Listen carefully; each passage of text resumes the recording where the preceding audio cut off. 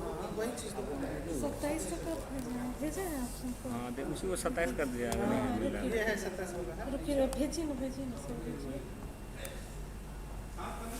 उसका YouTube link भी अलग है ना। उसका यूट्यूब लिंक अलग है।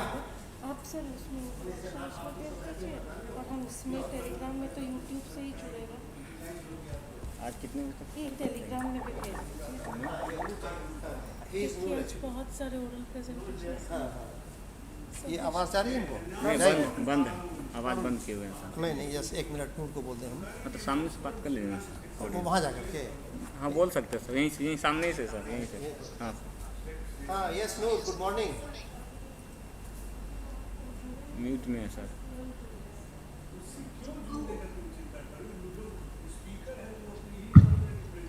Yes Noor good morning. Good morning. Can you hear me now? हाँ yes you are quite audible. Okay. और ऐसे भी we know that when United States of America speaks, the whole world listens. If I am able to log in, that's fine. Hopefully it will work. Yes. So this is quite fine, and we are almost on time. Although that in Darbhanga, especially in north part of Bihar, it rained throughout night actually. Wow. Yeah. So it is all water logging everywhere. It has become. But anyway. नूर कैसे हो भाई? बहुत अच्छे हैं sir. और बताएं sir, कल तो मैं मिस कर गया आपका। कहा था आप? और बहुत सही है सर। Hello hello. पीछे था। चलो अच्छा, कॉन्ग्रेचुलेशंस ज्वाइन करने के लिए हम लोगों के साथ। Thank you sir. तो आगे शुरू करें। हम लोग टाइम पर शुरू कर देते हैं। एकदम तू बातें नहीं सुन रही है तो क्या करें?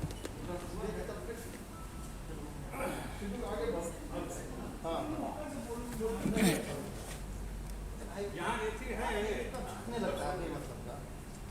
कल हमसे गलती क्या हो गई, शिशिर जो है ना इस मामले में बहुत ज़्यादा चालाक था। A warm good morning to all who have joined us physically or virtually. We are about to begin the first session of today. This technical session is based on the theme physiological disorders, and we are having two speakers. The first invited speaker is Professor M. Noor Alam from David Geffen School of Medicine, UCLA. And the second invited speaker is Dr. Paras Kumar Mishra from University of Nebraska Medical Center. The chairperson of this session will be Professor M. Nihal, and this session will be reported by Ms. Niti.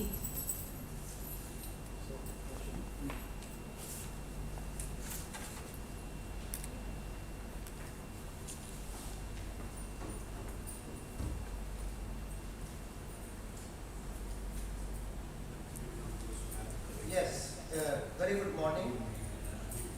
And as in Darbhanga, especially entire North Bihar, I must inform those who are online from various locales in the country and outside, and also United States of America, that it was raining very heavily. But anyway, morning has become very pleasant. So it's really pleasant morning to all of you.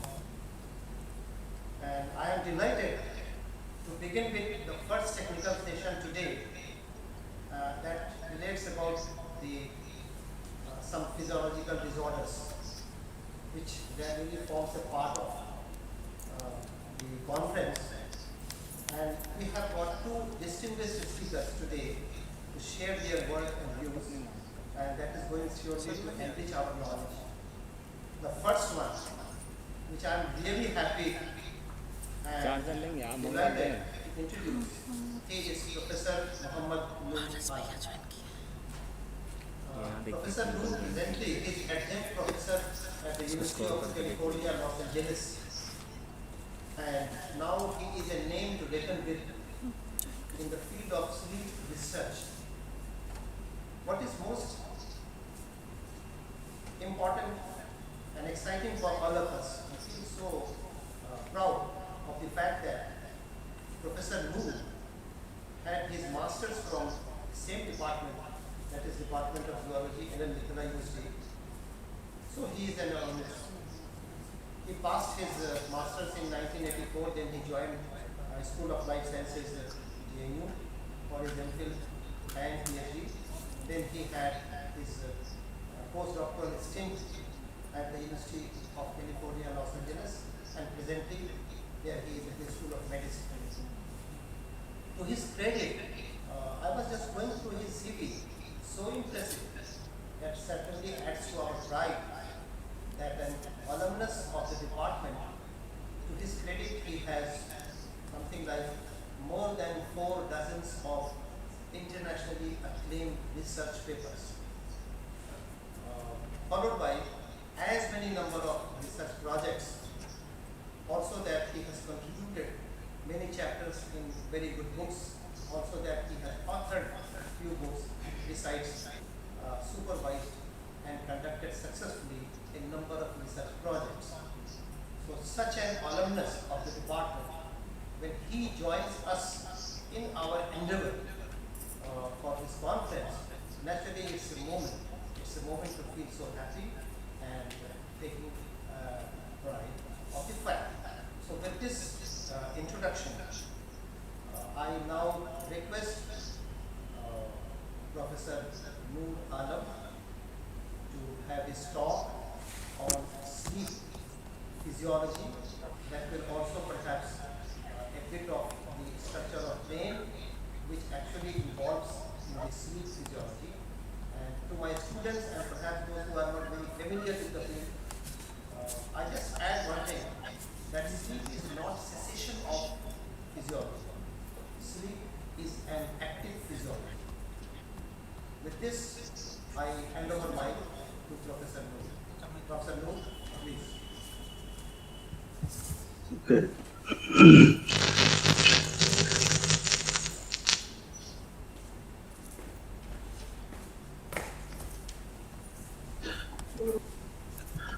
Okay. Can you hear me well? Okay. Thank you for inviting me for this talk. It is a matter of really great pride and honor for me to be part of this symposium and share some of my research work with my professors as well as junior students of the department. Before going into much into technical details, today my attempt is just to introduce the field of sleep to the general audience and to the newcomers, talking about what exactly sleep is, what are the current understanding about sleep mechanisms, how they are basically scored and quantified, and what are the basic underlying mechanisms that control sleep. What are the consequences if we do not sleep well? So these are some of the issues that I will deal with. So first of all, it is an obvious question that what exactly sleep is. Apparently, when you look at it, it seems like it is a reversible behavioral state of perceptual disengagement with the environment. However, under this state, beneath this, there are a lot of physiological, biochemical, and molecular changes that happens within this state, like changes in metabolism, changes in neurotransmitter, neuromodulator release, different gene expression, protein synthesis. So all these complex processes that happens during sleep makes it a lot more complex. From the evolutionary perspective, if you see, it is an essential process which is observed across the animal kingdom. I do not know about animals. Probably there is no mechanism of recording any sleep or sleep-like behavior in plants, but it is observed across the animal kingdom. And simply, of course, there are some variables, some changes in the sleep parameters, which is because of the simplicity or complexity of the brain and the type of task they perform. So if you look from that perspective, sleep is much more complex in birds and mammals.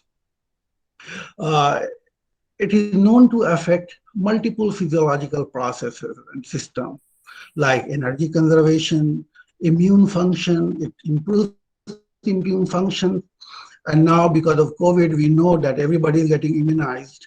And there are studies showing that if the individuals are not allowed to sleep after taking vaccine, it reduces the efficacy of vaccine. So it's better to take good sleep, good night sleep after getting vaccinations. Uh, it is also implicated in memory and learning function. Interestingly, in brain temperature. In fact, during sleep, the brain temperature goes down. And we had a hypothesis, which we had a couple of publications showing that basically the basic function of sleep is to cool down the brain. So, of course, if you look into all these different hypotheses that has been proposed to just enumerate the function of sleep, it definitely is a complex process, an essential process, uh, an evolutionary, very highly conserved process. Another interesting point is that sleep is makes you vulnerable, even humans or animals. So it is a very vulnerable behavior. For example, for animals, there is a predatory threat.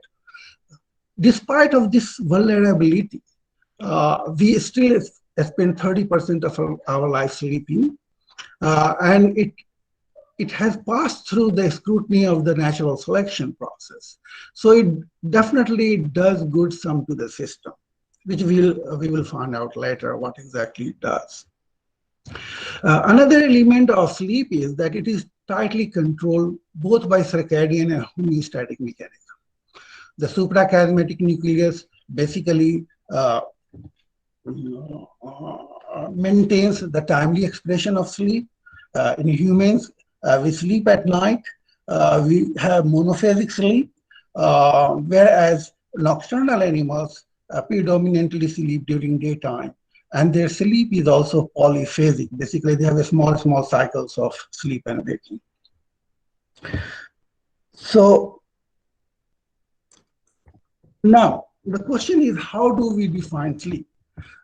Questions like why do we sleep, what goes on during sleep, or how do we assess sleep, has been a question from time immemorial.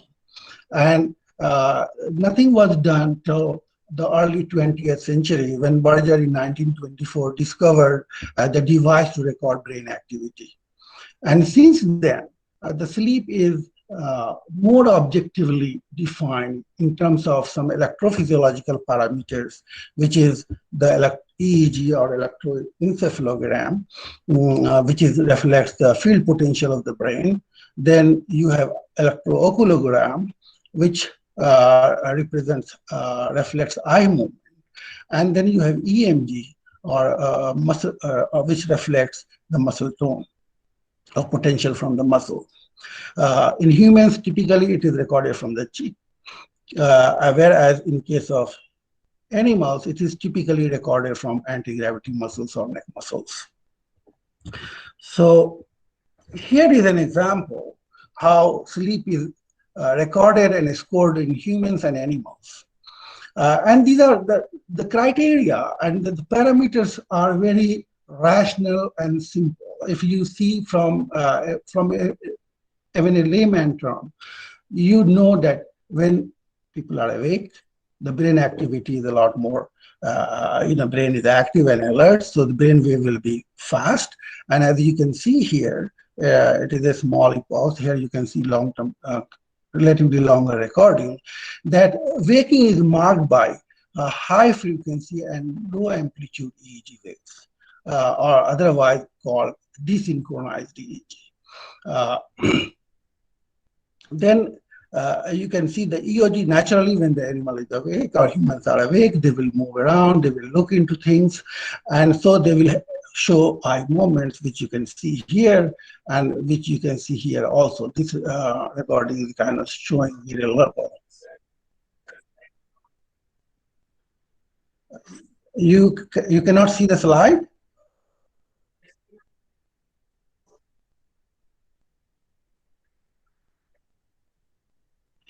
Oh, so is it moving like this? My cursor is not moving. Okay. So, wait, what is this? So you cannot see where I am pointing out, right? Let me see if I can correct it. Oh,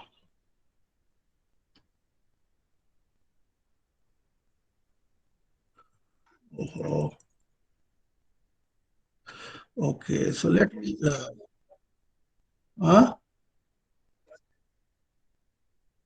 Can you see my screen? Okay, can you see now? It is a kind of now it is a kind of a small cursor, which is a kind of on white background. Probably you cannot see, but can you see them? The cursor now? Let me see. They can see the cursor. The query is if you are on the first slide or you have already changed the slide.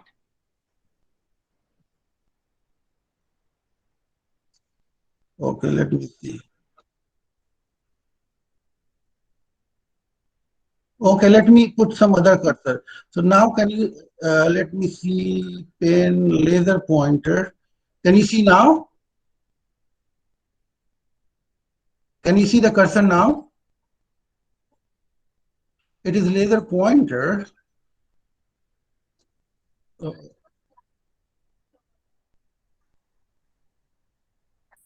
Oh, really? Let me. Okay. What is going on here? Discard. Okay, let me do.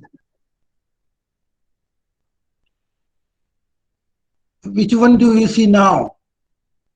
Do you see sleep wake recording and scoring in humans? Okay, so now let's see. Now I will go this way. Okay.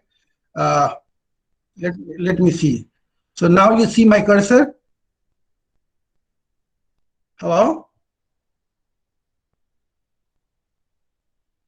So now you can see the cursor on where I am putting it. Okay. So let's start with this sleep wake recording, how the scoring and recording is done. So basically you record EEG from the skull, EOG near the eye muscles, which picks up the electrical activity from the eye, and then chin muscles you record EMG. You can see that during waking, the EEG has very high frequency and low amplitude EEG waves, which is also called desynchronized state. Whereas during waking, naturally, the humans or animals will be moving, so there is increased. You can see the eye movements are there, and the muscle tone is also, you have to maintain yourself against gravitational force, so the muscle tone is elevated, which you can see it here. So this is typical EEG, EMG, and EOG pattern which you see during waking. Yeah, as the animal or humans enters into sleep, typically they enter through non-REM sleep. And the first thing that happens, the EEG naturally, when you start dozing off, the brain activity slows down. And which is reflected here. You can see like there are 4 stages of non-REM sleep, and progressively EEG becomes slower and slower and slower. And at the end, the EEG becomes very slow. That's why it is also known as slow wave sleep, or slow, as it is reflected by slow wave activity here. As you can see here, the frequency is very low and the amplitude is very high. So this stage is called synchronized EEG. On the other hand, when you see EOG, you can see progressively there is a decline in eye movements, and eventually there is no eye movement. And that's why this state is also called as non-rapid eye movement sleep, because there is none of it. On the other hand, you can see EMG also progressively slows down, but it still remains at certain level. So these are the features on which the non-REM sleep has been classified.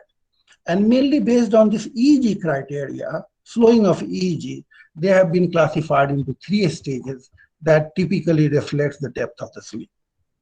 After spending, initial 70, 80 minutes in non-REM sleep, typically humans enter into rapid eye movement sleep. This is a very interesting phase of sleep where you can see the EEG pattern goes back to desynchronized state. As you can see here, the EEG looks very similar to waking EEG. And eye movements also become a lot more frequent. That's why it is called rapid eye movement sleep. In fact, if you are sitting close to someone who is sleeping and experiencing REM sleep, you can see the rolling of eye movements within the eyelid. And then, interestingly, however, the muscle tone is completely zero, or you can say there is a muscle atonia. So that's why this state is also called paradoxical sleep, because the two states like EEG and EOG are very much similar to waking, but the muscle tone is completely atonic. Muscle is completely atonic. So that's why it is also known as paradoxical sleep. In fact, rapid, the vivid dreaming occurs in this phase. So that's why it is also known as dream sleep.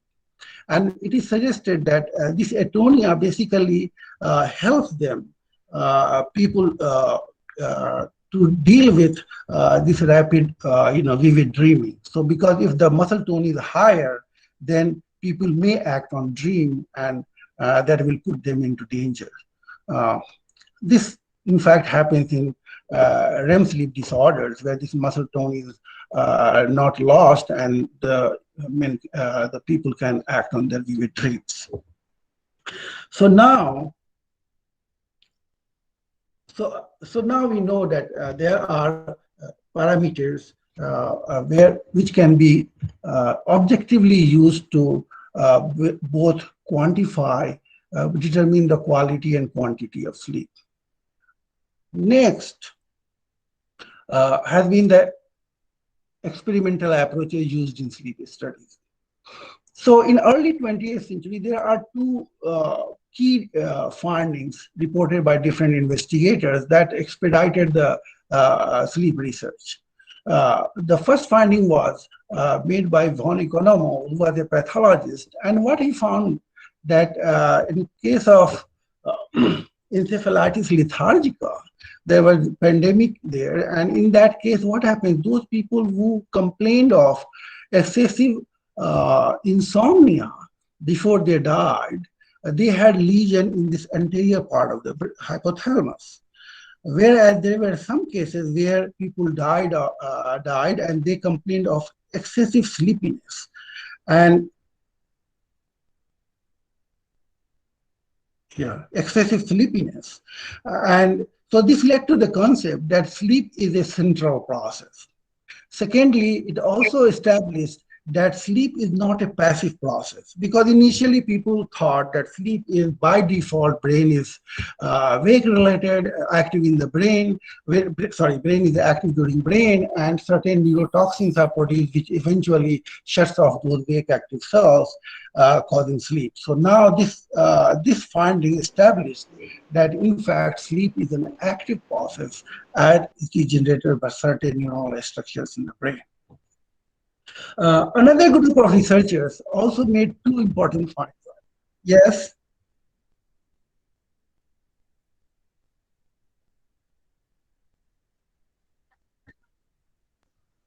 Oh, what is going on here? Can you see the next slide? No? Is it possible for you to access the system and play with it?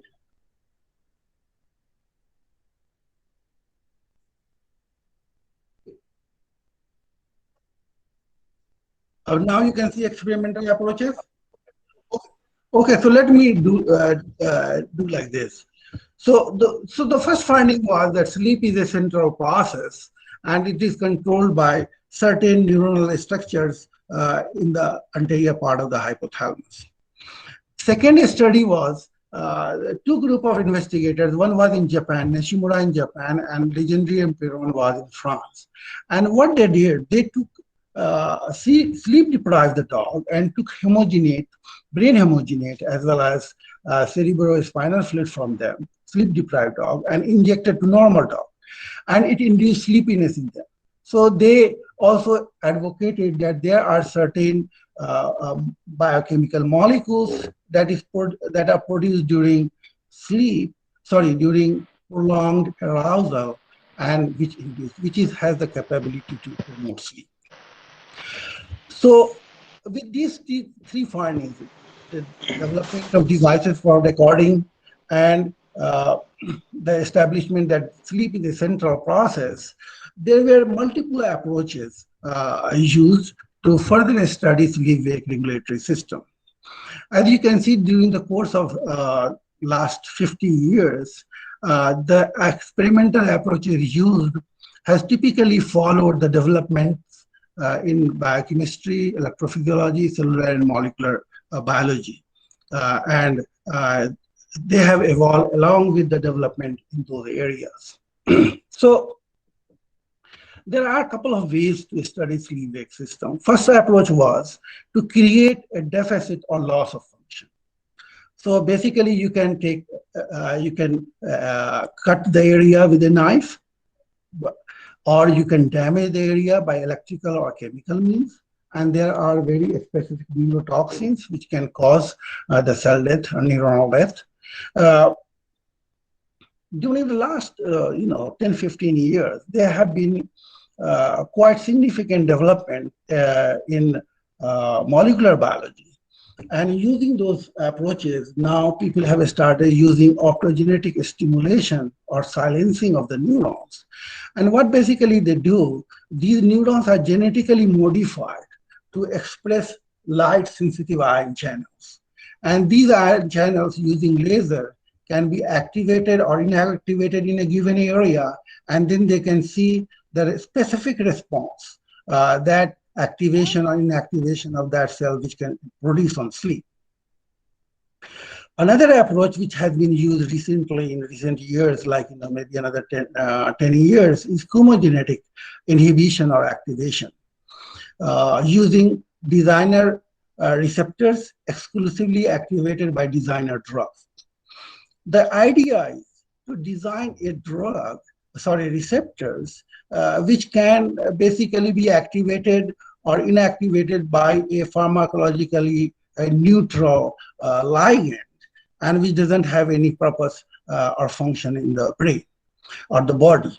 So basically, they express these receptors, special receptors, in a specific cell type, and then they can inject drugs systemically to activate or inhibit those receptors and in that particular cell population. And that way you can basically activate or inactivate very specific cell population and see how the activation or inactivation of those cells produce sleep or arousal. Another approach has been to improve the function, as I partly described here. This improvement of function can be done by stimulating a particular area of the brain by electrical means or by chemical means. And recently, this optostimulation and chemostimulation is being used for a specific, to study the role of a specific cell population. So now, after establishing that, particular brain in the region, particular brain area that involves sleep or arousal, it became important to basically identify that what type of cells are there. So the idea was, if a particular area is involved in sleep, they should predominantly contain sleep-active neurons. And basically this was done by recording extracellularly, intracellularly, or extracellularly. Extracellular recording has been very commonly used because it is very easy. You put a bunch of microwires into the area and then amplify the signals and record along with sleep-wake cycle. So this will truly reflect the behavior of the neuron across sleep-wake cycle. Uh, then the another approach was to use force expression. This is immediate early gene product protein, you can say, which is used as which has been extensively used as a marker of neuronal activation. So if there's a sleep active neuron area, then you should predominantly see neurons which are express force during sleep. In recent years, in fact, during another, maybe for last 10 years, now people have started using calcium dynamics using one or two photon minioscopes, by which they can basically express calcium sensors in particular cell population, and then you implant this minioscope, and you can basically see the behavior of a large population of cells, a specific cell population in a given area. So then once you establish these things that, okay, this particular area has increases sleep after stimulation, decreases sleep after inactivation, they have predominantly contained sleep active neurons. So then the another question is, what type of neuronal population, what type of neurotransmitter they have? And so this is typically done by various immunohistochemical procedures where you use antibody against particular neurotransmitter types like GABA or galanin or other neural phenotypes. So this is done. And once you establish this, then you want to know how these sleep active neurons basically communicate their message or how they interact with other systems to promote sleep. So these studies are done by combining immunohistochemistry with track tracing. There are two different types of track tracers, like anterograde, where they are injected into the sleep promoting zone, and they can map the axons to different other areas. Mostly when we are talking about sleep, we will look for wake promoting systems, so they will look their projection to wake promoting systems. Or you can use retrograde tracing, by which you inject into the terminals and trace back up to the soma.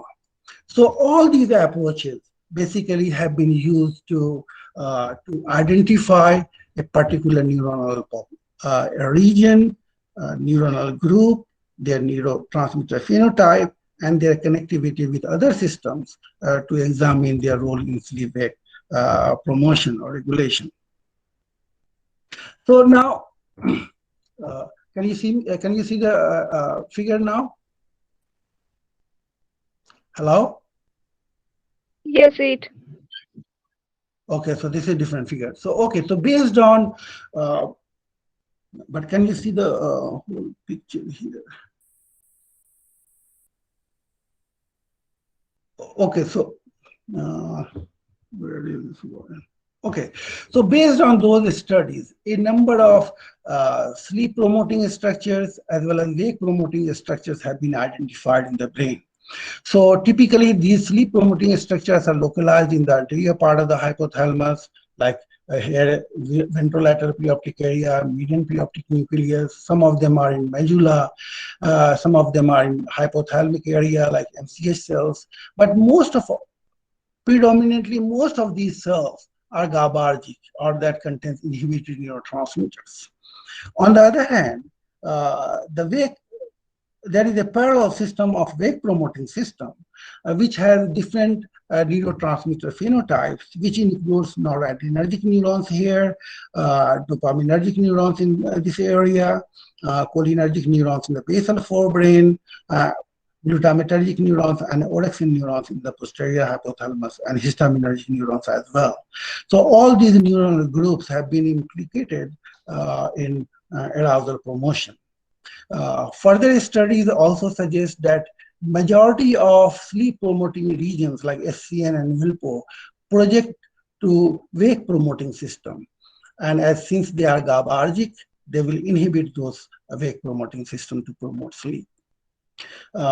In between these two systems, there is a circadian system, which also is involved and interacts with both sleep and wake promoting system, although indirectly to orchestrate the timing of sleep. Now, I will just describe a couple of studies from our lab, which we have used to identify sleep regulatory system in the preoptic region. Do you see it is different figure now? Yes, sir. Okay. So here there are different findings from different papers. Finding number one was initially we used immunohistochemistry, as I told you before, that FOS is used as a marker of neuronal activation. So these two groups of animals were sacrificed after waking and after sleep. These dots represent FOS. So you can see here there is no FOS, and there are a bunch of dots here, indicating that these cells were active during sleep, not during waking. Similarly, if you see in this area, like which is called median preoptic nucleus, you can see there are no dots here in this area during arousal when the animals were sacrificed after waking. But after sleep, you can see a lot of dots showing that all these cells were active during sleep.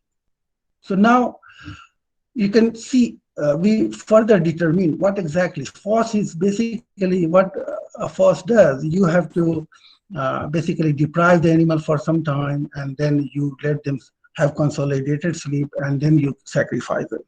So you do not know what exactly happens, dynamic changes in these neuronal population across. So the only way you can do is unit recording. So here we put microwires in this area, and we recorded sleep. As you can see here, this is EEG, synchronization, muscle tone is less, so this is sleep. Here it is very strong sleep. You can see EEG is a lot more synchronized, and EMG is low tone, and you can see the discharge activity. So this is the sleep active neurons. But the most interesting part here is, if you see from this part, you can see these neurons became activated during waking itself, before the onset of sleep. And the same case is true here as well. These neurons started firing, this is the discharge, before the onset of sleep, indicating that these neurons are basically involved in the initiation of sleep. Then in another study, we tried to see what happens, whether, okay, in a spontaneous sleep, they are involved in the initiation, but what happens whether they are able to sense the need to sleep or the sleep propensity. So in order to do so, you have to sleep deprive the animal, which will add up to the homeostatic sleep drive or the need to sleep. So here is one neuron. We recorded almost 5 hours. Here you can see basic discharge activity here. And you can see here the EMG is very high, and there is EEG synchronized. And you can see here these neurons are firing very slow. During sleep, they are firing higher. You can see sleep, higher discharge. This is discharge rate of the neurons. So this is a sleep active neurons. Once you identify them, record their baseline, then we sleep deprive the animal for 2 hours. And here the D represents the attempts the animal tried to enter into sleep and was intervened by the investigator. So here you can see initially there were fewer attempts of the animal to enter into the sleep. These sleep active neurons was also discharging at a very low rate. But you can see suddenly what happens. There is an increase in discharge activity of sleep active neurons. Even here you can see it is arousal. Animals are being sleep deprived.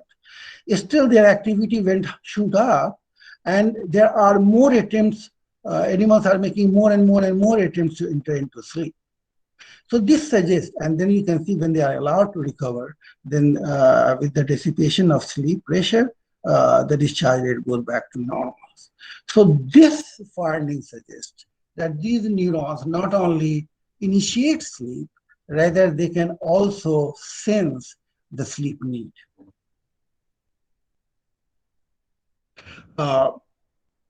There are various factors which have been implicated in homeostatic control of sleep, mostly like adenosine, IL-1, prostaglandins, and nitric oxide. So here, this picture typically shows that how the level of these substances accumulate in the brain in wake-promoting regions. So, for example, this is one example showing the animal is awake, and then you can see nitric oxide levels are elevated during arousal, and it gradually goes down. Here you can see the basic mean value showing that during wake onset, the level of nitric oxide is minimal. It gradually builds up, and when it reaches a certain threshold, it triggers sleep here, as you can see here. So now, after establishing that, one important feature of sleep is that during sleep, the brain temperature and body temperature also goes down. Means it causes hypothermia. So our goal was to see what causes hypothermia, because we also know that preoptic area is a critical thermoregulatory structure. So we attempted to see if sleep-active neurons are also thermosensitive. So the experimental design was simple. You put a bunch of wires, and then you put a thermocouple to record the brain temperature locally. And you put a thermode whereby you can pump some warm or cold air, cold water to increase or decrease the temperature by 1 degree. And here is the findings what we observed. You can see these are warming pulse, cooling pulse, warming pulse, and cooling pulse. And you can see this particular cell was activated with each warming pulse and declined with cooling pulses. So this was a warm sensitivity. And here you can see this is another cell type, oscilloscopic pictures showing higher discharge at 37. After 2-degree increase, this slows down and then again goes back when the temperature goes back down to 37.3, indicating that this was a cold sensitive neurons because they become activated when the blood temperature goes down. Then when we characterize their sleep-wake profile, we found that majority of warm sensitive cells are also sleep active. Sir, again, slides are not moving. Okay. Can you see this now? Hello? Can you see now? Yes, sir. Yes, sir. Okay. Okay, so what we found is that most of the warm sensitive neurons are also sleep active. So these sleep active neurons also have that feature of warm sensitivity. And that's why when these neurons become active to initiate sleep, they also cause hypothermia, which accompanies sleep. In fact, this paper, because of this paper, I got a Young Investigator Award a long time ago by American Sleep Society. So now we found out that majority of sleep active neurons are GABAergic here. So now we know that most of the sleep active neurons are GABAergic. Then we try to examine how they interact with wake promoting systems. So we have a bunch of studies. We have different manipulation we used, chemical activation, electrical activation, and activation or inactivation of different regions. But here, this is one example where we used activated Wilpo area and recorded from a wake promoting system in lateral hypothalamus. And as you can see here, whenever Wilpo was stimulated, it suppressed the discharge of wake active neurons. You can see here, repeatedly, whenever you activate Wilpo, it suppresses the discharge. This is the mean value showing here, suggesting that Wilpo activation, which is inhibitory in nature, suppresses the activity of wake active neurons in the perifornical area, including hypocretin cells. These are wake active neurons, as you can see here, EMG, EEG. During sleep, they are not firing. During arousal, they are a lot more firing. So now, based on these evidences, we have proposed a very simple hypothetical model of of sleep transitioning from waking and the sleep maintenance. As you can see here, there are a network of wake promoting system with different neuronal group, and there are a network of sleep promoting system, mostly GABAergic neurons in different areas of the brain. These two neuronal populations have reciprocal interaction with each other, like a flip-flop switch. When they go up, the other one goes down. And this transitioning happens really fast. So what happens during circadian influences, the animal is awake, all these wake promoting systems are activated, and since they inhibit sleep promoting system, they are able to maintain arousal. And then what happens with the passage of time, as waking progresses, the activation of these neurons produces different sleep factors, including adenosine, IL-1, nitric oxide, prostaglandins. All these neurons, basically, most of them have inhibitory influences. They are inhibitory in nature, and they, in fact, inhibit the same wake promoting system which generated them and suppress their discharge activity. As this discharge activity goes down, naturally the sleep active neurons get activated. These different byproducts also activate some of the sleep promoting system, and eventually leading to not only to sleep initiation, rather sleep maintenance. So this is very simplistic model. And now there are a bunch of other questions. So this is basically, this is what we basically know about sleep regulatory systems and how they work. So now some of the questions are often asked, that how much sleep do we need? So according to CDC recommendation, Center for Disease Control and Prevention, the sleep amount changes with the age, and overall they recommend, and which is based on the recommendation of American Sleep Research Society as well, that newborn typically needs 14 to 17 hours, or maybe in some cases they report like 11 to 14 hours. Adolescent adults 8 to 10 hours, healthy adults 7 to 9 hours, older adults around 7 to 8 hours. Can you hear? Can you see that? Hello? So, Okay. Okay. So not only the amount of sleep, in fact, there are some studies showing that if you sleep more than 9 hours and less than 5.5 hours, it affects you adversely. In fact, it reduces the lifespan. And in fact, sleeping more does worse. So it's better to stay within range. I think 7 hours is so a reasonable optimum amount of sleep you need. Then the most important thing is not only the quantity, you also need a quality of sleep.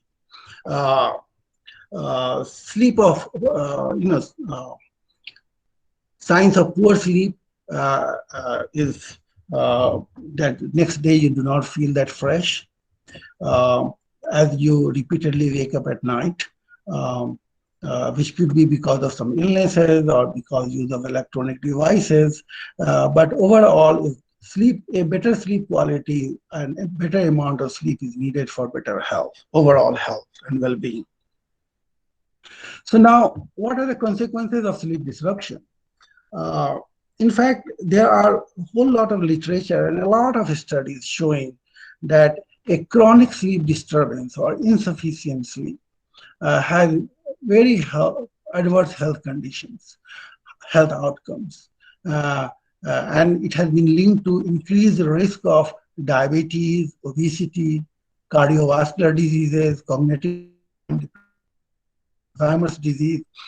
And in most of these diseases, if you see, the sleep is also disturbed. So it goes both ways. We recently found that chronic sleep disturbance also inhibits or suppresses neurogenesis. And if you block neurogenesis in adult animals, individuals. It typically expresses sleep-wake profile similar to aged animal, like very disturbed sleep. So that could also be another element of the consequences of chronic sleep disruption. The most common sleep disorders, which has typically involved with chronic sleep disruption, is insomnia, which is persistent difficulty falling or maintaining a sleep. This may be contributed by jet lag, shift work, some depression, some stress, pain. So multiple things can cause insomnia temporarily for a couple of nights.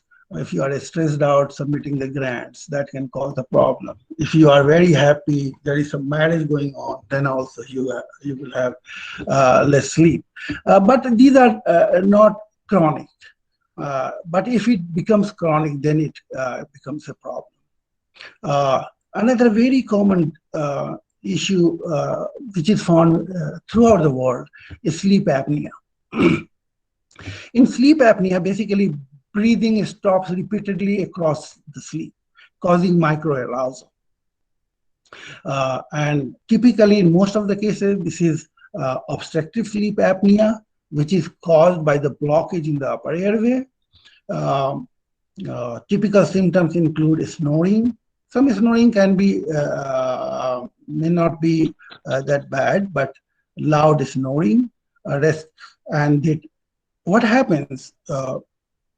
There are multiple studies showing that in case of sleep disruption or sleep deprivation, you typically see the same level of increase in the production and release of various sleep factors, including cytokines, adenosine. So typically these individuals who have insomnia or sleep apnea and they had very disrupted sleep at night, they exhibit excessive daytime sleepiness. They exhibit sleepiness during daytime, and it seriously affects their performance during day.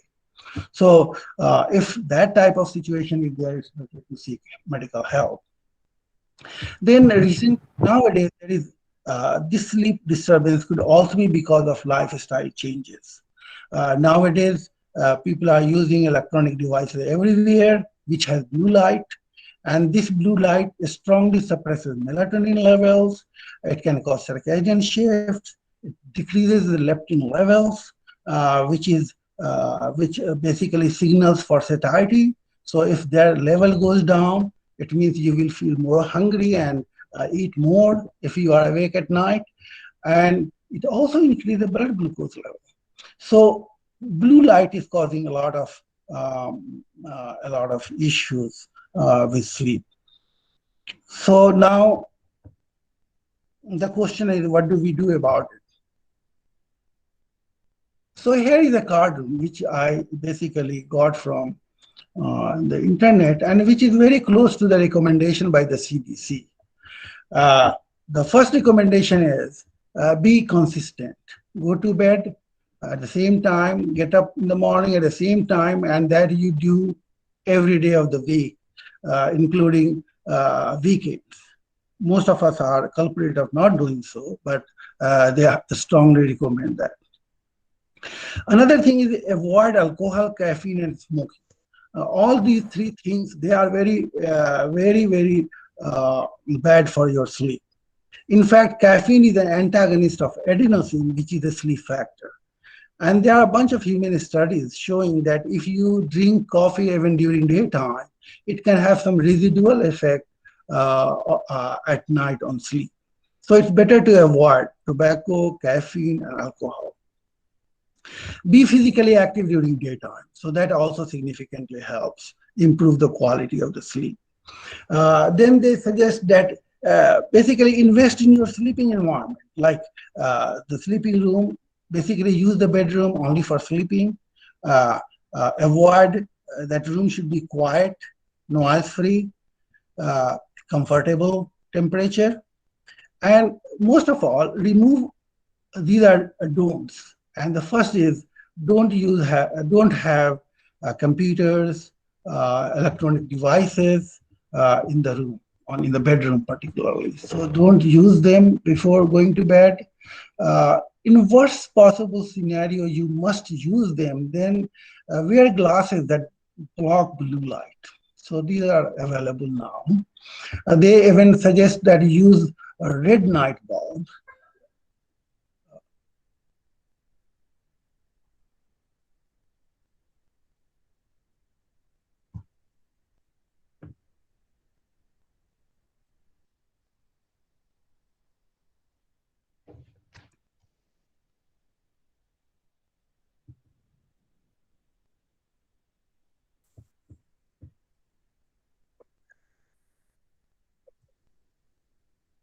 Hello? Oh, are we, are we still there or Yes, I'm sir. done? Yes, sir, you're there. Yes, sir. So I am still presenting, I'm still on. Yes, yes, sir. We can see. Okay, so I will just close it fast. So give me 5 minutes. So basically, uh, these are the tips to, and they also suggest. Hello, hello. Yes, sir. Yes, sir. We can hear you and we can see the slide. We are not Okay. sleeping. We are not sleeping. We are hearing you. No, I was.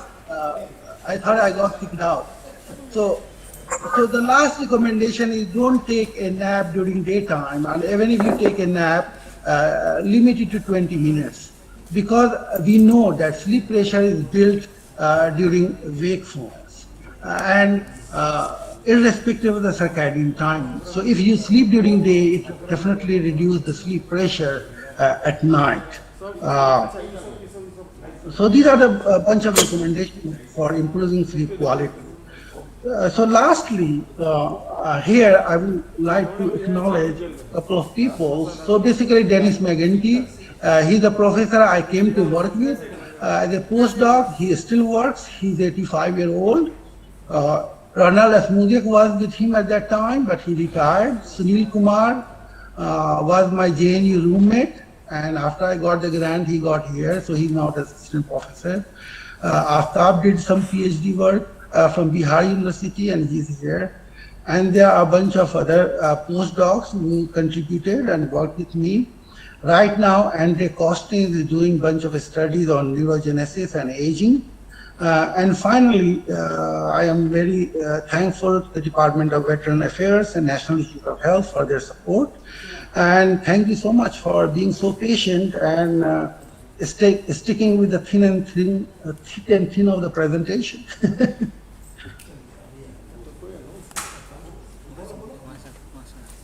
Hello.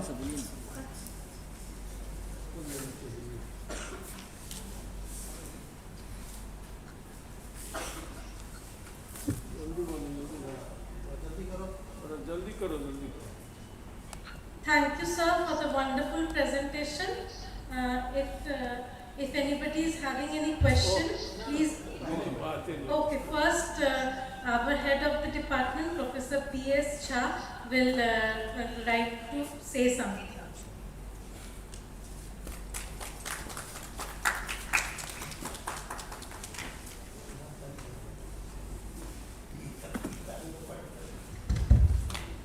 Am I audible to you, Noor? Am I audible to you, Noor? हाँ sir सुन रहा हूँ मैं. Okay, okay. Very good morning. It is a matter of pride. We all are proud of you. I still remember you as a cool guy sitting in the classroom at Moti Mahal, noting down our lectures. You were so quiet, but so humble and so studious that I still love you, and we all are proud that you are raising the name, keeping the name or bringing the name of the department from heights to on greater heights. So I bless you, and the department is all proud of you. Whenever you visit this part of India, which is your native place, Darbhanga, you must not fail to come to the department. That is your home. We are always, you are always welcome. And I again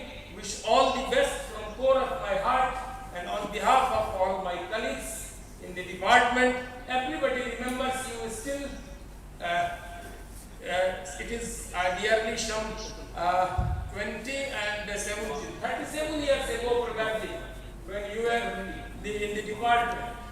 And I was speaking to Nihal yesterday itself that when he was a student, he never asked us what is going. But I always forecast that he would talk. And you talked, you went to JNU, you are keeping the say flag of the department very high. So once again, all my blessings, good wishes, thank you very much.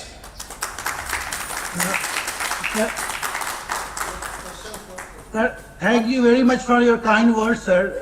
अब आप ही बचे हुए हैं वहाँ पे department में। हाँ, ये तुम्हारे समय का, तुम्हारे समय का। टीचर में सर बचे हुए हैं। मेरी आवाज आ रही है? ये या अजय जी बोल रहे हैं। तुम्हारे टीचर में मैं ही बचा हुआ हूँ। इसके बाद तुम्हारे जस्ट एक बैच सीनियर ए जहाँ थे, वो सीएम साइंस। हाँ। अजय भैया बचे हुए हैं। Thank you, sir, for all your kind words. चलो चलो। चलिए sir, thank you. So the questions are most welcome. If anybody is having any question, please unmute and ask.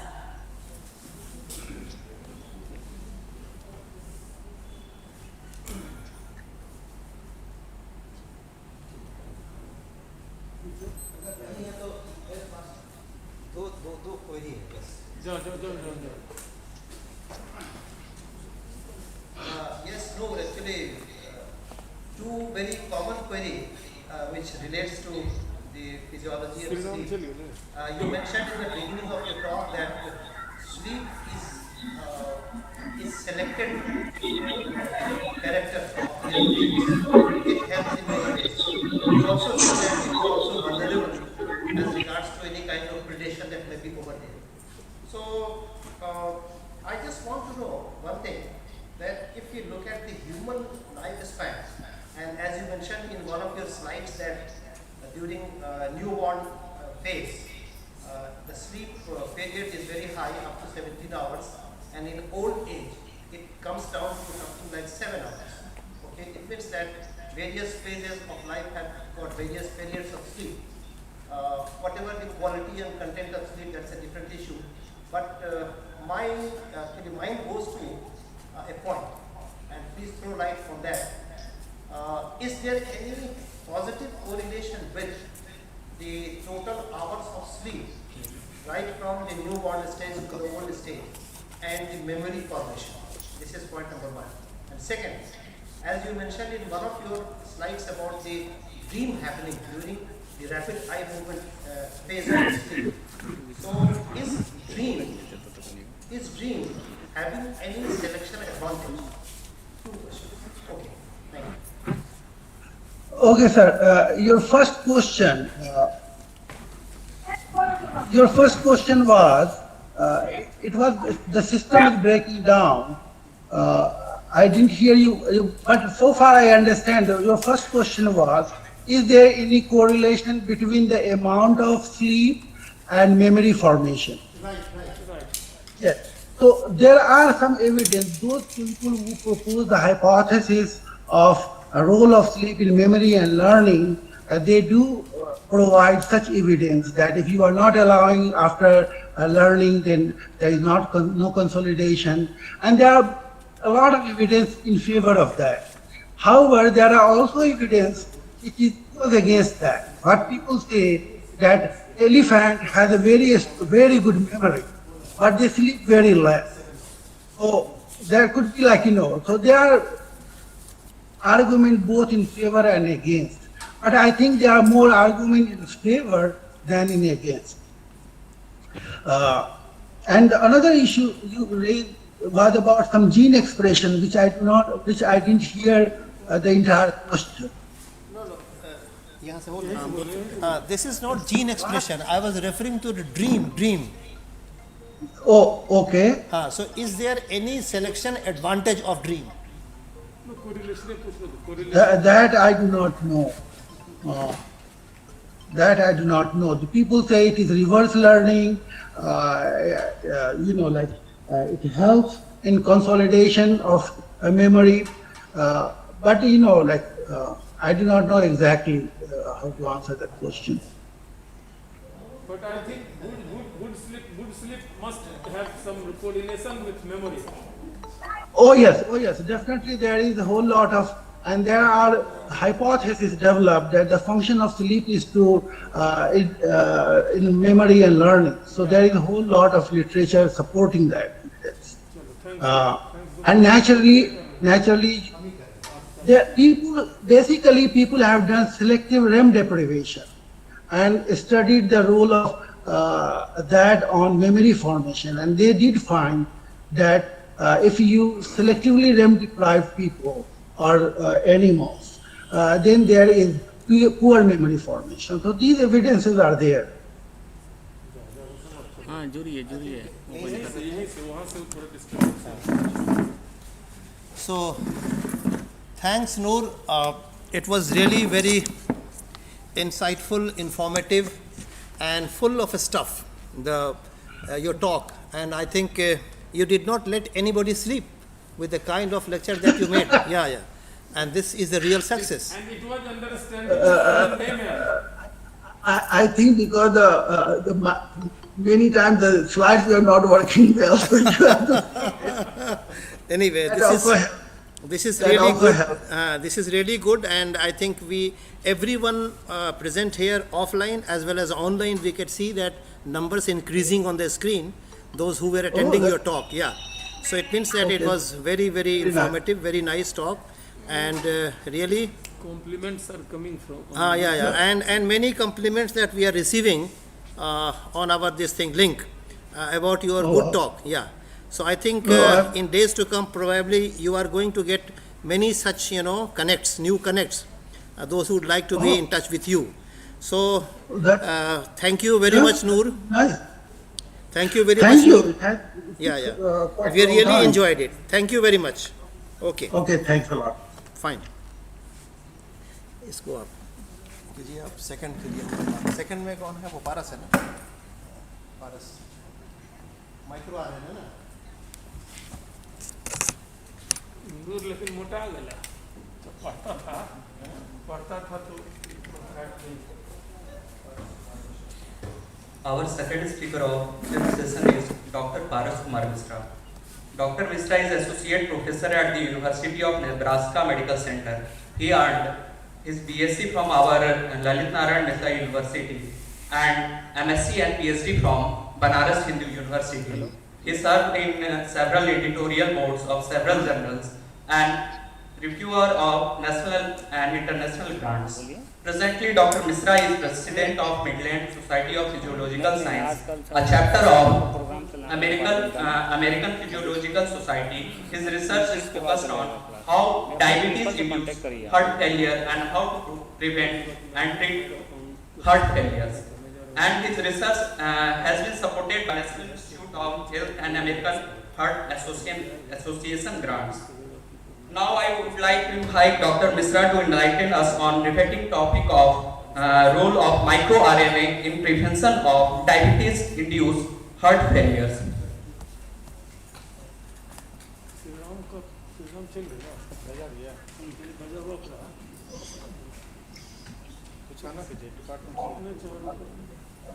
Meeting में एग्जामिनेशन बोर्ड का मीटिंग है अभी तुरंत 11:30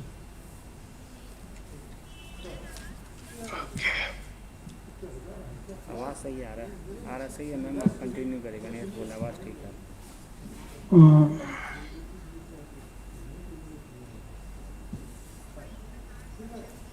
So I'm trying to share the screen. Presentation now. Entire screen.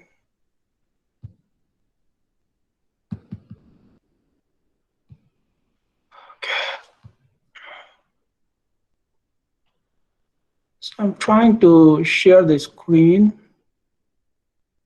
and I have some difficulty in sharing.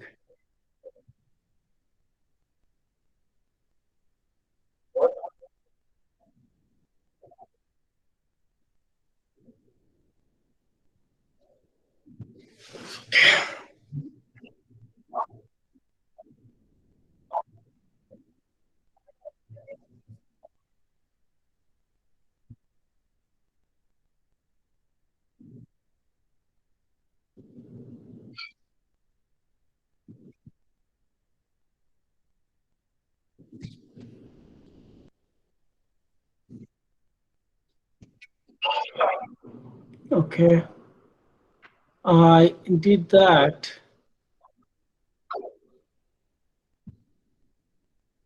But somehow I have full screen layout. I have presentation mode. I'm trying to do that entire, but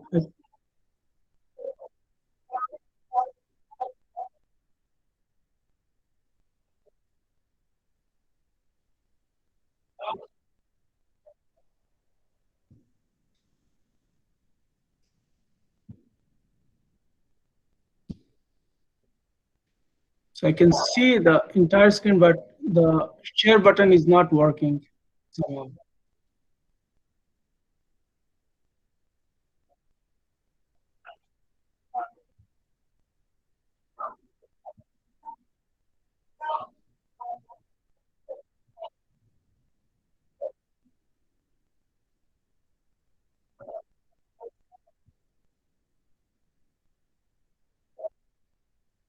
okay.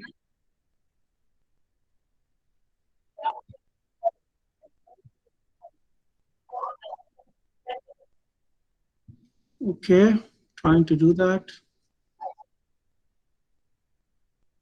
Okay, so should I full screen? Okay.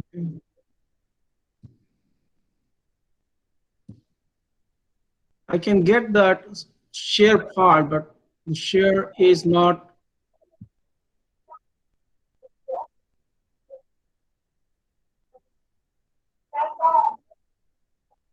Yeah, I have the share option, but that is not working right now. Okay. So I would go with the second route to share this, to send the slide. Is it okay if I send the slide to you?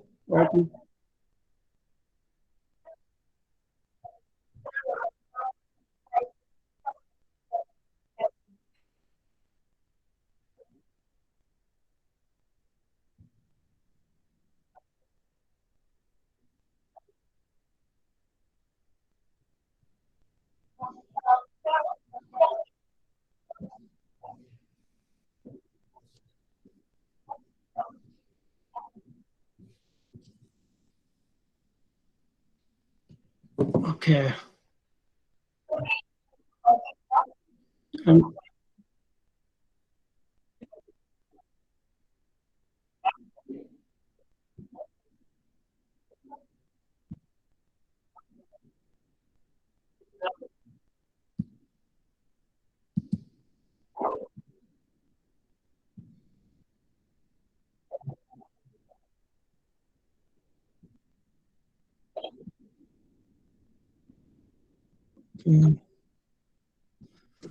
Okay, so I'm sending it to.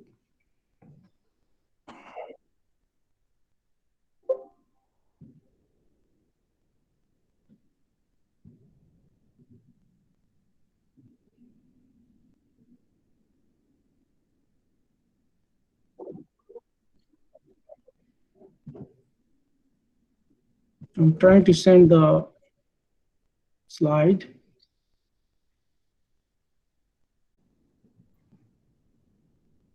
So can everybody see this slide?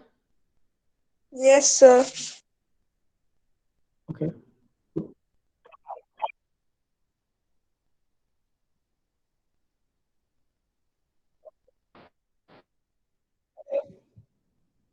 Okay. Stop mirroring. Stop mirroring. Okay. Presentation. Window. This one. Share. Now can everybody see this? I think it is going. Yep, it is there. Yes, sir. Sir. Great. Yeah, thank you so much. At the outset, I really would like to thank the organizing committee, especially Dr. Banerjee and Dr. Jha, for giving me this opportunity. Being an alma mater alumni of this university, it is really my privilege and honor to be here. So I'm going to share with you the research area which I'm really focusing on, and that is related with how diabetes causes heart failure. So I'm going to make it full screen, and if you can see this, can everybody see this full screen? Yes, sir. Yes, sir. Okay, great. Yes, sir. So as we know that diabetes is highly prevalent, and we all know that it is increasing throughout the world. And if you look at in India and Southeast Asia, 1 in 5 adults have diabetes. And here in US also, they are not lagging far behind. 1 in 6 adults have diabetes. And everywhere in the world, if you look at, the trend is going upward. That means the number of diabetic people are going to increase in the world. The thing is, diabetic patient also develop heart failure. And therefore, it is very important to look at carefully how diabetes and heart failure are related. So this is a table showing very clearly that with different age group, how diabetic and non-diabetic patients are affected for the heart failure. So if a patient has heart disease, and on top of that, that patient is getting diabetes, they are at higher risk of heart failure. And if the patient with the heart disease is below 45 years, the risk is really 11-fold higher. So this is really, really dangerous situation. So the question is how diabetes causes heart failure and how we are going to treat it or prevent it.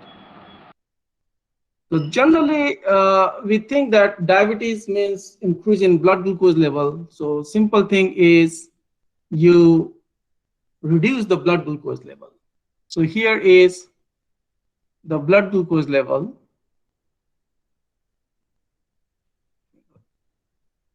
Blood glucose level, you reduce the blood glucose level. So here is the clinical trial. So there are 1, 2, 3, 4, 5, 6, 7, which is already reported. And these clinical trials uses different kinds of drugs, and these drugs are insulin, metformin, and other different kinds of drugs, which is going to tightly regulate the blood glucose level. So there is no change in blood glucose level. It is not going higher in the patient. And then they thought that if we maintain the blood glucose level, then the risk of heart failure will be less. This was the concept based on which these clinical trials were conducted. But contrary to the belief, all these 7 clinical trials, they end up having no effect, and this is the last one, no effect of intensive glycemic control on the risk of heart failure. And interestingly, if you look at the first trial here, the more intensive or more maintaining the blood glucose level, the risk is higher than less intensive heart failure. So it suggests one thing very clearly. Number one is the blood glucose level is not the cause of heart failure in case of diabetes. It is doing something else, or something else is the crucial factor once the heart failure process starts. Because if the blood glucose level maintenance is the cause of heart failure, then okay. Can you see the slide now? No, sir. Yes or no? Yes, sir. Yes, sir. I see your slides. Okay. And you can see the cursor also? Cool. So one Yes, thing is sir. clear from here that if you're just controlling the blood glucose level in diabetic patients, that is not going to help you out. So right now, currently in the whole world, there is no real treatment if a patient is diabetic and has heart complications. So mostly the treatment is managing the condition. But if a patient is really at advanced stage of diabetes and with some heart disease, then it is very difficult to treat those patients and they ultimately end up with heart failure. So this is the scenario where my research comes into play, and this is my area of research. What we wanted to know that how heart failure takes place in diabetic condition. And we can see, and this is an example here, that the, the molecular pathway, number of genes involved in heart failure are very large in number. So there are several genes and several pathways. Here we are focusing on the mitochondria, which are involved in the regulation of the heart function. And in diabetic condition, because there is lack of glucose metabolism, the whole setup of these pathways are changing. And because of that, the whole system is disturbed. So if we are going to fix one gene or one pathway, then it will be very difficult to treat the disease. Because even you are focusing on one gene, several other genes which are deregulated can have the same detrimental effect. So for this reason, we took a separate kind of approach. Here I generally put this one slide just to show how the cell homeostasis is maintained. If you look here, and this is kind of sound system here, you see. If you focus here, this person is the bandmaster who is changing the hand, and all these people are playing the music in a synchrony. So there is a harmony, and that harmony is maintained or regulated by the bandmaster. This is exactly you can think of in a cell. There are lots of genes. If you consider these are the genes, and there's a bandmaster or there's a regulator of gene which is maintaining the harmony of different pathway or different genes, and then it is maintaining the cellular homeostasis, balance. Now, in terms of biological system, we consider this bandmaster as microRNA. So what are microRNA? These are non-coding RNAs. They are evolutionary conserved. They are present in our body. And what they do not make protein as they are non-coding. They really modulate the function of gene. So these microRNAs simply binds to the mRNA, mostly on the 3' UTR, untranslated region, and then they inhibit the translation of the gene so that you don't get the protein. It is not necessary that if you have a microRNA, then there will be inhibition of the gene. The main function of this microRNA is to modulate or optimize the expression of gene. In that way, they maintain the cellular homeostasis. So if you try to understand microRNA, there are some of the features which are very important in the field of microRNA. Number one is it is really newly emerged area. Not long ago it is discovered, and certainly there is a Nobel Prize Andrew and Craig Mello received based on the research on RNAi mechanism by microRNA. And this area is emerging so fast that until now, there are more than 1,000 clinical trials for different diseases using microRNA. The interesting part of microRNA is one microRNA does not code or regulate one gene. This microRNA can regulate several genes in the pathway. And thereby, by one microRNA, you can really regulate a biological pathway. This is uniqueness of microRNA. In our body, by deep gene sequencing, we found that there are more than 2,000 microRNAs. And in the heart per se, there are nearly 800 microRNAs. Now, these microRNAs change in their expression. They upregulate or downregulate depending on the disease condition. So earlier people were thinking if a microRNA is upregulated, it means it is involved in the disease. But this is not really true. You need to see that whether this particular microRNA, which are changing in expression, has some target in the biological process, whether it is regulating that target. So from that perspective, we focused on a particular microRNA, which is microRNA 133A. It is present abundantly in the heart, and it is cardioprotective, means it regulates the heart function in a positive manner. But interestingly, this microRNA is reduced in the heart of diabetic patients. So we are trying to find out if the loss of this microRNA is playing a crucial role in the development of diabetes-induced heart failure. So little background on this microRNA.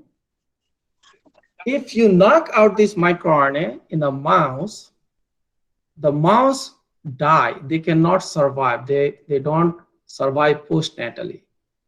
And when these mice hearts were looked at carefully, you can see here the heart, there are lots of fibrosis, mitochondrial dysfunction, and abnormalities.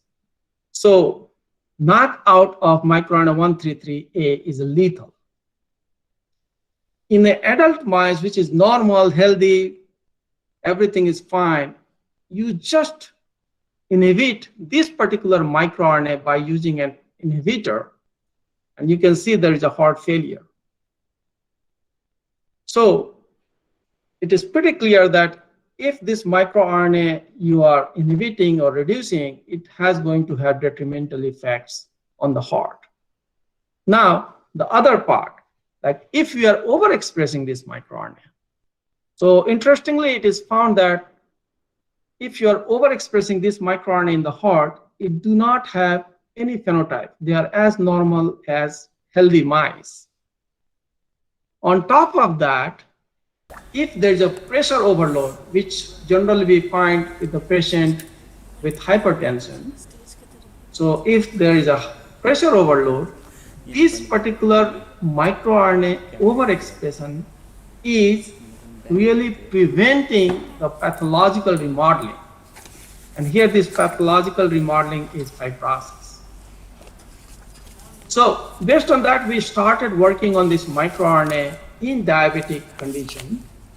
And what we found that if we overexpress this microRNA in the diabetic heart, because in the diabetic heart it is downregulated, then what we found that it is improving contractility. So in the diabetic heart, as we know that because of lack of glucose, the mitochondria has problem and the energy has problem, so the contractility is compromised. And if we are treating these diabetic mice with this microRNA mimic or artificial microRNA, what we found that it is improving contractility of diabetic heart. Another interesting thing what we found is that if we are overexpressing this microRNA and then we are creating diabetes, then in that condition, it prevents lipotoxicity. Now here it is important part. One of the major cause of heart failure in diabetes is because of lipid accumulation. And this microRNA is somehow reducing lipid accumulation, and thereby it is preventing the progression of pathological demodeling. Still, we are working on that. It is an interesting and intriguing area of research. So the question is, all this data is suggesting that maybe this microRNA is very, very important in the diabetic heart. And our goal is to find out if we can overexpress this microRNA, can we prevent and treat heart failure in diabetic condition. So for that, let's start with understanding what is heart failure. I have a video. I don't know if you guys can see this or not. Can everybody see this video? Yes. Yes, sir. Okay, cool. So in this heart, it is pretty clear that there is a part called contraction, where you can see this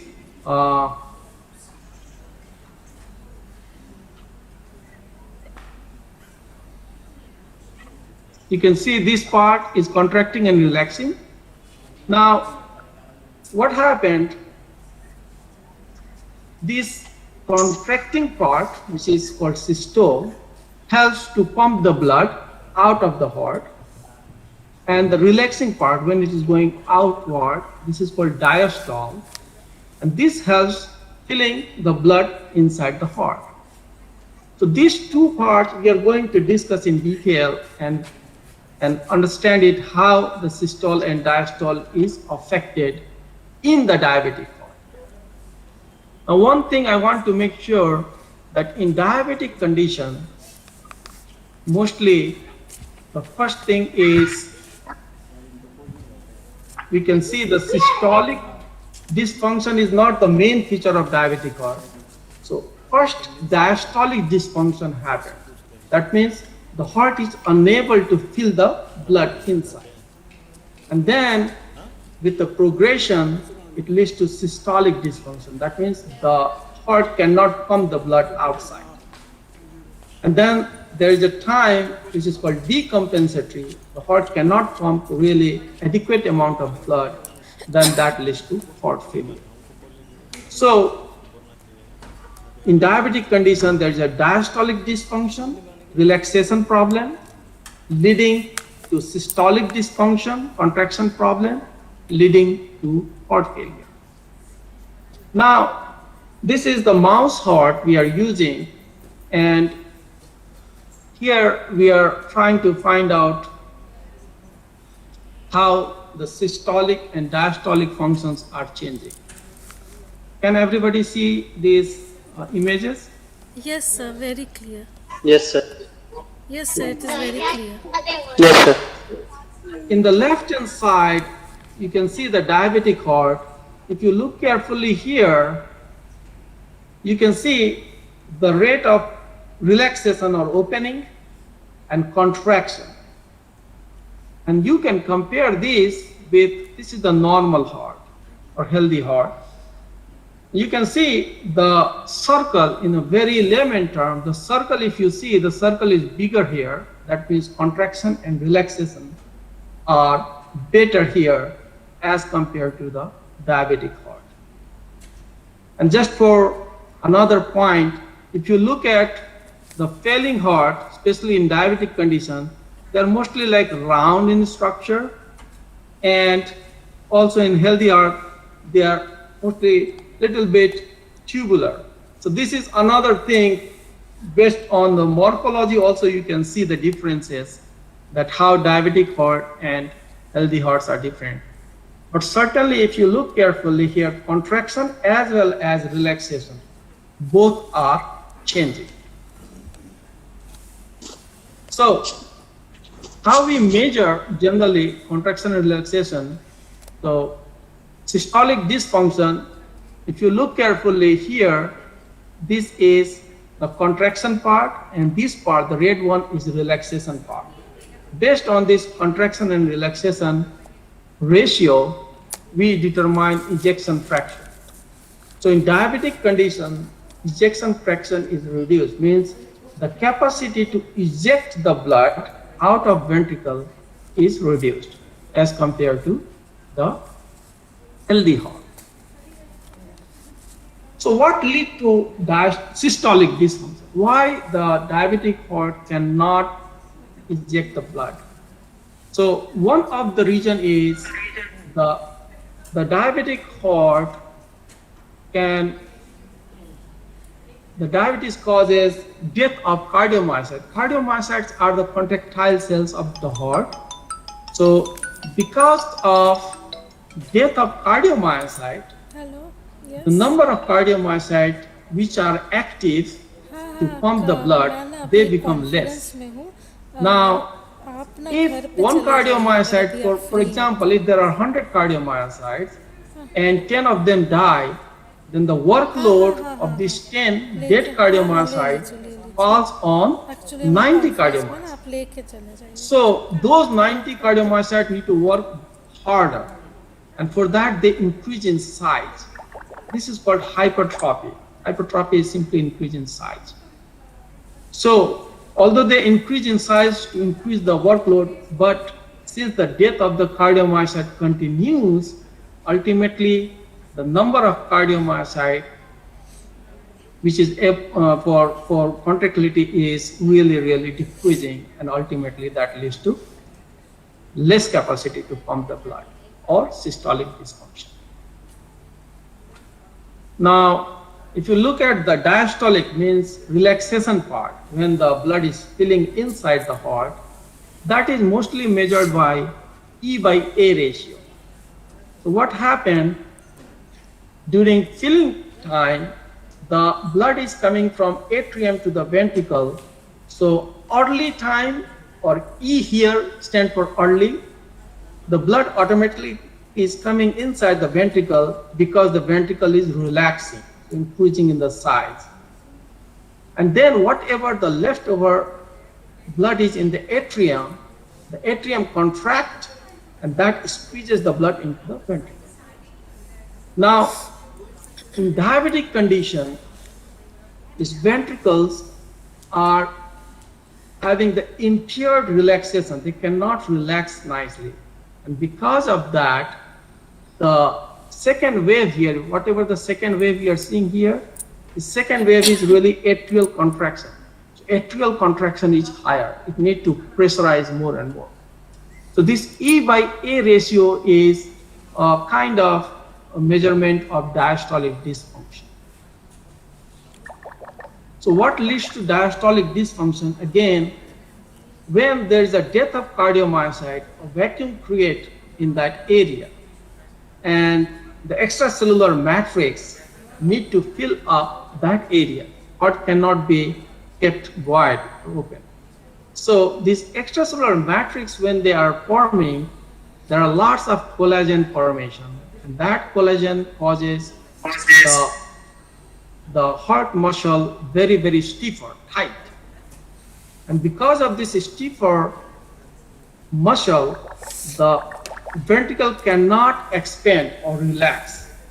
Okay.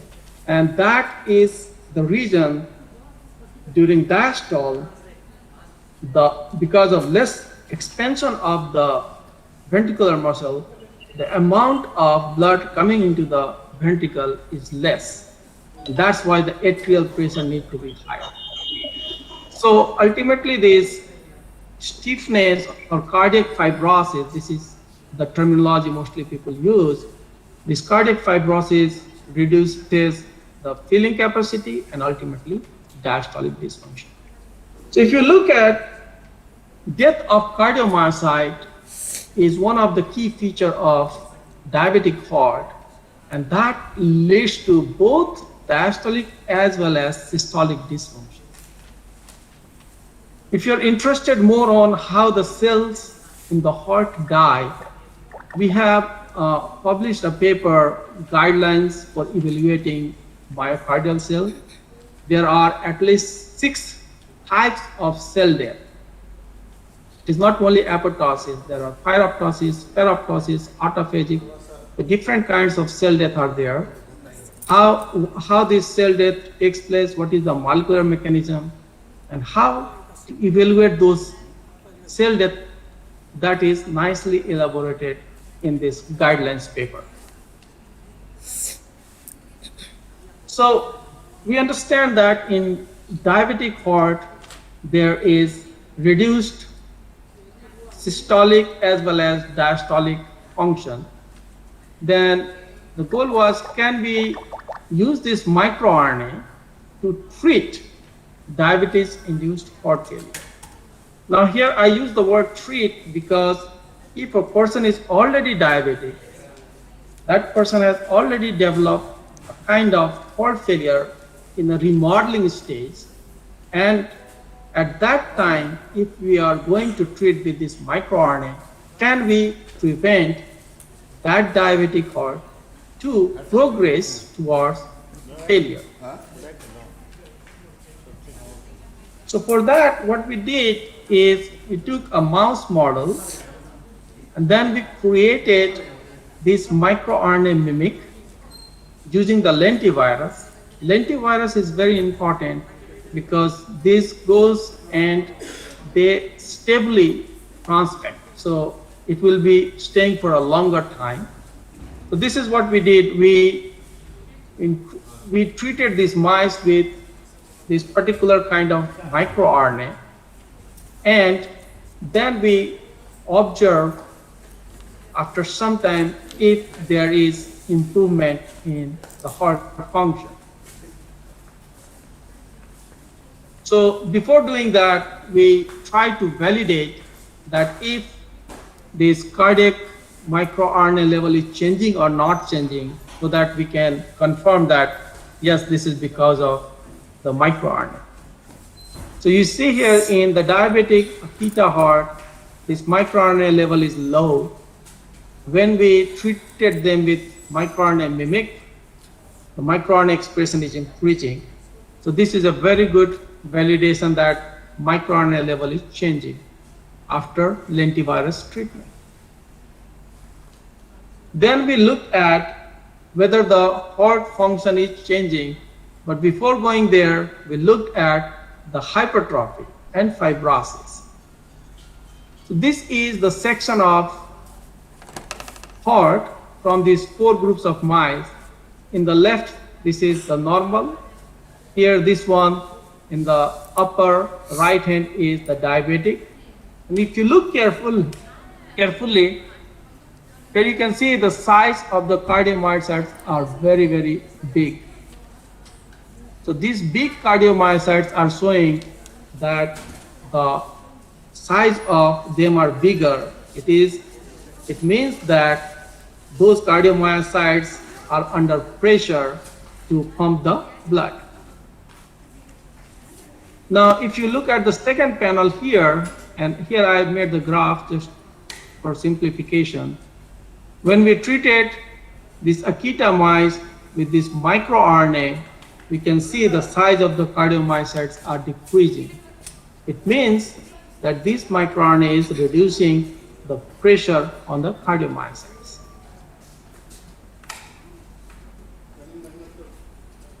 Then we wanted to know that if it is also improving the fibrosis or stiffness of the heart. So for that reason, we did 2 kinds of analysis. One is called perivascular. So in the side of the vessel, the fibrosis, this blue color is the collagen, you can see here. And then there is interstitium, means within the interstitium. If you look carefully in this Akita, which is diabetic, there are lots of fibrosis both surrounding the vessel as well as in the interstitium, which is showing that this heart is really stiffer and this heart cannot relax properly. On the other hand, if you look at this microRNA mimic treated diabetic heart, this fibrosis is really gone. It's suggesting that the heart is in a good condition and they are not stiffer heart. So these two phenomena is suggesting that heart is in a good condition and they are not undergoing any pathological remodeling leading to the heart failure. So then we wanted to check if really the heart function is changing or not. And for that, in addition to echocardiography and hemodynamic analysis, we performed MRI, magnetic resonance imaging. So you can see here, this is the healthy heart, and this is the diabetic heart. You can see the changes here again. These are mostly round heart, and you can see the blood pumping this white color. And here it is the healthy heart. And if you just focus on the structure, at least there is change. But if you look at these are the ventricles, the contractility you can see from this movement of this ventricle. So we did it also in those mice which are treated with microRNA mimic, and this is the one. This is the Akita or the diabetic mice. And if you carefully look at, you will find this microRNA mimic treated mice has almost similar phenotype like the healthy mice. So based on that, we try to find out whether the left ventricle is increasing or has the better capacity of relaxation, and whether they have better capacity of pumping the blood. So this particular area is showing the different parts of ventricle which are changing when the ventricle is undergoing relaxation. And if you look at these diabetic mice, you can see there are lots of areas which are not changing much. But if you look at after treatment with this microRNA, they are coherent, or they are almost aligned, which is suggesting that all the parts of ventricles are equally relaxing. And the second part is mainly the area which is showing that whether the heart is pumping more blood or less blood, which is the part of systolic function.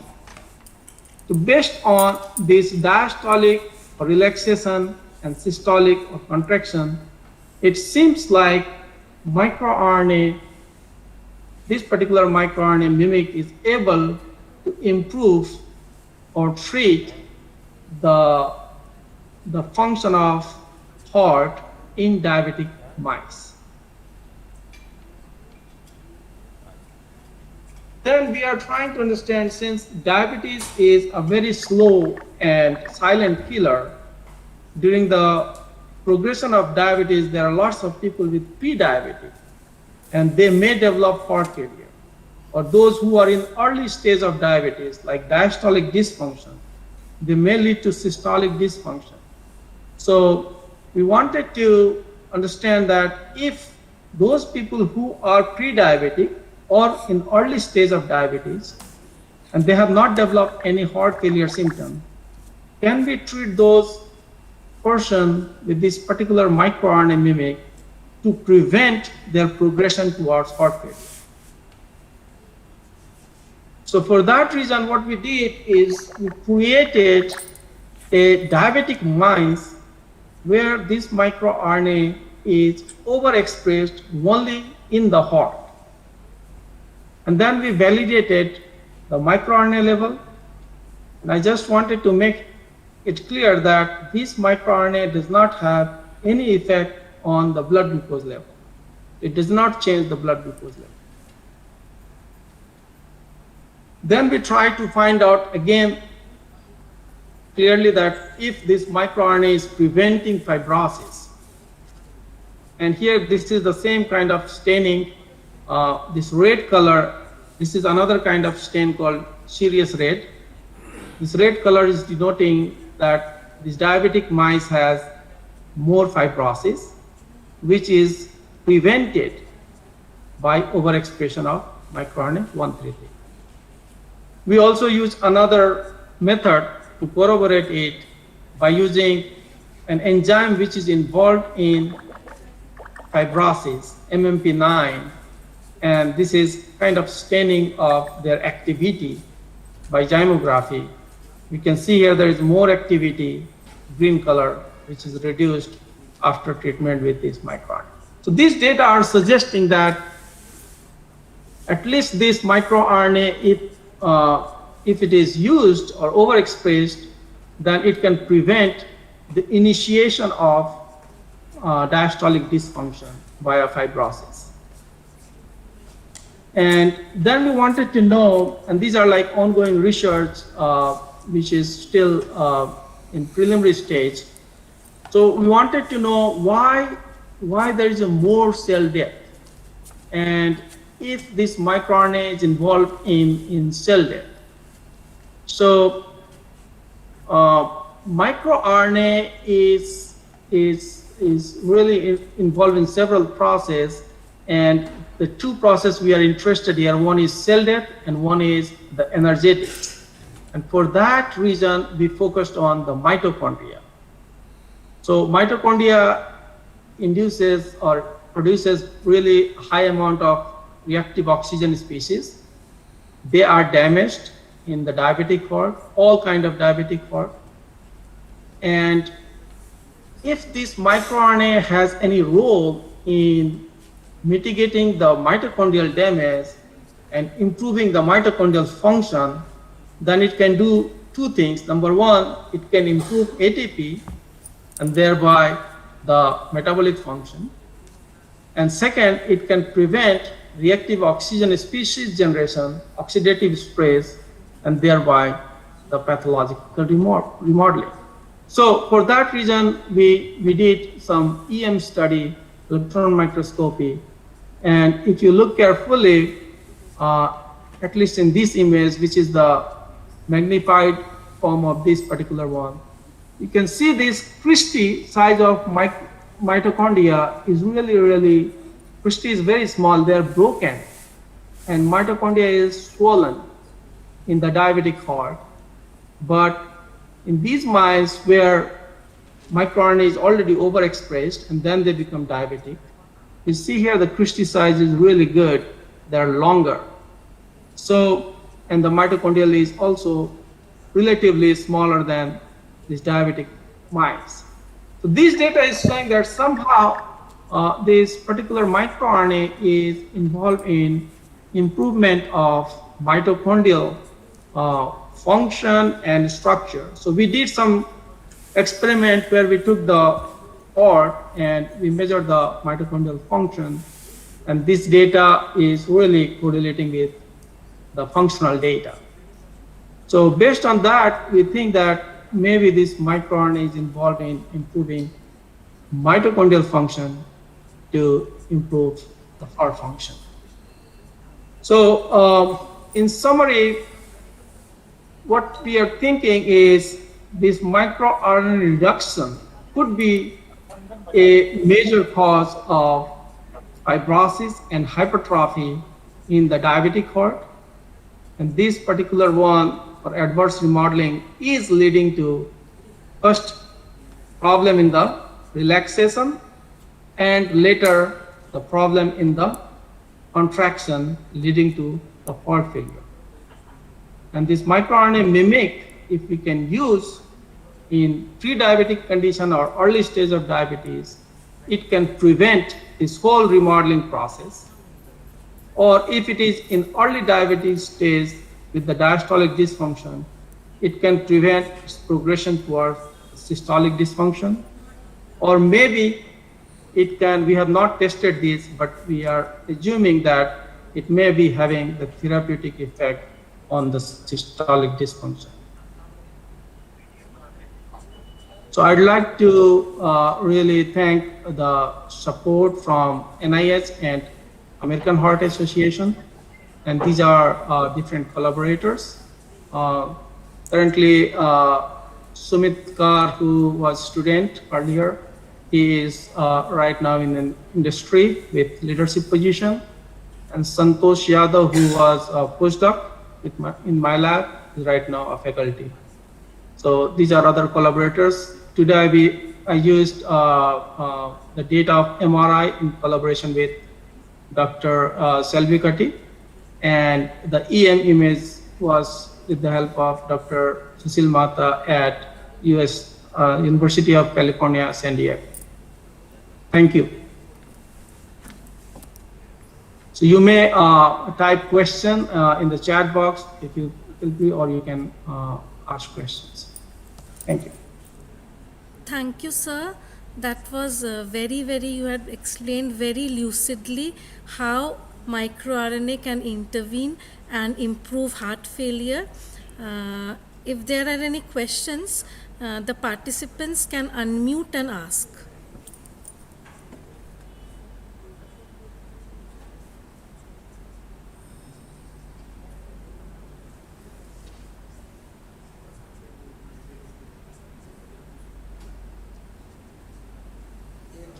Okay, sir. So I may not share the slide I got in the chat box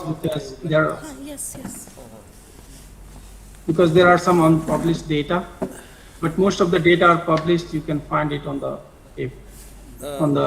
online. Well, Dr. Paras, this is M. Nihal from the Department of Zoology right now. It was really informative, and I would say that the latest advances in the field of microRNA and its probable role, which appears to be very definitive now as per you have given the details to us. I have just a basic query about that. As a person turns in the beginning what we call glucose intolerant, before actually he is declared as a full-blown diabetic patient.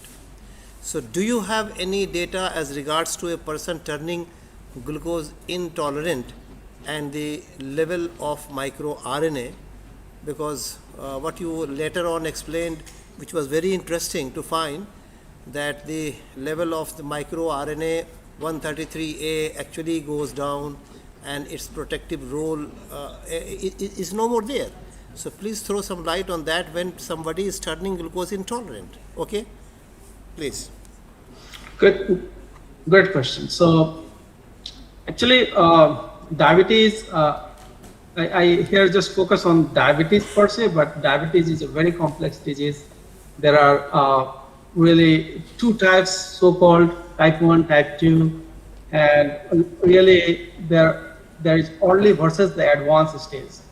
So if it is type 1 diabetes, which is caused due to mutation in insulin or due to autoimmune disease, so if they cannot produce glucose, in that condition, it is a very rapid process, and then the blood glucose level really shoots up more than 500 mg per dl, and then those people can develop decrease in this particular microRNA in the heart faster.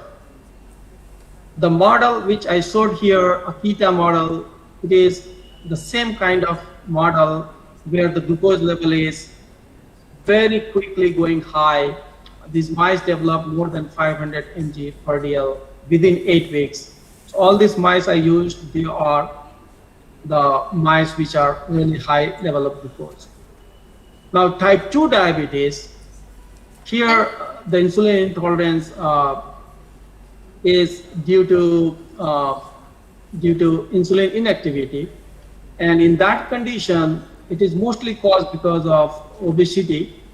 So in that condition the level of glucose is going slower, so the level of microRNA accordingly should go, the level of decrease should be a little bit slower.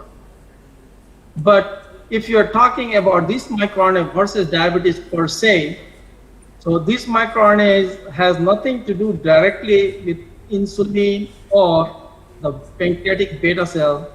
This microRNA comes into play when there is some effect on the heart. So literally, in both conditions, both type 1 or type 2, in early stage, this microRNA is mildly, assumingly mildly decreased or has mild effect on the heart. But if it is at advanced stage, either it is type 1 or type 2, in that condition, it doesn't matter that it is insulin tolerance or it is insulin dependent. In both conditions, the heart is going to be affected hugely. And the main reason here is because the metabolism is really adapting to the metabolic changes in both type 1 or type 2 in advanced stage is very difficult. And that is the phase which is affecting this microRNA to change. So theoretically, microRNA is not the product or the cause. MicroRNA is literally change because of change in the level of abnormalities in the heart, or because of change in the metabolic condition of the heart. This microRNA is compromised. Does that make sense? Yeah, I think this is quite fine. Thank you very much. Thank you. So, are there any other questions? There's one question more from my side, sir, that if these microRNAs in future, if they are used for treatment, this one, 133, then what would be the method of, probable method of putting that inside the patients? This is $1 million question, in fact. So theoretically, this is the main problem right now, that how to treat them. So one approach, there are several approaches in fact. One approach is the viral approach, not lentivirus, because lentivirus generally integrate into the genome. So people use adeno-associated virus, which is transiently expressed. So these microRNAs can be packaged into the adeno-associated virus, injected, and then it will go to the heart, and then it will affect the heart function for a short time, and then it will be gone. So in that way, you are preventing the progression of heart failure. Another approach, which is more targeted, is if you can package it into the nanodroplets, and you can put some cardiac specific ligand. In that condition, you can target the whole nanoparticles towards the heart, and in the heart they can express microRNA. This method is better compared to the first method, and in this condition you have very targeted therapy. There is one more method which is called nanoparticle, where you put this microRNA into the gaseous particle, and then when it reaches the heart, you can use this echocardiography probe to open the bubble or burst the bubble and release these microRNAs. So all these approaches are there. Right now we are focusing on all these methods to standardize what will be the best efficacy and what is the best approach for treatment. Thank you. Sir, let's hope that in future these work out, and then that would be really very good for people. And can these microRNAs work for normal heart failure, and which is not associated with diabetes? Yes, I think almost all kind of, so I didn't show you data, but we have the data from the normal versus heart failure, heart failure with diabetes, heart failure without diabetes. So what we found, we have published that one where we compare heart failure with diabetes and without diabetes. So these microRNA levels are changing. Certainly, there are several data which is showing that these microRNAs are changed in heart failure, reduced mostly, most of the heart failure condition. So it is not only diabetic. I think it is indispensable for several other functions in the heart, even in non-diabetic condition. Thank you, sir. Okay. So, with this, our first technical session of this day comes to an end, and I thank both the speakers. Our day began very, very well with two brilliant lectures, one from Professor Noor, so second from Dr. Paras Mishra, and we are really grateful for to both of them for they consented to speak, and both are alumni of this university. So thank you, sirs, and in future also we are hoping to like have more lectures from you. Thank you, sirs. Thank you. I appreciate it. So, sir, next technical. So we'll start with the next, since we are running behind schedule. So we'll start immediately the next technical session. The theme for this session is biological adaptations. Biological adaptations, and the chairperson for this session is Dr. D.N. Mishra, and this session would be reported by Ms. Zeba. The first invited talk of this session would be by Dr. Akanksha Singh, who is from NIH Bethesda, and the title of her talk would be Post-Mating Responses in Drosophila, the key players eliciting these responses in Drosophila females. So Akanksha, if you're ready. Yeah. Can you hear me? Yes, sure. Yes, we can see you and we can hear you. Okay. So thank you, Parul, for introducing me, and I would like to thank organizing committee for inviting me to deliver a talk in their university. So let me share my screen. Oh shit.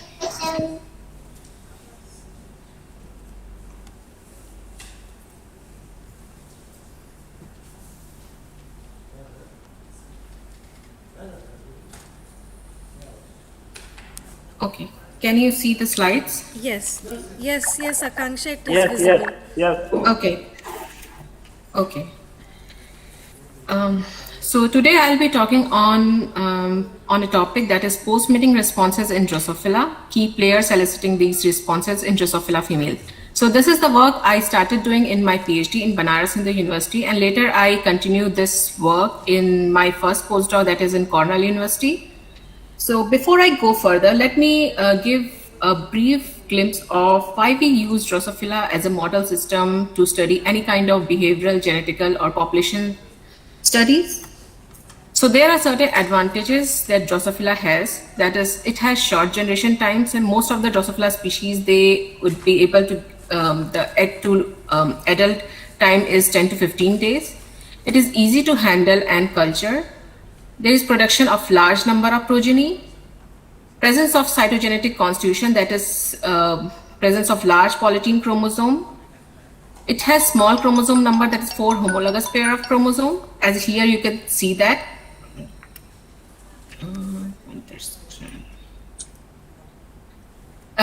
The presence of several genetics tool, that is US GAL4 system, so that makes any kind of molecular genetics assay easy in this model system. It bears sexual dimorphism, that is males and females are easily distinguishable, and the genome is sequenced, that is 60% of genomes are conserved between human and fruit fly. Certain similarities are there with Drosophila and humans, that is 60% of genes are conserved between these two species, and around 75% of known human disease genes have been recognized in this genome of fruit flies. and around 50% of fly protein sequences have mammalian homologs. There is an online database called Homophila, which is available to search for human disease gene homologs in flies and vice versa. Now my topic is post-mating response and different molecules that are involved in eliciting these responses. So before I go further, let me introduce what is the post-mating response and how it occurs.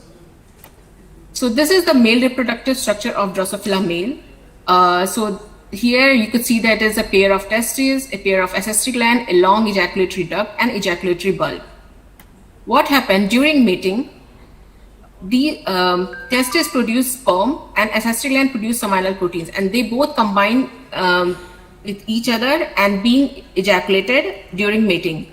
And during mating, the sperm and the seminal fluid proteins are being transferred from males to females. And once it is transferred, it gets localized. First of all, there is this big sac reservoir of the female. This is the female reproductive tract, and it consists of bursa, which is similar to the uterus in the humans. And there is a seminal receptacle, which is a storage organ of sperm. And there is a long-term storage organ. This is spermathecae, which is a pair of structure.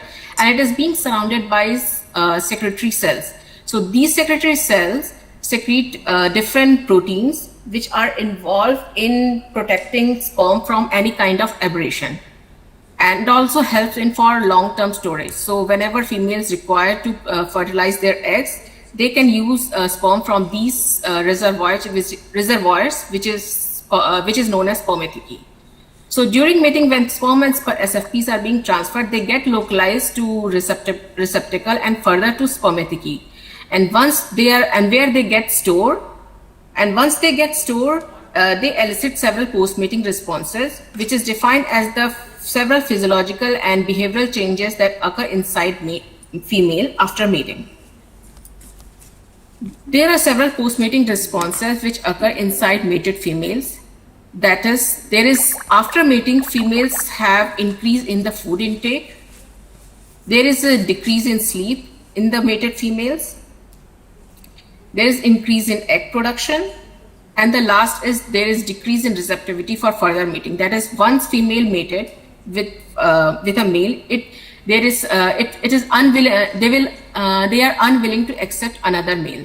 So that is called receptivity decrease. And these all parameters are being compared from the virgin female. So if you compare virgin female versus mated female, you will always find there is these kind of characteristic bear, that is increase in feeding, decrease in sleep, increase in egg production, and decrease in receptivity. That is, virgin females are usually more receptive as compared to the mated females. Now here I am going to talk about one of the aspect of post-mating responses, that is decrease in receptivity for further mating. So usually what happens then when Drosophila female undergo mating, their receptivity get decreased. That is, they do not accept another male for certain time duration. But once they get a chance to mate with second male, they exhibit certain level of competition inside female reproductive tract between sperm of two males. So here you can see that this is a female. This undergo first mating with a male. So this is the sperm of first male. And for a time duration, there is a decrease in receptivity. And once they get a chance to mate with second male or multiple males, they exhibit a certain kind of competition inside female reproductive tract. And this competition usually called as sperm competition, which is defined as the competition within female reproductive tract for fertilizing the eggs. So usually what happened that both the male sperm compete with each other, and it is the usually female which decide which male sperm is going to fertilize their eggs. So therefore, remating is being defined as the subsequent mating after first mating, which leads to the sperm competition, which is defined as competition within a single female between the sperm from two or more males for the fertilization of ova. And this further leads to sperm displacement, whereby process which involves when sperm introduced displaces sperm from the female sperm stores. So this is the three processes which occur as a post-mating response in female reproductive tract. So first remating occurs, and this remating leads to the sperm completion, and when the completion occurs, the sperm which is introduced or get displaces, and only one second male sperm usually get chances to fertilize the eggs of the female. Now the question is, why female undergo remating and sperm displacement? Female usually pertains two kind of benefits, that is direct, which is called as non-genetic benefit, and indirect, that is genetic benefit. In a non-genetic benefit, by remating and sperm displacement, there is always an increased number of progeny. And in a genetic benefit, there is always a variation in the genetic constitution of the progeny. That is, if they are mating with different males, there is always a genetic variability in the progeny of the mated female. So these two kind of benefits exhibits with the mated female because of remating and sperm displacement. So in order to understand this female remating and sperm displacement, we need to understand certain important traits which are related with this aspect. That is remating latency, which is defined as the time spent by female to undergo second mating. Remating frequency, that is number of times females remated. Third is duration of copulation in first and second matings. That is, this aspect usually tells that number of sperm that is being transferred during first or second mating. It usually directly proportional to the duration of copulation. That means longer the duration of copulation, more number of sperm being transferred. It usually does not always happen, because sometimes there is a chances of pseudo copulation where their female usually copulate with the males, but there is no sperm transfer. So that kind of thing is also happens in Drosophila females. And the fourth aspect is number of progeny sired by first and second male. So these, in order to understand this remating and sperm displacement aspect, we need to understand all the four aspects, that is latency, frequency, duration of copulation of first and second mating, and number of progeny sired by first and second male.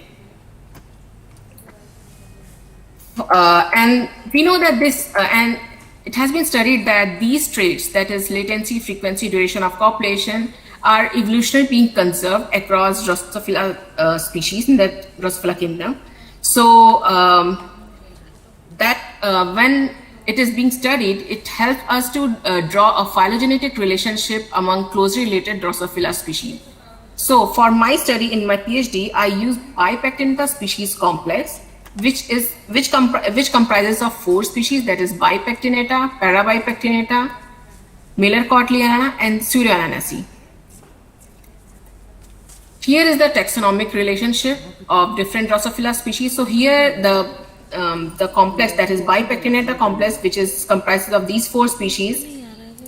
Here you could see that the status where it is present in this taxonomic relationship.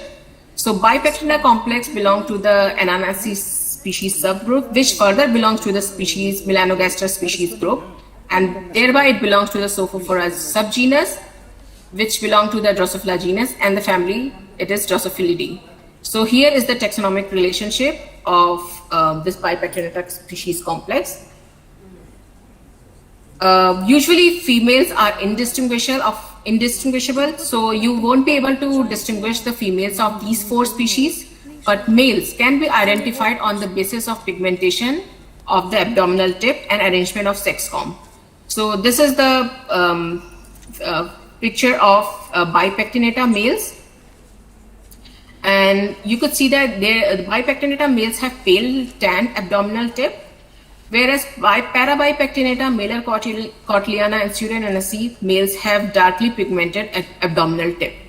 So, since Bipectinata males can be easily distinguished from other 3 species, the other 3 species can, since they have darkly pigmented abdominal tip, so the other way is to differentiate between these 3 species is the arrangement of sex-comb tooth number. Several evolutionary and behavioral studies has been undertaken on this species complex related to isozyme variation, polytene chromosome, inversion polymorphisms, and courtship songs and mating essay, and all of the studies gave a single conclusion that bipectinata, parabipectinata, Miller-Cortliana are closely related to each other, whereas pseudonenacy is found to be distantly related. Therefore, since female remating is fundamental to evolutionary biology, and as it determines the patterns of sexual selection via sperm competition, therefore, comparison of certain aspects of remating, that is, I mentioned before, that is remating latency, duration of copulation, frequency, we would be able to draw a phylogenetic relationship of these complex species, because we want to see that whether there exhibits a phylogenetic relationship on these traits or not. So this was my objective of my PhD work. So we studied female remating with respect to sperm displacement and productivity in the member of this complex. And here are the 4 traits that we want to study. We found that bipectinata, among the 4 species, Drosophila bipectinata exhibit highest frequency of female and male remating as compared to the other 3 species, that is parabipectinata, Miller-Cortliana, and pseudonenacy. And also, the remating latency of bipectinata females is very short compared to the other 3 species. In pseudonenacy, you could see that it is the longest remating latency.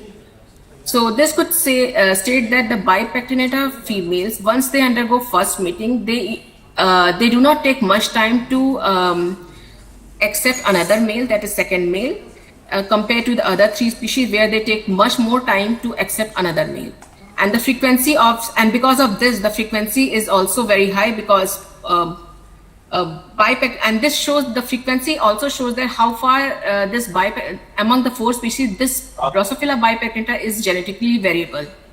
So this 4 traits, that is frequency and remating latency, you could clearly state that bipectinata and parabipectinata and Miller-Cortliana are very closely related to each other, because they exhibit more or less around same female remating latency, and pseudonenacy shows the longest remating latency. Also, the duration of copulation of all the 4 species is shorter. The second duration of copulation is shorter compared to the first duration of copulation, and that suggests that when females undergo first mating, there is a large number of sperm being transferred, and because of that, there is a decrease in receptivity. So once they regain their receptivity and undergo second mating, very few number of sperm has been transferred, and then that decides the second duration of copulation is shorter compared to the first duration of copulation. Now to study the sperm that is, so till now I studied the first aspect, that is the female remating, and now in order to study the second aspect, that is the sperm displacement, we want to differentiate the progeny of first and second male, and for that we need to use some marker for mating. Therefore, for bipectinata, there is already a autosomal recessive marker available in our lab, that is sepia eye color, which is autosomal recessive marker. Other 2 species we do not have the marker, so we generated the marker by irradiating the flies, and because of that we generated 2 sex-linked recessive markers, that is garnet eye color in Miller-Cortliana and parabipectinata. And in pseudonenacy we tried to irradiate the flies, but we were unable to get a marker, so we excluded this species from our sperm displacement assays. So this is the sepia eye color, which is autosomal recessive marker located on 2nd chromosome. This marker is available in Drosophila bipectinata, and this is the garnet eye color, that is sex-linked recessive mutation, which is present in Miller-Cortliana and parabipectinata. And we got it by generating, we generated this by irradiating the flies using X-rays. This is the schematic representation of our experimental procedure of sperm displacement. So we divided the experimental setup in 2 groups, that is, one is control group and one is experimental group. In the control group, we undertook single mating, and in the experimental group, we performed the rematings. So what we did, we used autosomal recessive female mated with wild type male. And then we perform the vice versa, that is later we perform autosomal recessive marker female mated with the autosomal recessive marker male. And in the experimental group, what we did, we performed the same kind of setup, and later we provide two autosomal recessive male in order to undergo second matings. And what we did, we for the once mated female, we kept the single mated female individually in a food vial for 3 days, and then transferred the single mated female to different fresh food vial for every 3 days. So 3 consecutive transfer was being taken for single mated female. And similarly with like once mated female, the remated female was also kept individually in a food vial for 3 days and then transferred to fresh food vial every 3 days. So the idea is to count the number of progeny that is being sired by first male and second male. So since we are using markers in the 3 species, we would be able to, by looking the markers, we would be able to figure out which males which male progeny is being sired in more numbers, either the first male or the second male. So since it is an autosomal marker, so both female and male progeny is being counted. But in the other case where is sex linked, we only counted female progeny. So here is the result.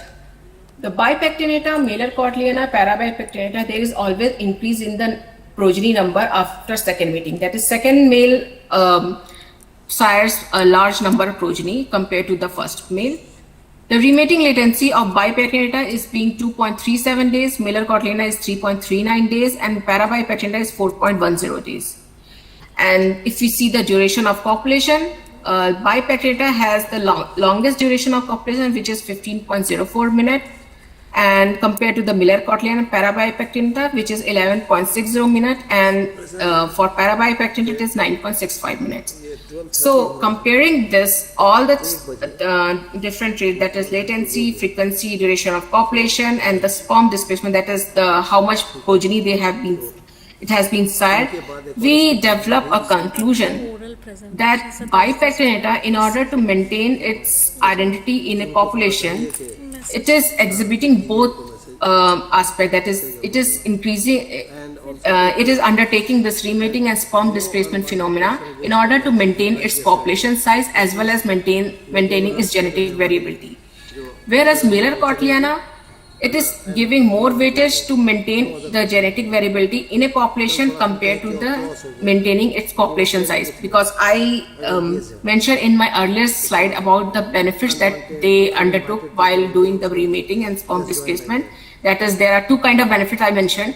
It is direct and that is genetic and non-genetic benefit. And depending upon that, I draw a conclusion on this study that what the all the 3 species, why they want to do the remating and sperm competition, just to maintain their identity, either by increasing the population size or either increasing the genetic variability.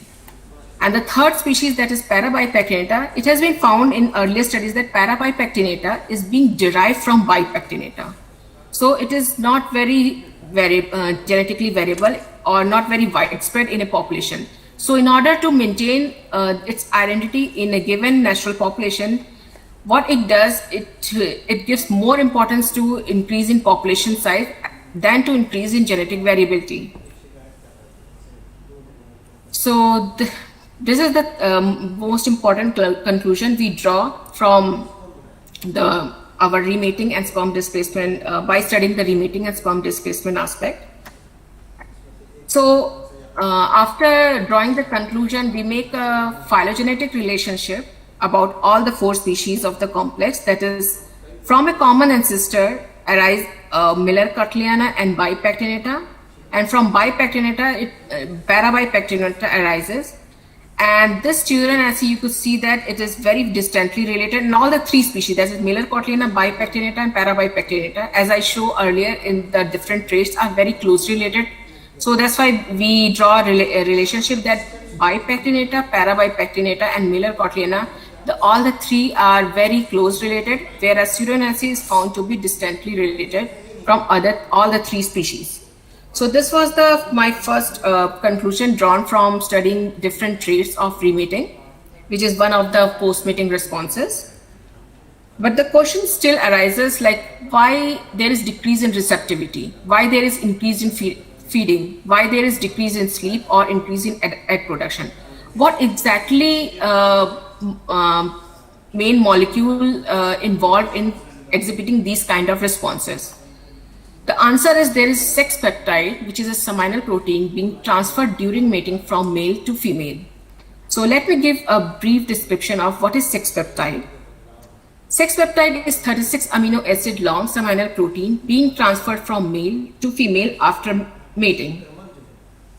And this causes post-mating responses, both short-term, that is responses that occur less than 24 hours, and long-term that occur for 10 to 14 days. This long-term post-mating responses occur due to continued presence of sex peptide inside mated female. And this sex peptide is being retained in female due to binding of its whole sequence to sperm. Sex peptide active portion is gradually released from sperm and can bind to the sex peptide receptor to induce post-mating responses, because any kind of physiological changes or behavioral changes occur until unless any protein is binding to any receptor. So in the female reproductive tract has several sex peptide receptors, and there these sex peptide protein, when entered to female, they bind to the sex peptide receptor, and that leads to the different post-mating responses. So I mentioned that there are several post-mating responses, and this is just because of sex peptide, which is a 36 amino acid long seminal protein. This is the immunofluorescence of sex peptide bound to sperm at different time point. So here you could see that the sex peptide is being found bound to sperm at 5 hours post-mating, 2 days post-mating, and 5 days. But the relative intensity is being decreased as the time proceeds. So in 5 hours, you could see that from head, this is head. Here you could see that from head to tail, there is continuous binding or smooth binding of sex peptide. But as the day proceeds, that is at 2 days and 5 days, the intensity of sex peptide is getting decreased, and at 5 days, sex peptide is being found to localize only at the head region. So this is the graph showing the relative intensity of sex peptide at different time point. From here you could see that on first day or maybe 2 hours or 3 hours after mating, the sex peptide intensity is on highest peak. But as the time proceeds, that is 5 days, the intensity is usually decreased on the sperm. So this is the relative intensity of sex peptide binded to sperm. So when I joined Cornell lab to understand the molecular mechanism involved in these post-mating responses, there are several people, like several other postdoc and graduate students, already performed some assays, and they used 2 approaches to identify new candidates that assist sex peptide binding to sperm, because we want to know that how this sex peptide bind to sperm. The first approach is genetic screening using RNA-I or mutant, and the second approach is evolutionary rate covariation method. So this is a tool by which you would be able to figure out that if suppose 2 proteins are evolving at same rate during the course of evolution, their rates are almost similar. So here you could see that this is protein A, this is protein B. If you find the correlation rate, there is a linear correlation rate. But in the proteins, the rate of protein C and B, there is a scattered plot. Here you could see that means it does not show a very linear correlation. So because the C protein has some diverged analysis, and this diverged rate of evolution, and this protein A and B have same rate of evolution. So this is the 2 ways the earlier people in the lab have used to identify novel candidate that involve or that assist sex peptide binding to sperm. Later, when they identified the candidate, they performed certain phenotypic assay, that is receptivity, egg laying, and hatchability. So using the genetic screening, they identify 5 candidates, that is CG1656, CG1652, CG9997, seminase, CG17575. And with the evolutionary rate covariation, they found Aquarius, Hadley, Entrapid, Fra Moro, and Antareus. So with these two techniques, they found different kind of candidates, and these all are seminal proteins.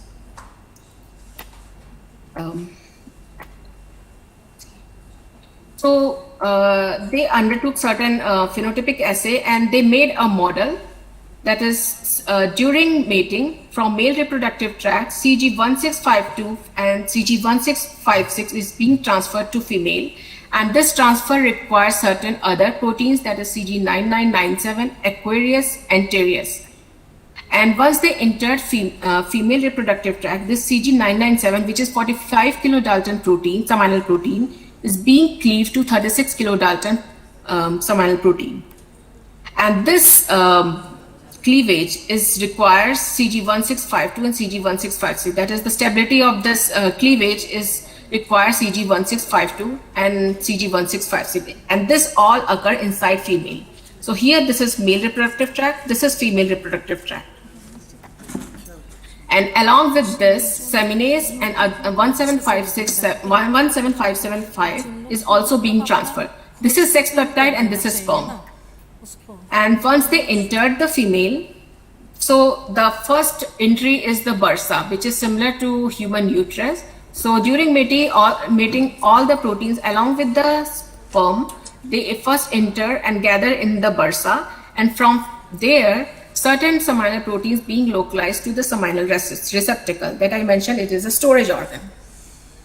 So this localization to SR requires seminase as well as CG17575. And once they enter to seminal receptacle, sex peptide and CG165 is found to bind to sperm within 2 hours of mating. So during mating from male reproductive tract to female reproductive tract, certain proteins is being transferred, and from female reproductive tract, that is from bursa to receptacle, certain proteins are required to transfer the sex peptide binded to sperm in this seminal receptacle. So here you could see that all proteins act in a form of network and assist each other transfer and localization. That means they might be having some physical interaction, and absence of any protein might disrupt this interaction and also affect the sex peptide binding. So here this is the protein classification of different proteins, CG1652 to CG1656. These are C-type lectins. CG997, Aquarius and seminase, these are serine proteases. And this CG17575 and Antareus are cysteine-rich secretory proteins. So my specific aim is, how do these network proteins also bind to sperm, and whether other male or female proteins also required to bind, assess this, other males and female proteins are also required for binding of sex peptide to sperm or these network protein to sperm. So we want to see that how this binding occurs, this sex peptide binding to sperm occur. Whether there are certain male proteins or any female proteins required. So to answer this question, first of all, I just took my first aim, that is how these network proteins bind to sperm. So I just tell about this first image that I showed earlier. That is, this is the immunofluorescence image, where you could see the sex peptide binding to sperm at 5 hours, and later the intensity that decreases because sex peptide is being cleaved from the sperm, and only it is being localized on the head region. So we want to identify how these network proteins, whether these network proteins also bind to sperm or not, and whether they are required for sex peptide binding to sperm or not. So for that, we dissected out stored sperm from the receptacle at 2 hour and 4 day post-mating. And we performed Western blot and immunofluorescence assay on this. to see whether these network proteins, that is 1656, 1652, 9997, anterase and seminase, are also bound to sperm at 2-hour and 4-day post-mating or not, because these are the two time points where we found that in the immunofluorescence image, sex peptide bind to sperm. And that's why we chose these two time points, because in the 2 hours maximum binding occurs and in 4 days very least binding of sex peptide occur.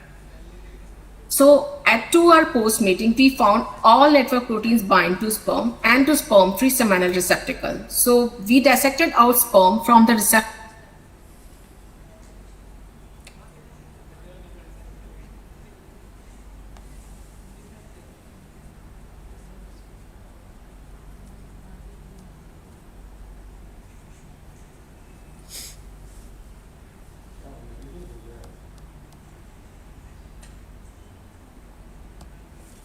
Akanksha, are you there?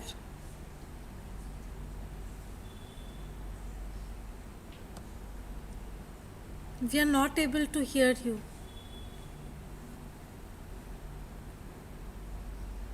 Hello, Akanksha, are you there? So we are not. Okay, Akanksha is typing something. हाँ Akanksha, hello. हाँ. अच्छा. अरे जल्दी सुनो ना, start करके जल्दी से बस वाइंड अप कर दो, ठीक है? बस स्टार्ट करके बोल दो जो इट्स हाँ ओके ठीक है, okay.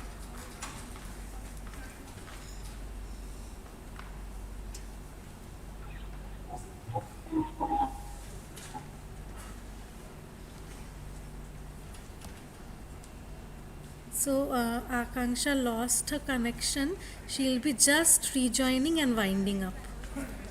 So all of you are requested to wait patiently.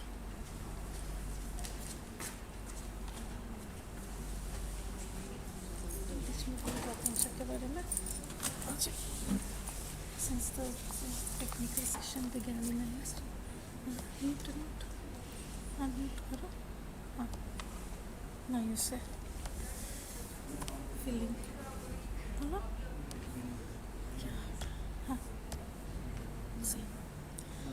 Since the technical session was started in a hurry, so we could not introduce Dr. Akanksha properly. So as we all know, she is a postdoctoral fellow in Laboratory of System Genetics in National Heart, Lung and Blood Institute, National Institute of Health, NIH, Maryland, USA. And recently she has won Fellow Award for Research Excellence from NIH and Honorable Mention for Platform Presentation in Brain Awareness 2010 held at Banaras Hindu University, India. She's back. Yeah. So I think Akanksha is back. So ma'am, please welcome back.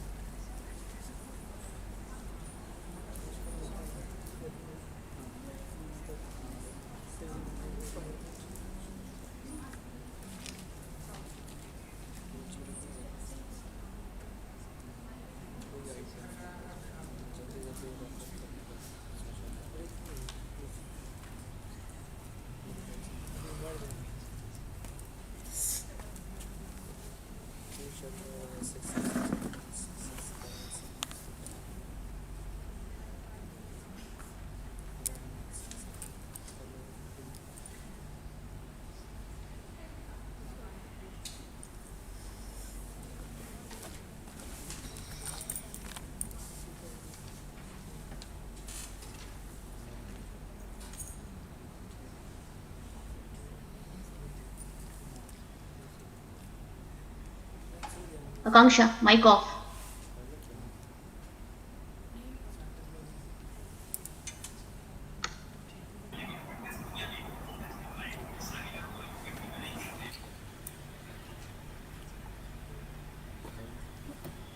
So at 2-hour post-mating, we found all network proteins bind to sperm and to sperm-free seminal receptacle.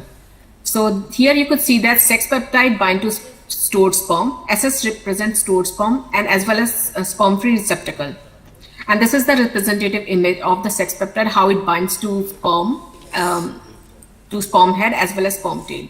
And this is the SP null male, this is the negative control. Next we found that CD1656 was also found bound to stored sperm as well as seminal receptacle. However, the intensity on the seminal receptacle is quite less compared to the stored sperm. And this is the immunofluorescence image of 1656, which is found only bound to the tail, not on the head region. As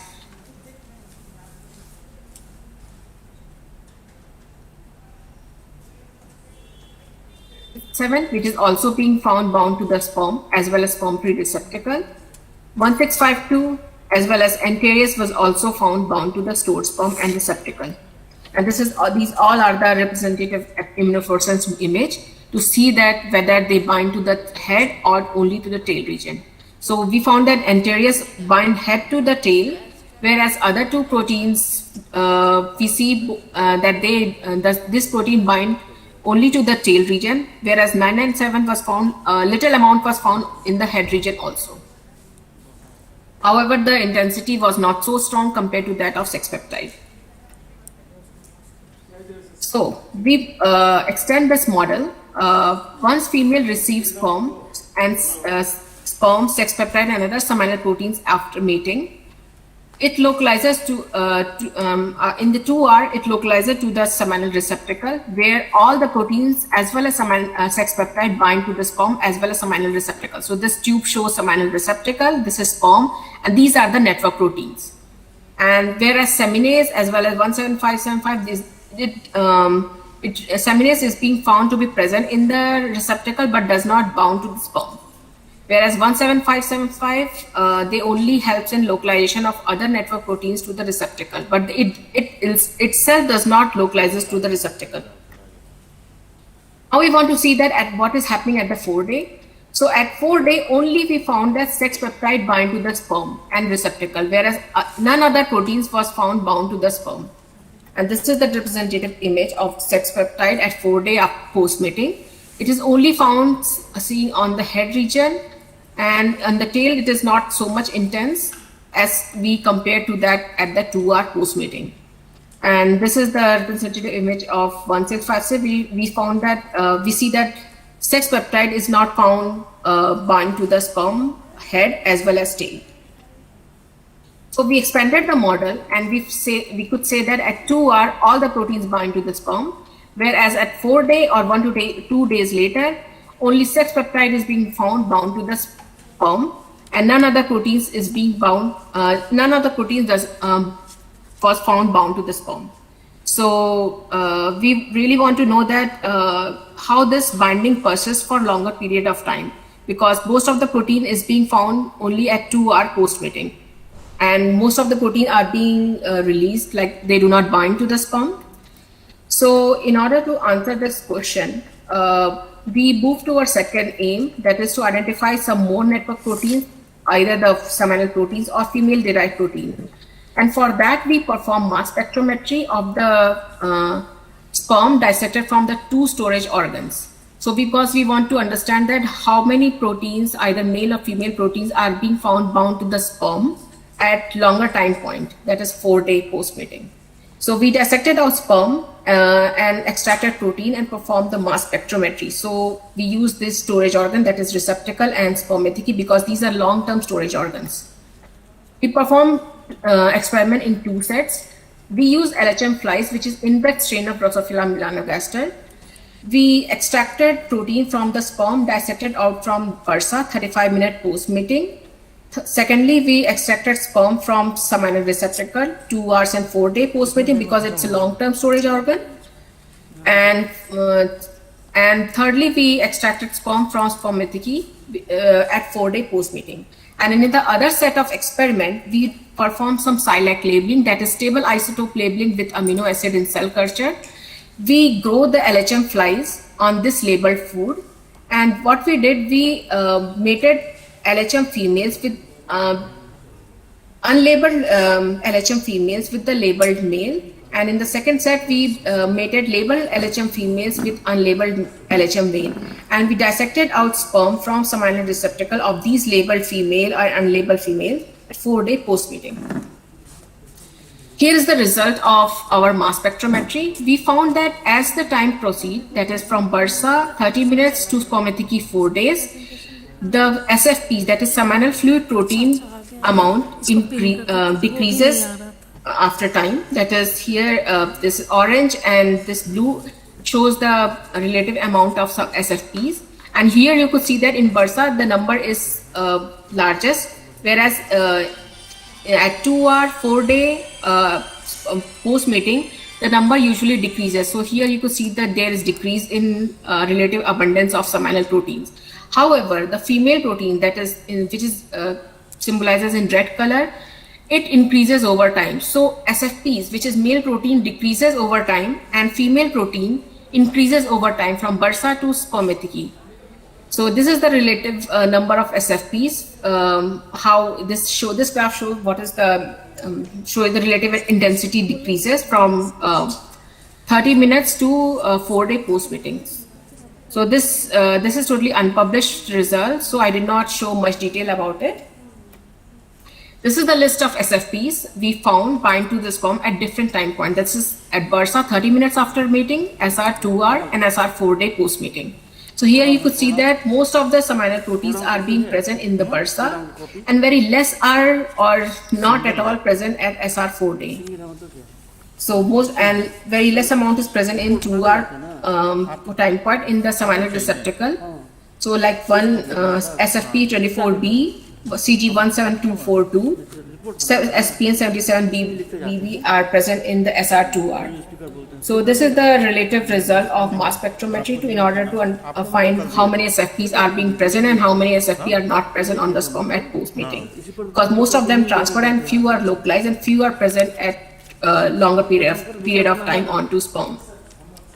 So the conclusion what we draw, that post-mating responses in Drosophila is being governed due to retention of one seminal fluid protein, that is sex peptide, inside female due to its binding to sperm.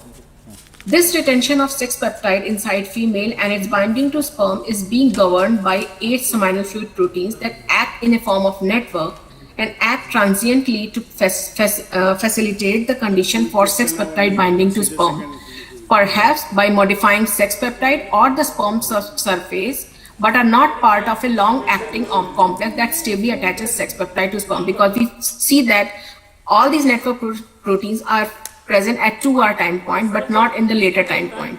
That means they are not directly, they might be modifying the sperm surface for their attachment, or they are acting in some other way. In addition to seminal proteins, female-derived proteins do bind to sperm when it is in female reproductive tissue, that is bursa, seminal receptacle, and spermaticky, and their relative abundances increases on sperm with time. So I just show in my graph that female protein increases over time in the female reproductive tract, whereas seminal proteins decreases over time.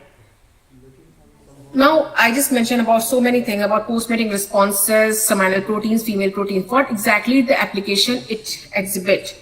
These seminal proteins and female-derived proteins are conserved across insect species, that is in mosquitoes, Aedes, Anopheles, or other insect pest species, as well as in humans.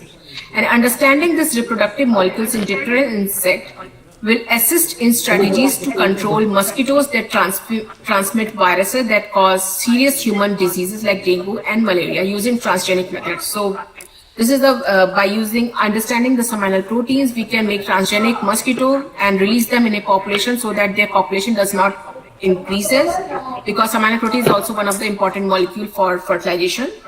And in human, understanding and diagnosing SFPs based infertilities and in considering strategies for ART, that is assisted reproductive technology, which may benefit from inclusion of critical SFPs. For example, in vitro fertilization, where mature eggs are collected from ovaries and fertilized by sperm in a lab. So I just did not completed it. So in vitro fertilization, we extract eggs and fertilize them with sperm in a lab. But the success rate of this fertilization is very low, because we really do not know that whether seminal proteins or female proteins are also involved in this fertilization or not. So by understanding the role of seminal proteins, we would be able to figure out that in addition to sperm, we can also put these proteins in vitro on the eggs in order to get fertilization rate increase. So these are the two major applications we conclude from understanding the function of SFPs. So I acknowledge my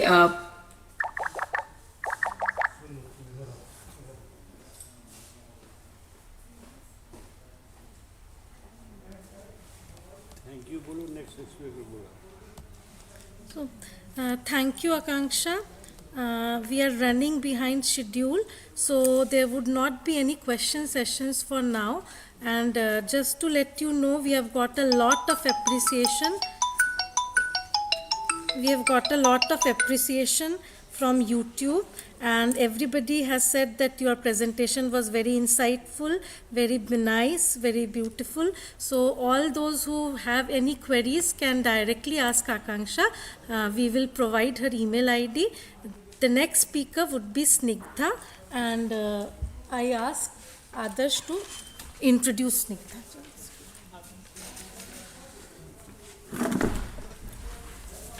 Our second speaker of 6 technical session is Dr. Snigdha Misra.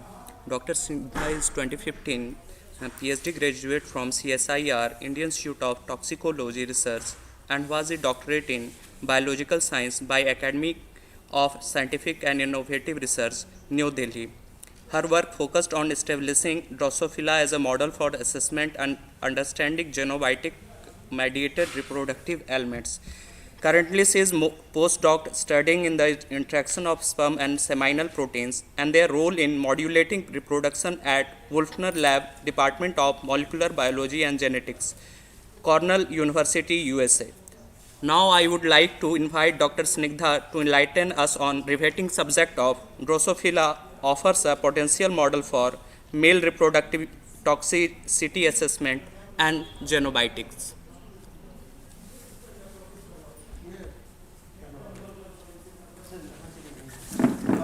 Can everyone see my screen?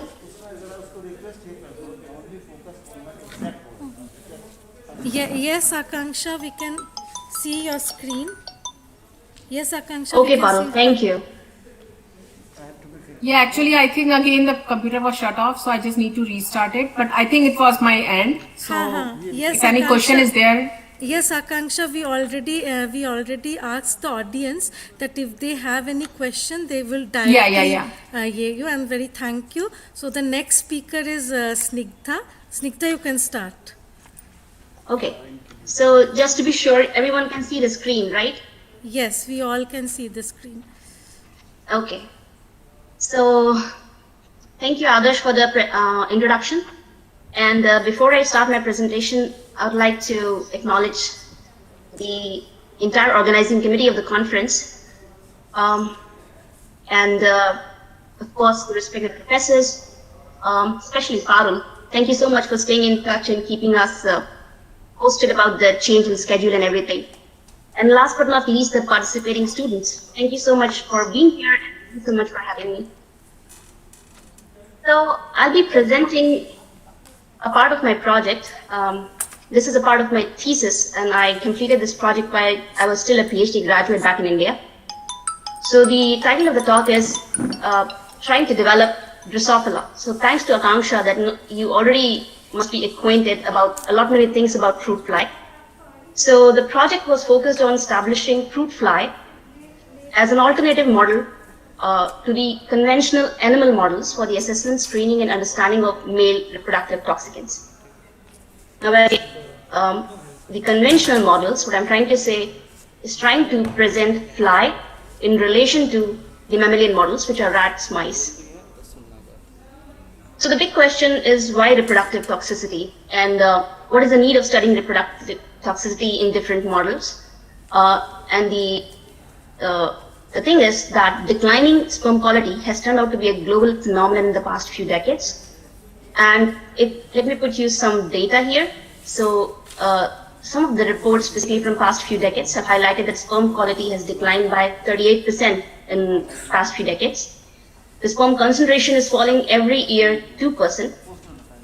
It has reduced from 72 million spermatozoids to 52 million spermatozoids, and it is nearing the danger level, which is 40 million per ml spermatozoids, where the conception becomes extremely difficult. Now, the data is not entirely restricted to the humans. The data is very much relevant to all the animals in different diverse taxa. So, another important factor is that amongst a lot many factors which might be contributing to the decline in sperm quality or the reproductive health, environmental chemicals or the pollutants or the industrial wastes are one of the major causes of these reproductive ailments. And how we'll be assessing these chemicals is by their potential to induce either deformity in the male reproductive tract or reduced semen quality. So these are the two basic parameters which are assessed when it comes to assessing the potential of a toxicant. In terms of semen quality, the two basic parameters which are assessed are the sperm production and the seminal protein parameters. So Kanksha has already given you a brief idea how the fly system works, right? The sperm is produced and they are set of seminal fluid proteins. Why Drosophila is an amazing model to study all these things. I won't go into too much of the detail, but let me give you a slight overview. It has got a very powerful tools that which can be easily manipulated and studied in terms of genetics, molecular biology, and reproductive biology. Secondly, the genome of the fly is completely sequenced, and all these seminal fluid proteins are very much characterized. Besides the SFPs which are found in flies, they are very much homologous to the ones which are found in mammals. The function might not be exactly the same, but the classes to which these SFPs fall, it's very much conserved across the taxa. Then some of the very prominent pathways, for example, the pathway of sperm production and sperm maturation in mammals is very much same as we see in flies. And lastly, it is already an OECD approved model for genotoxic evaluations. So our idea was to highlight that this model can be equally promising when it comes to screening the reproductive toxicants or the pollutants.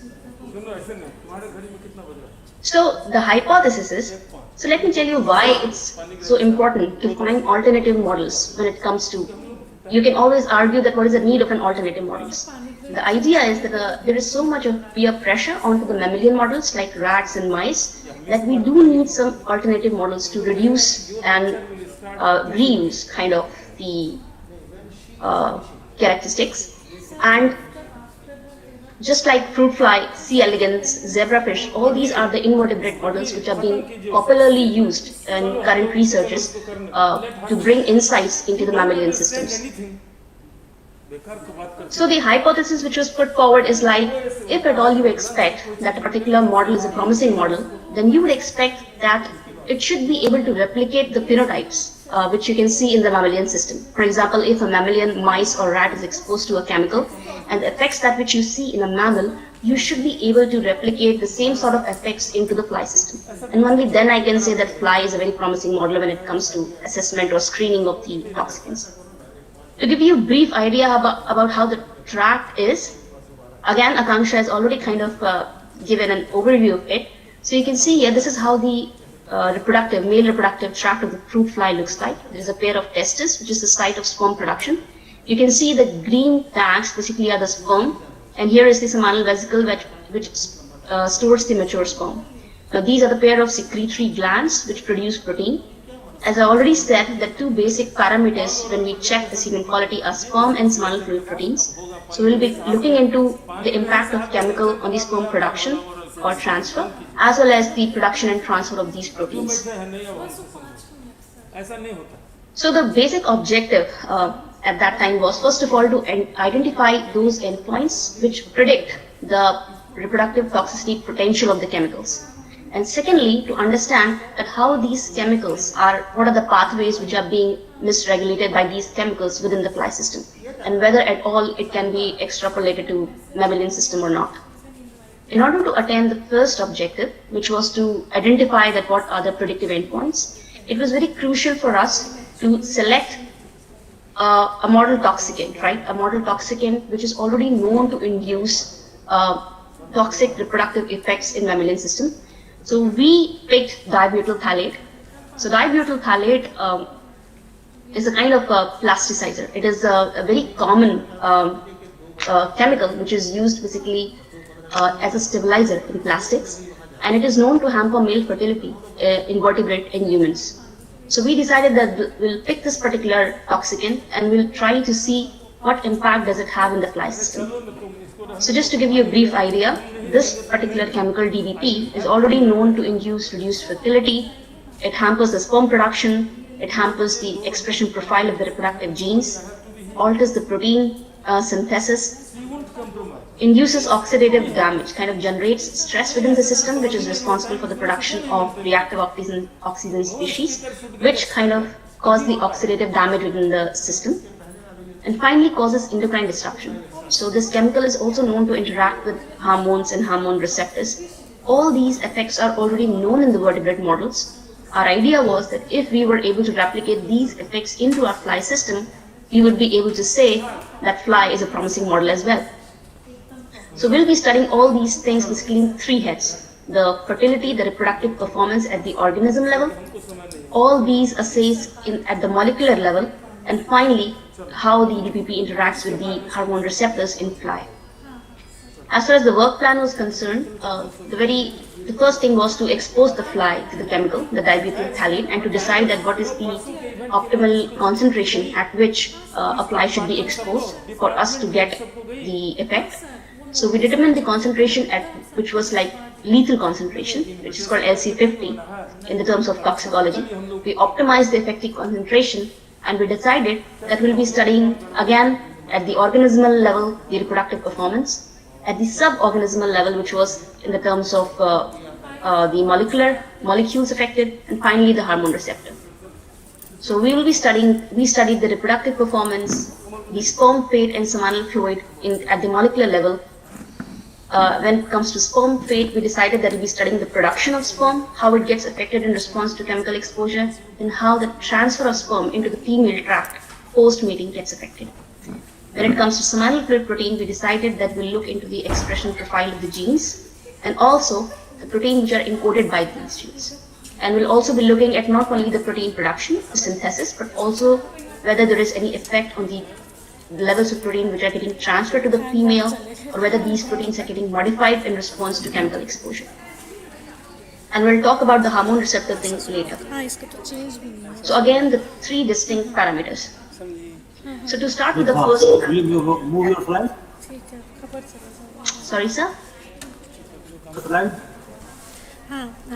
Snigdha, Will your you move slides your are slide? not changing. Huh? Please move your slides. It's not changing. Yeah, now Yeah. it's all right. Yeah, it's now. Oh, so I think it's not... is it not at the... Now it's all right, Snigdha. Now Please it's move seen. on. Yes. Now it's seen. Okay. Okay. So we continue.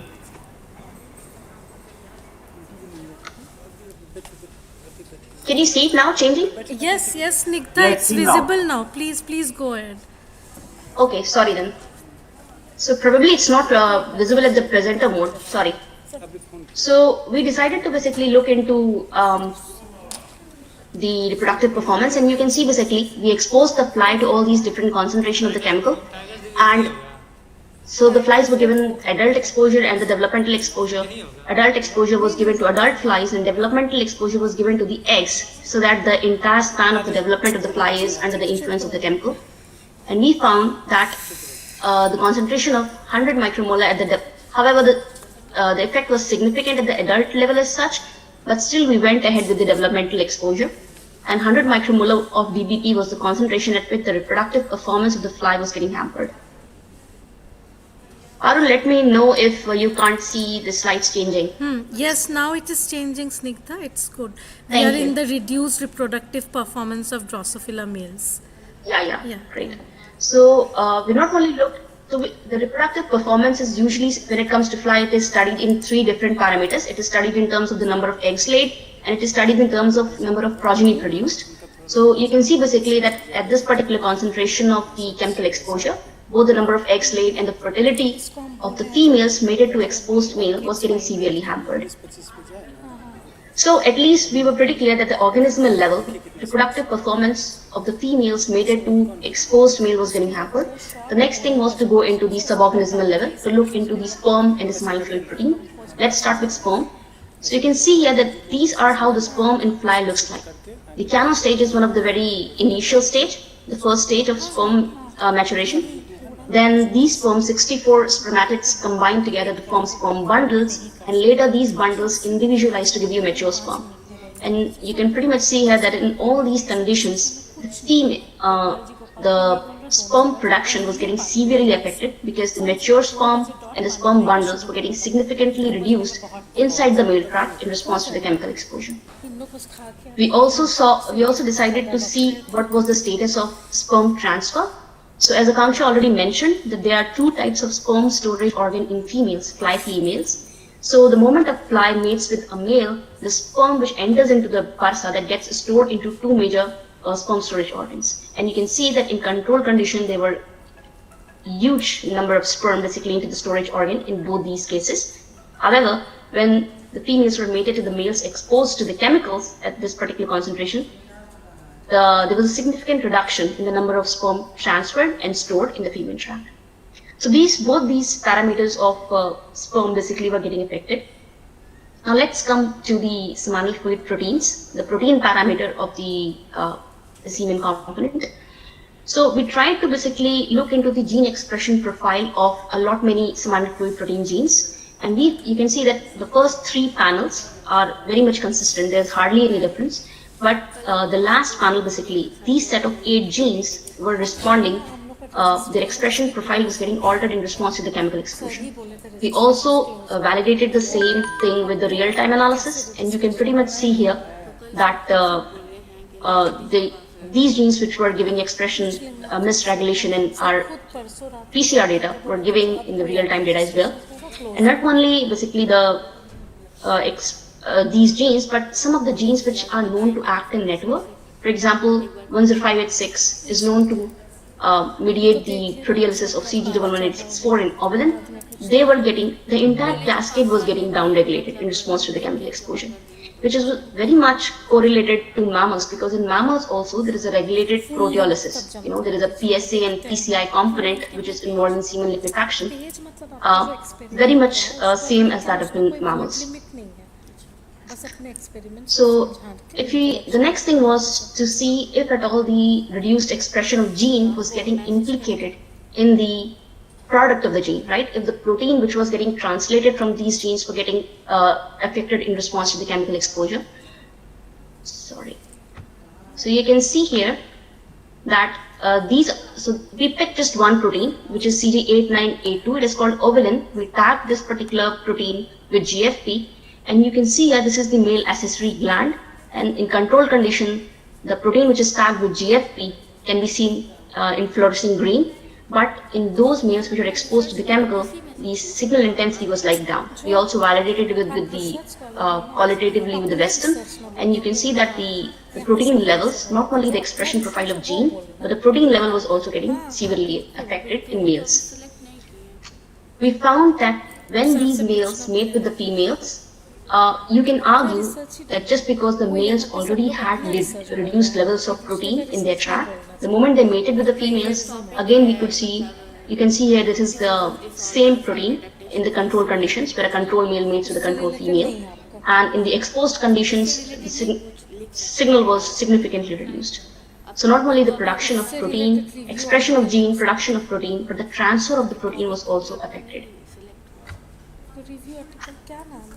Now, the second thing was to see basically, so as I said, basically dibutyl phthalate is known to generate oxidative stress in mammals. So what happens is that whenever there is a chemical, it enters within the system and it kind of generates the oxidative stress. As a result of this, reactive oxygen species, ROS, is formed, and this ROS usually interacts with the protein and induces some sort of side chains. It carbonylates the protein or it oxidizes the protein. And as a result of this sort of modification, sometimes not only the structure, but the function of the protein also gets severely impacted. So you can pretty much see here, we tried to see if there was any oxidative damage in the reproductive protein profile. In control conditions, you hardly see much of the damage. So damage is evident in the terms of the darker the band is. So you can see that two specific proteins were pretty much getting carbonylated in response to the chemical exposure.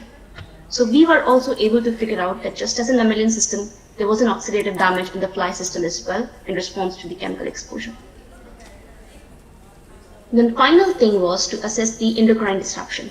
Now, when I say endocrine disruption, that means that in some or the other way, the xenobiotic or the pollutant that which has entered within the system, that should be interacting either with the hormone or with the hormone receptor or with the ligand with which the hormone receptor interacts. So why we felt like endocrine disruption could be happening in the fly system is because if you can see that amongst our gene expression profile, one of the gene, which is ERR, it is estrogen-related receptor, that was getting severely downregulated in response to the chemical exposure. Now we realized that since one of the nuclear receptor was getting downregulated, we decided to go ahead and look into the activity of this receptor. So I won't go into the details of how we performed it, but if you can see that here is the control condition, and the blue dots define the activity of this particular receptor. So this is a nuclear receptor and which has an already known ligand within the system. The moment you expose the male to the different concentrations of the chemical, for example, you can see here 1 millimolar of the chemical, all the blue dots, they go off. This clearly indicates that the chemical which enters within the system either is interacting with the receptor instead of the ligand or is competing with the ligand. And as a result, the activity of receptor is getting affected. So we were able to kind of check out that all these parameters which are already known in mammalian system were getting affected in fly system as well. So we could very much say that the fly was kind of recapitulating all these phenotypes known in the mammalian system or the effects in response to the chemical exposure known in mammalian system. The next thing was to validate the model. We wanted to see that it was not just the effect, but the chemical itself was acting the same way as it is known to act in the mammalian system. So this is the proposed mechanism of the action of DBP in mammals. So you can see here that inside the mammalian system, if a mammal, say for example a mice or a rat gets exposed to the dibutyl phthalate, then within the system, it hydrolyzes into monobutyl phthalate, and then this MVP interacts with the PPR alpha, which is one of, again, the nuclear receptor, the same as ERR in fly system, and it downregulates basically the steroidogenic activity of the enzyme, which results in reduced testosterone production, which results in the testicular dysgenesis syndrome, that is the gonadal dysmorphogenesis, and this kind of gets implicated in terms of male infertility. This is how DPP is known to act in mammals. So the big question, the two basic question was that if we want to validate a model, the first question is to answer, does DBP metabolize to NBP in fly the way it is known to hydrolyze invertebrates? So we performed the LCMS analysis of the flies which were like exposed to dibutyl phthalate, and you can see here that these flies which are exposed to dibutyl phthalate, they gave an added peak of MVP, which was clearly indicative that DBP was getting hydrolyzed into MVP in the fly system, which is a very promising thing for us because now we can say that at least it was following the pretty much same pathway as it does in the vertebrates. And second question was that MVP is already known to be even more toxic than DBP in the mammalian system. So we assessed it into the fly system, and we found that the concentration which was affecting fly was very severe. 10 micromolar of MVP was affecting the fly, giving the reproductive ailment related to the 100 micromolar DBP. So with these two questions, it was kind of a supportive data for us, and we kind of felt like we validated the model, and we were very much sure in saying that Drosophila recapitulates the male reproductive phenotypes, and it can serve as a very equipped and potential alternative to the conventional mammalian models. Now, here I would like to mention that we are suggesting an alternative to the mammalian models. We are not competing against the mammalian models. You can never replace a mammalian model, but just because in order to reduce the entire pressure over the mammalian model, we are kind of projecting fly as an alternative to it. We published this data basically into Toxicological Sciences and Scientific Reports. So the first objective was achieved. we were able to say that yes, fly is a promising model. The next objective was to understand what is the mechanism through which DBP is acting in the fly and whether it can be corroborated to the mammalian system or not. So, since metabolism of DBP to MBP was already occurring in the fly system, we decided that we will kind of roadmap the mechanism of action of DBP in mammals to fly. So let's look at the first box, the mammalian system. So I already said this is how basically the DBP acts in mammalian system. And if you look into the fly, the two steps are pretty same. DBP goes into MBP, but the downstream steps we don't know. We were not very sure of. The only thing which we were sure of, that just as MBP is known to interact with PPR alpha in mammals, in fly system, ERR was the candidate which was coming up in our gene expression profile and the activity profile. So we looked into the literature whether there was any correlation between PPR alpha and ERR, and we found that even in the mammalian system, ERR and PPR alpha are exist in a very close proximity. They have very similar nucleotide sequence, and at the same time it is said that the most likely transcription factor to bind to PPR alpha is ERR. So the one thing was that Drosophila lacks a defined ortholog for PPR alpha, so we couldn't go for direct ortholog of PPR.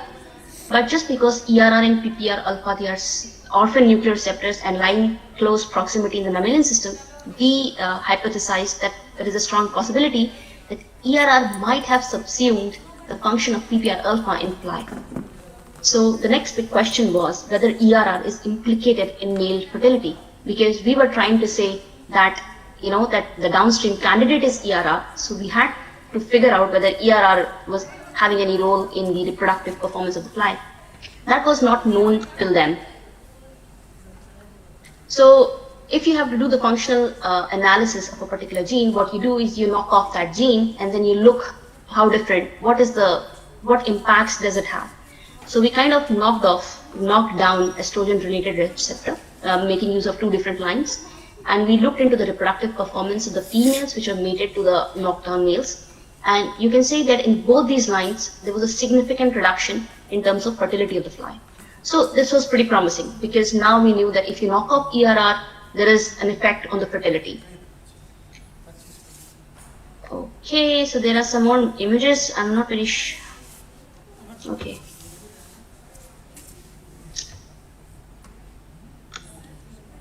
Can you see the screen now? The screen is visible, but we can see just one graph.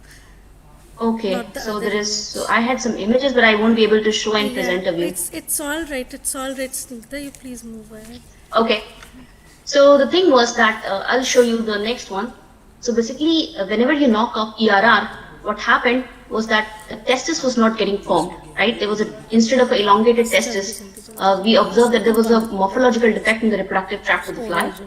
So we tried to look back into the literature that whether there was similar kind of phenotype, the way we were seeing in the ERR knockdown males, and we found that SOX100B mutants basically. So these are the larval testes. So these testes look like this in the wild type in the larval stages, but the moment the fly goes adult, these testes elongate. But in the mutants, SOX100B mutants basically, the testis doesn't elongate. And this was exactly the same phenotype that which we were getting with the ERR. So this gives an idea that probably ERR, the downstream candidate for ERR is SOX100B.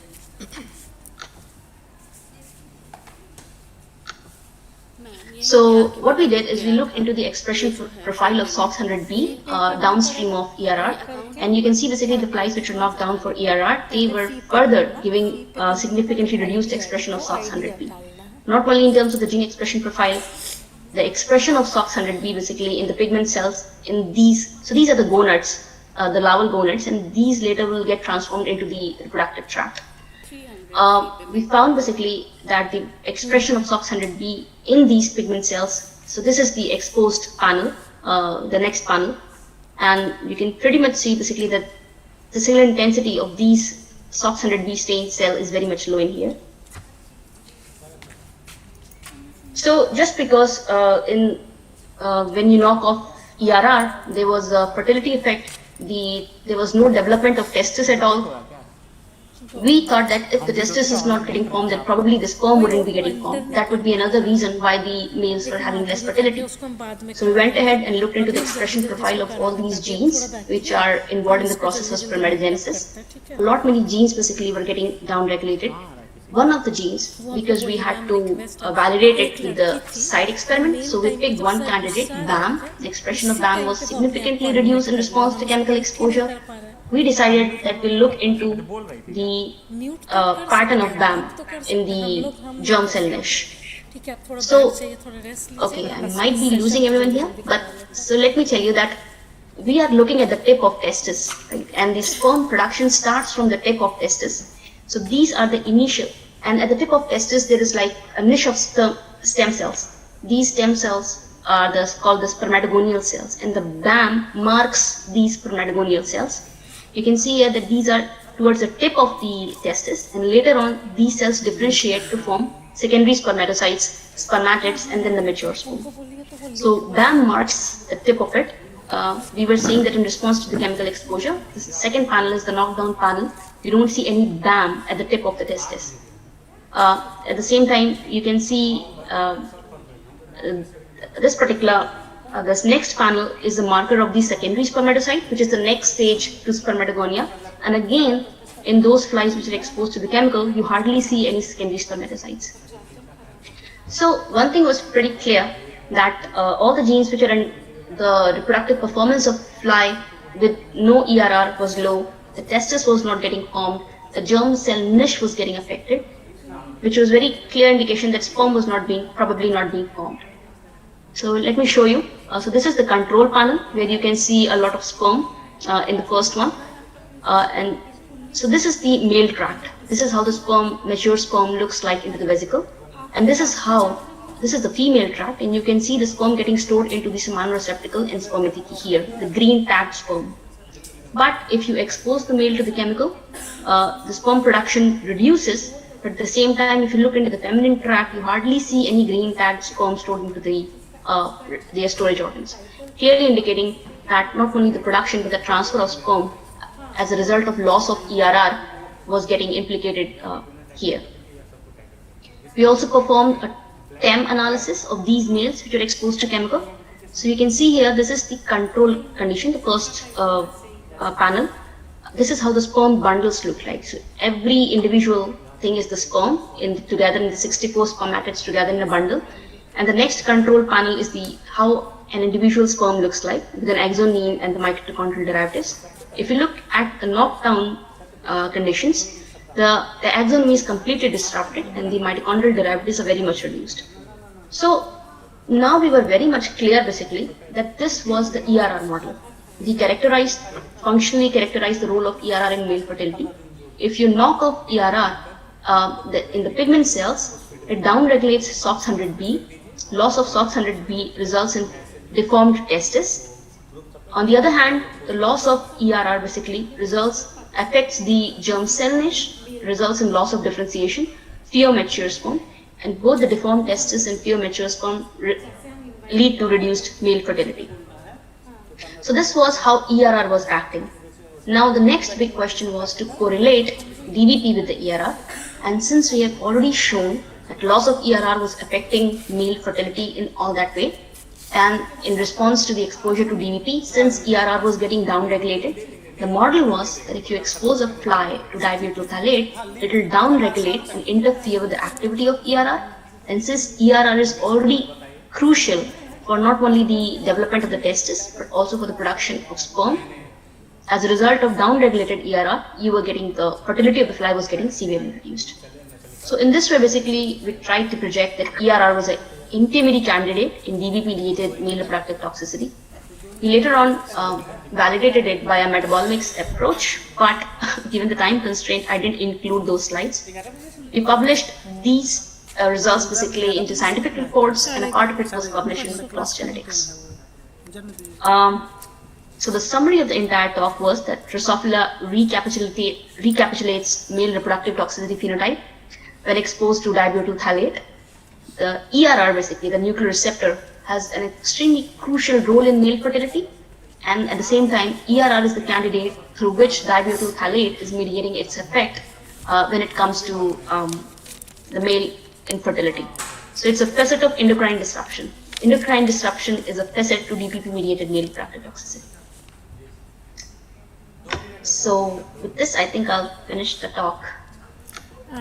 Thank you, Snigdha. That was very insightful. And to use Drosophila models for looking at endocrine disruptors and all, this was very, very insightful. And you are correct that although Drosophila would not mimic the mammalian models, or we are not competing with the mammalian models, but still it is very easy to handle Drosophila, and your talk was appreciated by all here, and we are getting many good comments from YouTube, and thanks a lot for sticking to the time and finishing, and we are hoping that in future also you will be invited and you will consent to deliver a talk. And we have been in touch for these 7 months, and thank you for bearing with all these differences and all, and I know it is very late in the night for you, and still you are up and talking and delivering, so thanks a lot, Snigdha. So I think if there are any questions, we can take 1 or 2 questions quickly. Otherwise, you all can contact Snigdha directly. But if there are 1 or 2 questions, we can take. Parul, I just want to say thank you so much for the invite. Okay, and it's nice knowing you. And thanks to the entire organizing committee, the dean, the VC, the respected professors. Thank you so much for having us.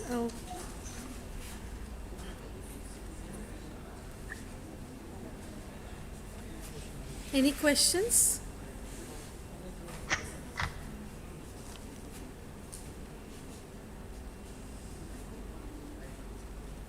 So I think if there are no questions, I thank both the speakers, Akanksha and Snigdha, and for presenting such nice, insightful talks. And one of the center themes of this conference was adaptations, and you both have taken this very nicely, and you have depicted how Drosophila can be used as a model for studying the harmful effects of toxic chemicals or the basic remating and mating behavior.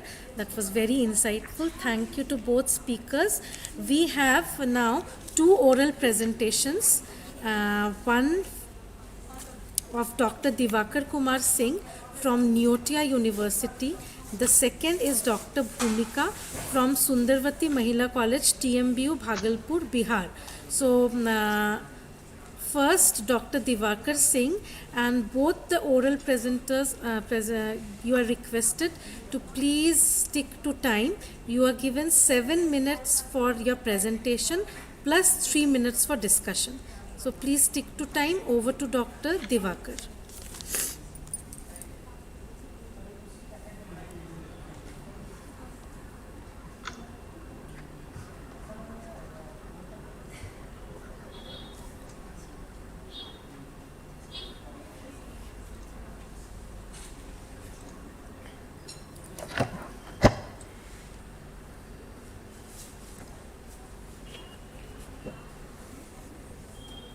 Thank you, ma'am.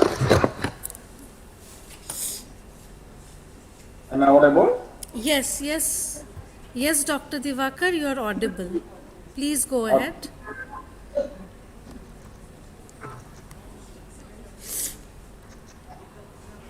First, I want to share the slide, then I will share.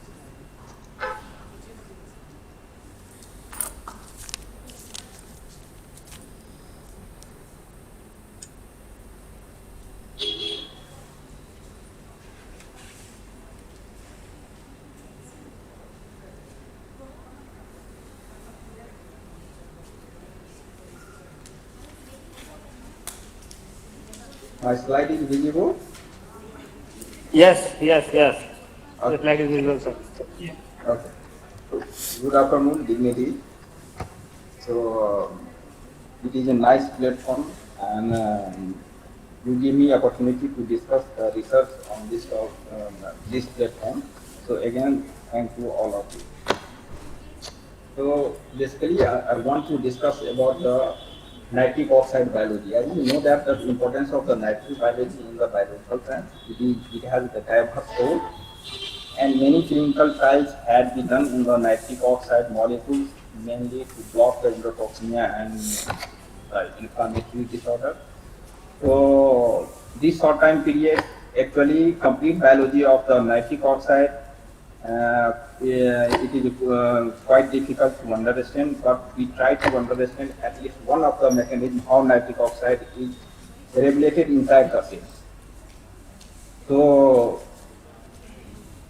mainly nitric oxide produced throughout the cells, and different isoform of nitric oxide synthase is present in the neuron endothelial cells and phagocytal cells, monocytes, means the systemic circulation. So all the NOS isoforms has some of the identical and conserved residue, and actively involved in the nitric oxide production by using the substrate, that is most common substrate is arginine, which are produced by metabolic activity inside the cell. So in this discussion we try to explore this concept. So what is the importance of nitric oxide? So actually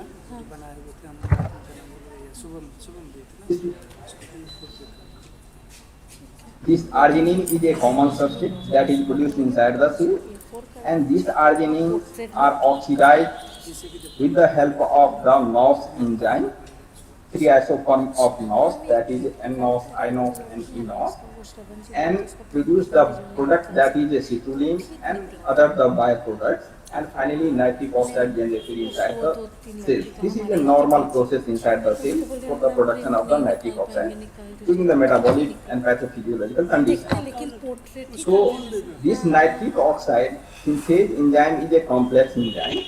It has two domains. One is a oxidative domain, and carbon terminal has the reductive domain.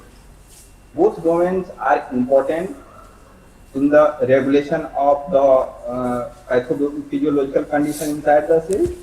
Mainly, through the interaction of the oxygenation domain inside the other biomolecules or macromolecules inside the cell, it indirectly regulates the nitric oxide production. So mainly NOS is responsible for the production of the nitric oxide in the neuronal cells. ENOS is responsible for the nitric oxide production in the endothelial cell, and INOS is present in the monocyte population and control the nitric oxide production during the systemic condition. And finally, cover the antimicrobial activity, anti-tumor activity, vasodilation, anti-inflammatory function, and neuroprotective roles.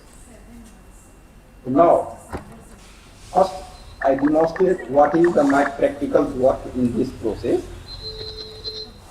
Mainly, other conserved molecules, that is the essential molecule, is NOS. So directly it regulates the nitric oxide synthesis and control the process of the nitric oxide production. So this NOS enzyme, that is the identical and some of the conserved residue throughout all the in the neuronal cell, endothelial cells, and the macrophage population, are regulated by the conserved NOSIP gene. That is a conserved throughout the population. So first reports come in 2000. These NOSIPs has some influence over the nitric oxide production, mainly covered by NOS and ENOS. That is first basic reports about the nitric oxide production inside the cells.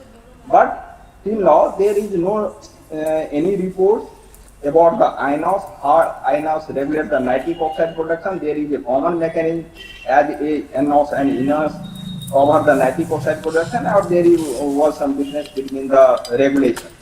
So basically we try to cover the how NOS regulate the INOS interaction and regulate the nitric oxide function. So during the initial investigation, we try to monitor the binding assay of the INOS and NOSIP gene.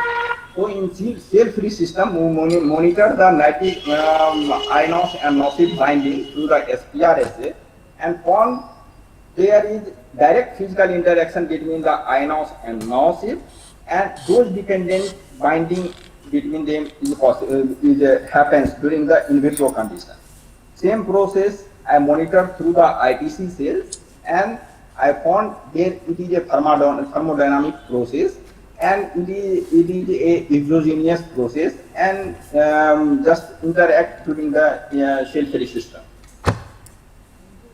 Next, just for the physiological response, we try to understand what is the importance of the interaction. It has any role in the regulation of the nitric oxide production. Then next part is to decode the functional activity of the NOS gene in presence of the nociv, and on that, in the presence of the nociv, when nociv concentration increase, there is subsequent decrease in the nitric oxide activation. So mainly nociv regulate the enzymatic activity of the NOS during the nitric oxide production. So through this experiment, we try to demonstrate this experiment in the cell line, so mainly in THP cell line, by the shRNA blocking of the nociv gene, and found that the nitric oxide production was high in the endotoxemia model, means by induction of the LPS, the nitric oxide production is high as represented by the red bar. This is significantly high during the induction in the THP cell line. So what is the conclusion?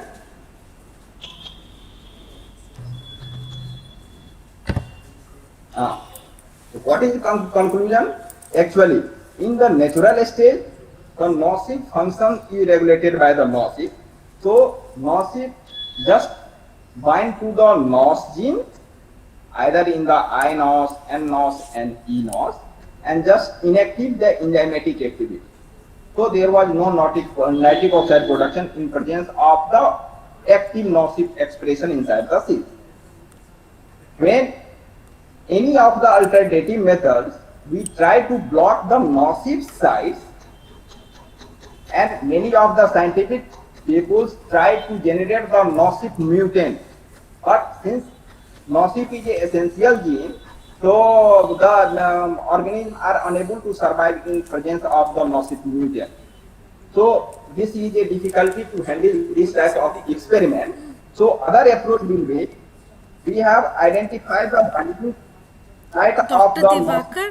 Divakar, yeah. So I think you should summarize now. You're already summarizing, so you wind up, please. Okay. Just I explain one of the mechanisms, then I think this is the last slide. So just on the basis of the binding epitope of the NOS and nociv, we design some of the biomolecules that has ability to the bind NOS and inhibit the interaction between the nociv and iNOS, and just increase the synthesis of nociv, and cellular protective mechanism will be maintained during the normal physiological condition. So I think the time is limited, so I am not going to define this one mechanism.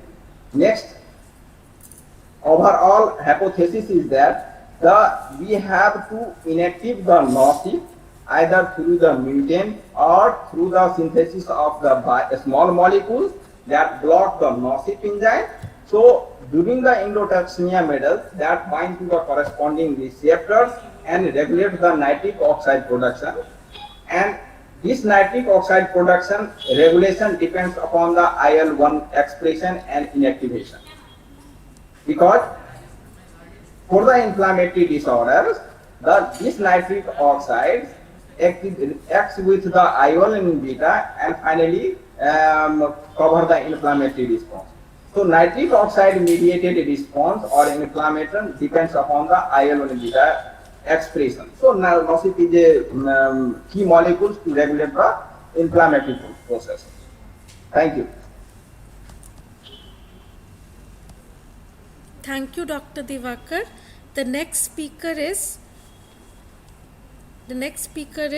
Dr. Bhumika from Sundarvati Mahila College, TMBU, Bhagalpur. She'll be also presenting her work on Drosophila. So over to you, Bhumika. Thank you, Dr. Parul. Am I audible? Yes, Bhumi, you're Hello, audible. am I audible? Yes, you're audible. Thank you, Dr. Parul, for the introduction. Also, I would like to thank the members of the organizing committee for giving me the opportunity to present my work. So I'm sharing the screen.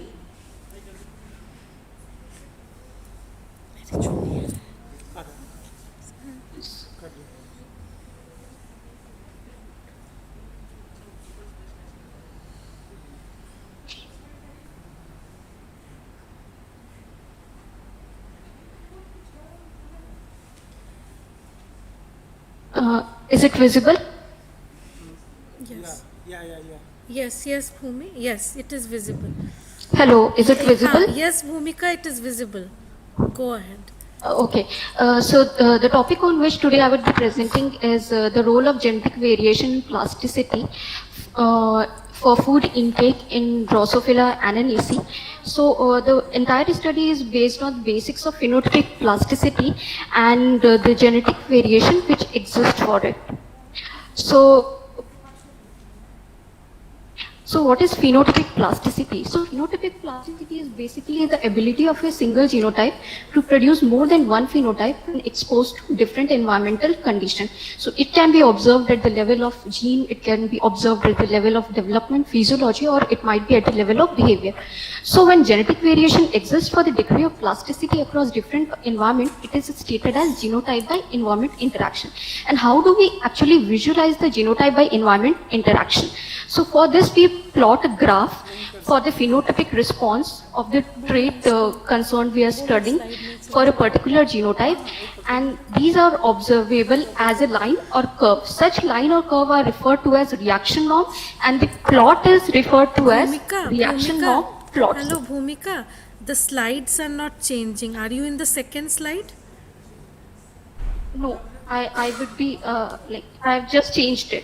Okay. The second, we can just see the first slide. Okay, second slide. Is it visible now? No. We can just see the first slide. Okay.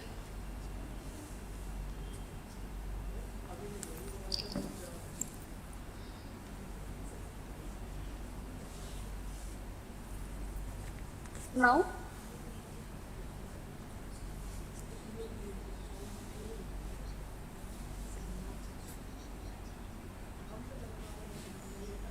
Now is it visible? No. We are not able to see the slide. We are just seeing you. Earlier, only the first slide was visible. The slides were not changing.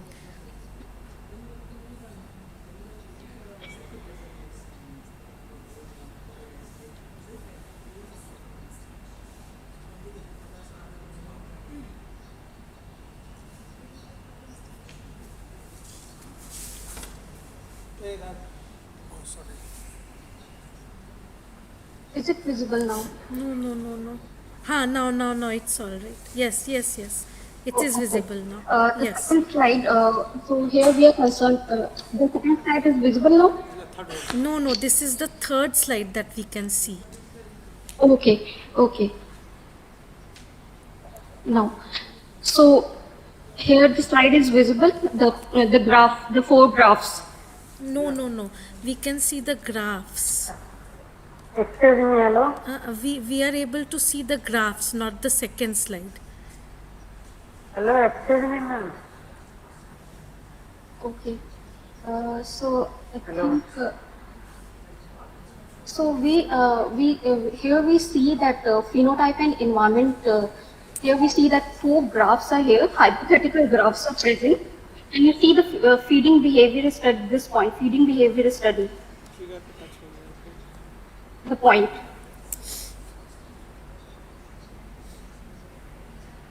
Hello. हाँ ma'am आवाज आ रहा है बोला जाए हाँ yes भूमि आवाज आ रहा है हाँ। Okay, so here we are seeing the four graphs, and here we see that there are like in this both the reaction norm present the genotype, and it does not vary with the environment, but both have identical reaction norms. And for the second, we see that second and third that both genotypes are plastic in nature, but genetic variation is present for only the third graph. And here we see that genetic variation for plasticity is present because reaction norms are crossing over each other. So we are concerned with the feeding behavior. So we are concerned with the feeding behavior of prandiology, which include specific parameters such as size and frequency of meals. So what is, how do we measure it in Drosophila? So we measure it through capillary feeder assay. So for the present study, we utilized the model organism Drosophila ananasi, and the lines used were glassfoot isofemale lines. And the variation in liquid food for which we observed or quantified the intake was 4% sucrose and 10% sucrose. So how do we actually set up the cafe chamber? So here it is the picture of the capillary feeder chamber for which we set up in the laboratory. So this is the agar medium, 1% agar medium, which does not allow the desiccation in the flies, and it is a 5 microliter graduated microcapillary which is filled with the liquid food which is labeled with a blue dye. So to feed in the cafe, the flies climb onto the glass capillary and it descends to reach the tip and suck the food from the capillary. So the food consumed is proportional to the descent of the meniscus visible through the graduated glass capillary. So we observe the quantification or the food intake on all the 10 isofemale lines of Bilaspur of Drosophila ananasi. So what do we find? So what did we find? That results that we find that diet, genotype and G into D interaction was found to be significant for all the 10 isofemale lines in females, and in male also diet, genotype and G into D interaction was found to be significant. So next was what was the quantity of food intake? What was the mean quantity of food intake variation? So mean quantity of food intake variation was arranged in order from lowest to highest in female and male, and it was found that for the 10% sucrose, the value was found to be lowest in both males and females. And so we also quantified the percentage contribution of diet, genotype and G into D interaction to the component of variation in males and females, and we found that G into D interaction, genotype and diet interaction, the G into D interaction was found to be low, but it was present, and diet contributed mostly to the food intake variation. So next was we plotted the reaction norm graphs, and these are the dietary reaction norms, and we found that there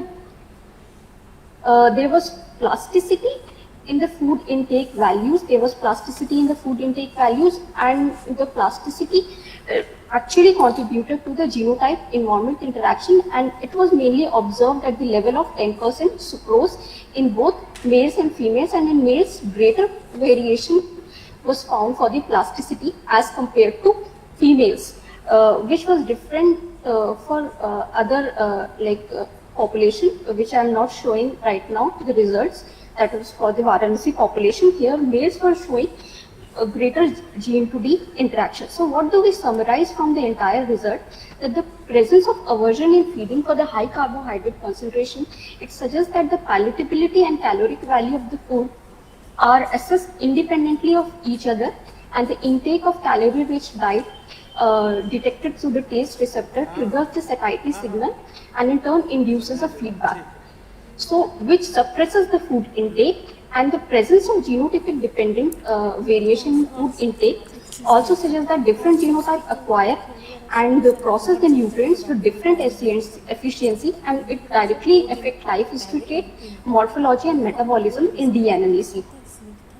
So from an evolutionary perspective, the G into D interaction plasticity might result in the sugar receptor gene which are expressed in sweet neurons of each sensilla evolvability and in response to the fluctuating dietary condition. And this might result in the process of genetic accommodation which usually acts through the action of selection.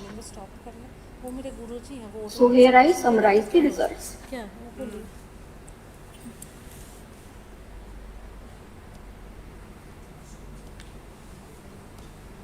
Thank you, Bhumika. That was a wonderful presentation and you stuck to time. In just 10 minutes you finished and the results were great. And the entire session reminded me of our days in genetics lab of BHU where we worked on Drosophila, and your presentation, Akanksha's presentation, Snigdha's presentation took me back to my PhD days, and let us all then again collaborate and work on Drosophila. This makes me go back to working on Drosophila. So nice of you, Bhumika, and we are grateful to you for keeping time and finishing on time. So thanks. Thank you so much. All Thank my you heart. so much. So with this we have come to the end of technical session 2. We'll start, since we are behind schedule, we will start the next technical session which is on the theme heavy metal toxicity. But let us, since Professor Panigrahi has not joined yet, so we'll wait for Professor Panigrahi for some time, and we are trying to contact him. As soon as he has joined, we'll start the session. Right? Okay, Professor madam Panigrahi. दूसरे number से sir है गणेश, दूसरे number से sir है आशीष कुमार करके sir जुड़े हुए हैं. अच्छा आशीष, हाँ okay sir, very good morning to you, since we are first time interacting. This session would be chaired by Professor B.S. Jha. He'll be just available in a short time. We'll take a break of 5-10 minutes, sir. Please bear with us. Then we'll start the next session. I am waiting. So thank you to all participants for patiently waiting, and Professor, you all wait patiently. Keep there in the. Just we'll start as soon as possible. We'll start this session. So you all remain there.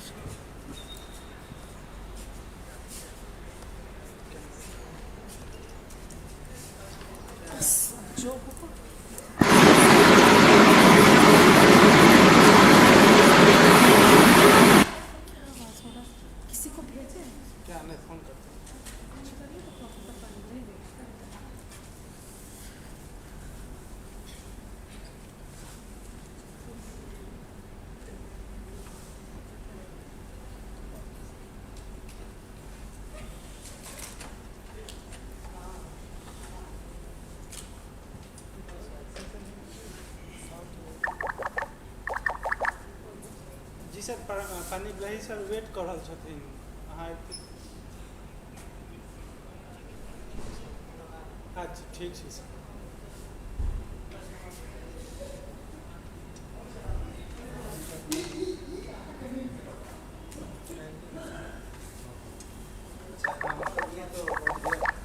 Panigrahi sir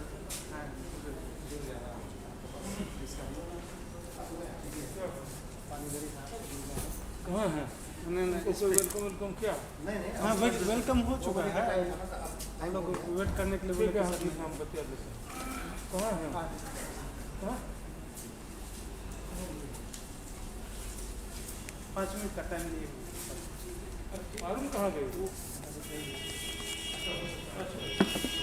ठीक है ठीक.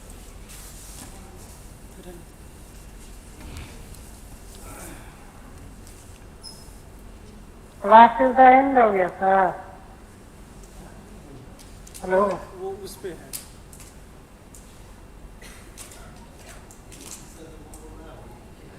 Hello भूमिका ma'am. Sir Google meet पे जो जुड़ा है ना वही सब कुछ में यहाँ से नहीं होता है सर. वो उनके पास है। हाँ वो तो वहाँ करेगा बात सही है। लेकिन ऐसे क्या मतलब? अरे तुम कर रही हो इसको? नहीं तो बोल दे अनम्यूट अनम्यूट करने के लिए माइक बोल दे camera please unmute your mics. Ganesh भी नहीं है। गणेश भी कोई आगे लोड कर लेगा तो दिक्कत होगी ना, उसको तुरंत ब्लॉक कर देना चाहिए। क्या हो गया इसको? क्या कर दिया? हाँ हाँ बोल। Don't share your screen.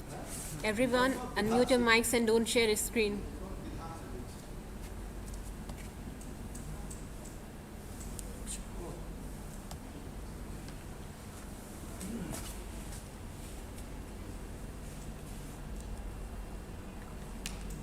Parul कहाँ चली गई है?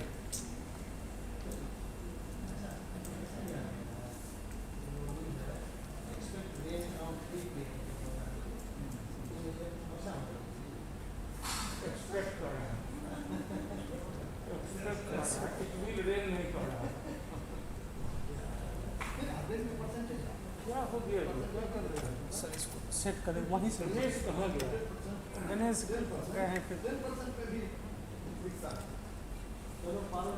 मैम कैमरा को साथ कुछ कर रहे हैं क्या? कैमरा हाँ बोल बोले बोले इसको इधर नहीं सेट कर दे कैमरा को। ओके ओके, हमारा इनॉग्रेशन बोर्ड का मीटिंग था, उसमें चले गए थे, that's why it got late. So I am now taking stock of this situation. We will be connecting right now.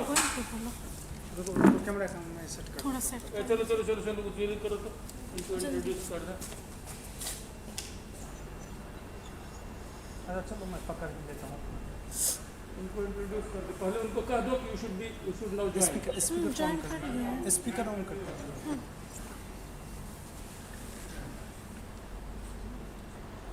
Speaker तो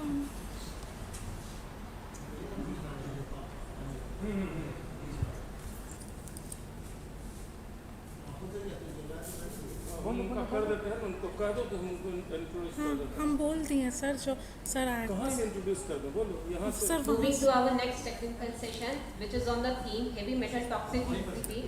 So we welcome our chairperson, Professor V.S. Jha, and repertoire Ms. Mandavi. Also invite our next speaker, Professor Ashish Kumar Panigrahi, Burdwan University, where he was a pro vice chancellor. No, he was not. हम बता देते हैं. Sir sir sir इस तरह हम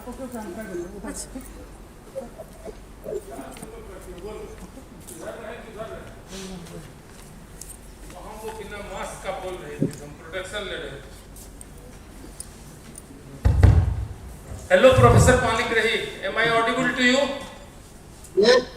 Okay. Yes, I am here. Okay. So, friends, I have great pleasure in introducing a very close and good friend of mine, a dynamic personality, Professor Ashish Kumar Panigrahi, who is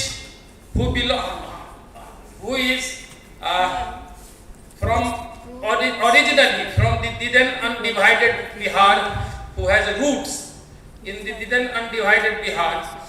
He had his schooling and other education at Jamshedpur, where his father was serving. Thereafter, for higher education, he moved to West Bengal, and then he is having a very brilliant academic record. Then he became faculty at the University of Kalyani, and then subsequently became head of the department, and then right now he is pro vice chancellor, University of Burdwan, a well-known, very good scientist, worker in fish physiology, particularly river pollution, a very widely travelled person, visiting professor in University of Dhaka and Rajshahi University.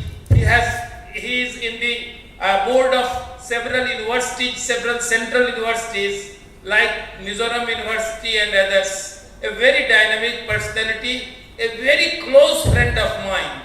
So I welcome you. If at all you had to wait, I beg excuse for that, because I was in a meeting. So we all are glad to you in our midst, and please go on. Well, Dr. Panigrahi.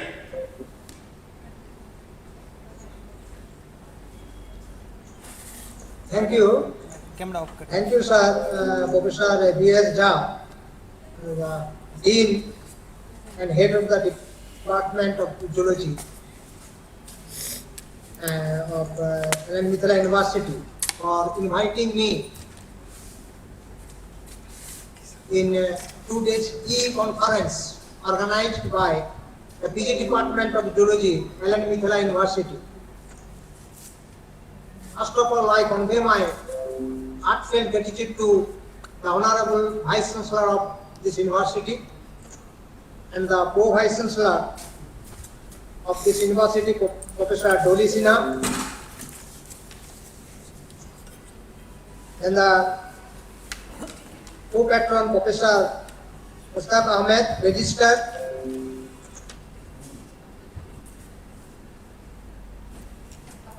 Professor M. Nahal, and co-convener Professor A. N. Jha, and the organizing secretary Dr. Parul Banerjee.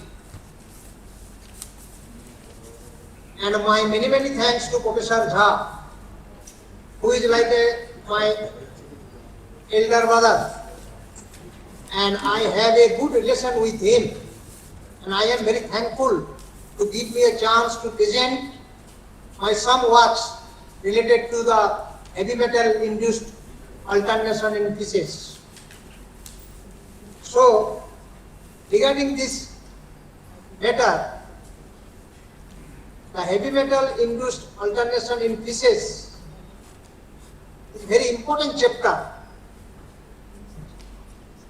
because we know heavy metals are metallic chemical elements. Is it, the slide is visible? Yeah. Hello? Yes, sir. Yes, sir. Yes, sir.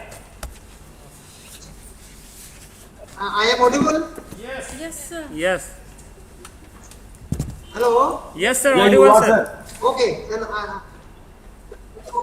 okay, everything is okay, then I am continuing. Okay.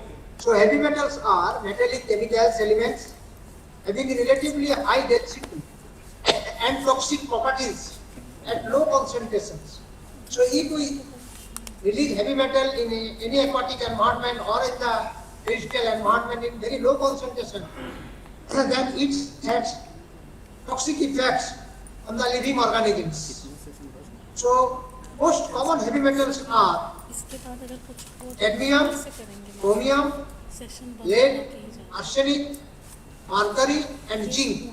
This is the metallic formations of the heavy metal, and then the different sources of heavy metals, from where we get the heavy metals.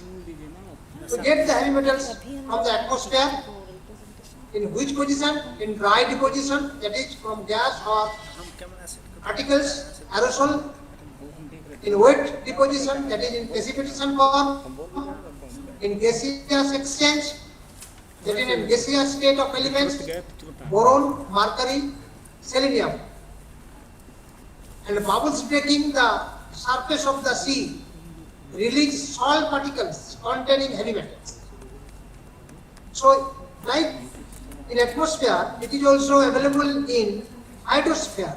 In which form? That is in aquatic system, got contaminated naturally from erosion of rocks, because due to erosion of rocks, the heavy metals are released from the rock. Forest fires, volcanic activities are the other natural source of contaminations. Then the third one is the waste dumping, industrial dumping, sewage, car exhausts, etc. are the anthropogenic origin of heavy metal contaminations. Here I want to say that what do you mean by anthropogenic origin? That is man-made or man-made release. The persons are responsible, the human beings are responsible to release the toxic elements in the atmosphere as well as in the aquatic environment. How? That the industries They use different type of metals or production of finished products, and from these industries, different types of toxicants are released, including heavy metals. And if these toxicants are not properly treated before releasing in the aquatic environment, if it is released in the effluent form, that is in raw material forms, then it is very much dangerous, hazardous to the aquatic environment. So that is called anthropogenic origin of heavy metals contaminations. Then the sediment bound heavy metals deposited on the seabed and introduced to the marine environment. The heavy metals are available in the seabed and they are released in the marine environment. Then the third one is the source of heavy metals released from the soil. The waste dumping, agricultural waste, medical and industrial waste, and natural deposition from the rocks. So these are the sources of heavy metal released in the atmosphere, and that is the diagrammatic picturization of release of heavy metals in the aquatic environment. That is the industrial activities. Due to industrial activities, heavy metals are released and the water is consumed by the plants in the agricultural lands. They also release the toxicants in the aquatic environment. Then in the aquatic environment, phytoplankton, zooplanktons are available. They are the fish food organisms because fish prefer them to take as their food. Small fish take the zooplanktons and phytoplanktons. Then the small fish are eaten by the large fishes, and also the heavy metal released from the minings to the aquatic environment. And in this way, through fish, we get the contamination of heavy metal in our body by eating of fish. Because you know, we are very much fond of fish. Every day we need fish in our principal diet, especially with rice, and Bengali are very much fond of fish. Every day they take fish, and other states people also take fish in their principal diets. So in the food chain, there is a chances of bioaccumulations of heavy metals from the industrial effluents, from the agricultural land, from the garbage, from the sewage, and from the minings, and through these, by eating different type of aquatic organisms, the human beings are affected. Very small quantity, the heavy metal is entered in their body, and due to bioaccumulations of the metals, their action is very much dangerous in the food chain, in their body systems. So introduction of toxicants in fish. So how the toxicants enter in the fish, how the fish are exposed in the heavy metal introduction in the fish. That normally during the swimming, when the fish swims, the heavy metal contaminated through skin, then through gills, by direct uptake of contaminated water or pesticide during respirations, and orally by drinking heavy metals or pesticide, contaminated water or feed or prey.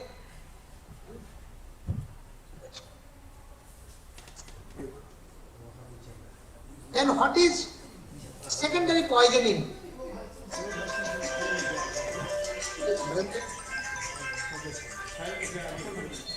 What is secondary poisoning? The poisoning by consuming heavy metals or pesticide contaminated animals. For example, fishes get poisoned, contaminated secondarily while consuming metal infested phytoplankton or zooplankton or aquatic arthropods. So this is the picturized presentations in natural geological and anthropogenic sources in the freshwater environment, heavy metals, then cadmium, chromium, lead. These are the deposited and fisted, and thus through bioaccumulation in the aquatic food chain, it's transferred to the human beings. And these are the dramatic presentations of the fish got polluted. These are the trophic level, first trophic level from the environment, aquatic environment, then trophic transfer, and second trophic level, and thus the third trophic level, and then biomagnification and biodilutions from the aquatic environment to the human beings. This is the pathway.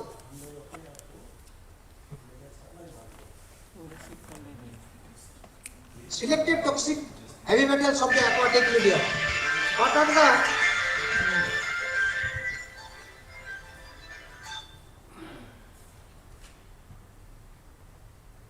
the toxic heavy metals of the aquatic medium for the study I have selected? They are the mercury, cadmium, chromium and lead, 4 heavy metals. Then mercury in fish, most toxic form is methyl mercury. Most of the fish species contain approximately 0.15 ppm mercury in their muscle tissue. Mercury level over 0.5 to 1 ppm is unsafe for human consumption. Mercury level is very high in long-lived crop predators and marine mammals.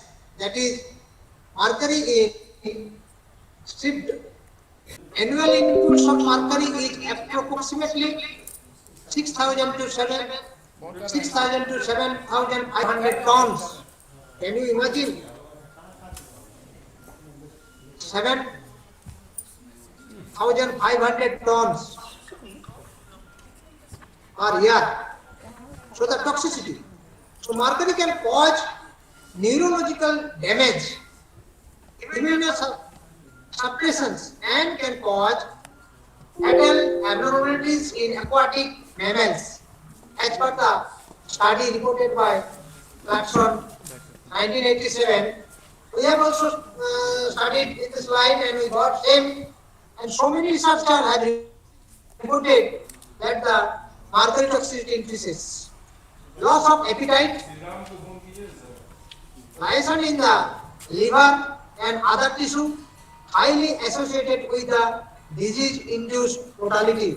So mortality also seen in acute cases. So mercury level in fishes, there are some fishes where the contamination is more, that is high, and some fishes where the contamination is medium, and in some fishes the contamination is low. So I have divided in 3 parts: high, medium and low. Part of the fishes contaminated with a high level of mercury contamination, that is the bluefish, copier, mackerel, marlin, orange rabi, salmon, swordfish, shark, tuna, hillfish.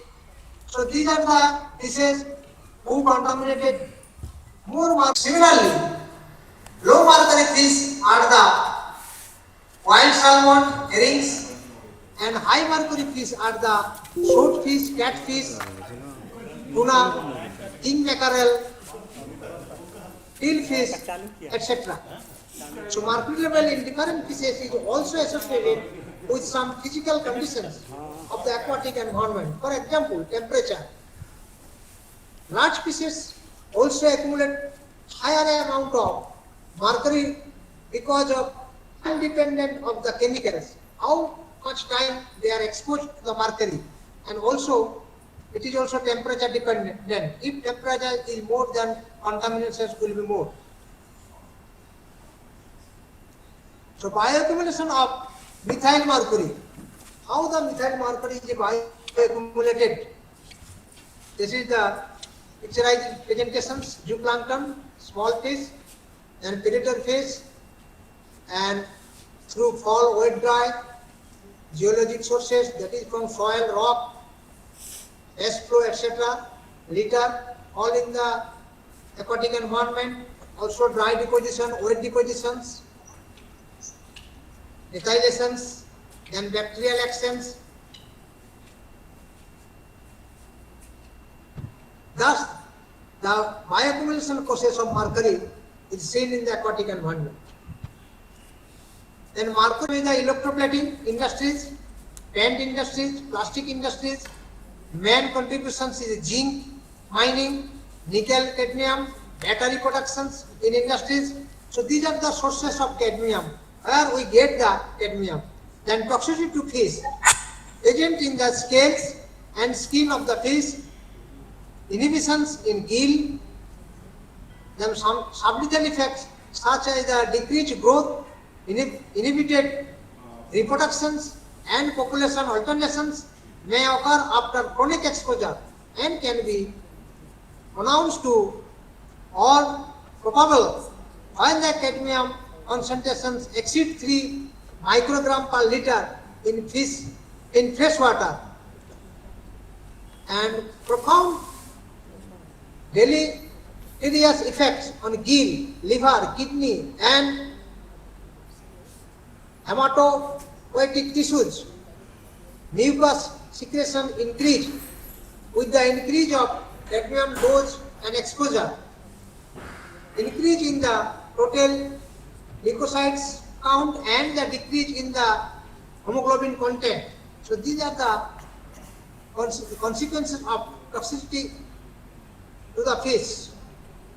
So overview of cadmium toxicity in fish, that is the presentations: cadmium in water, then uptake by gill, then intestine, then circulations, then accumulations in the liver and kidney, then circulations, excretion by kidney, liver, intestine and gills, then renal and water, then lead in fish. Toxic forms are divalent or tetravalent. Lead in the environment, where we get the lead. Lead occurs naturally combined with 2 or more other elements to form lead compounds.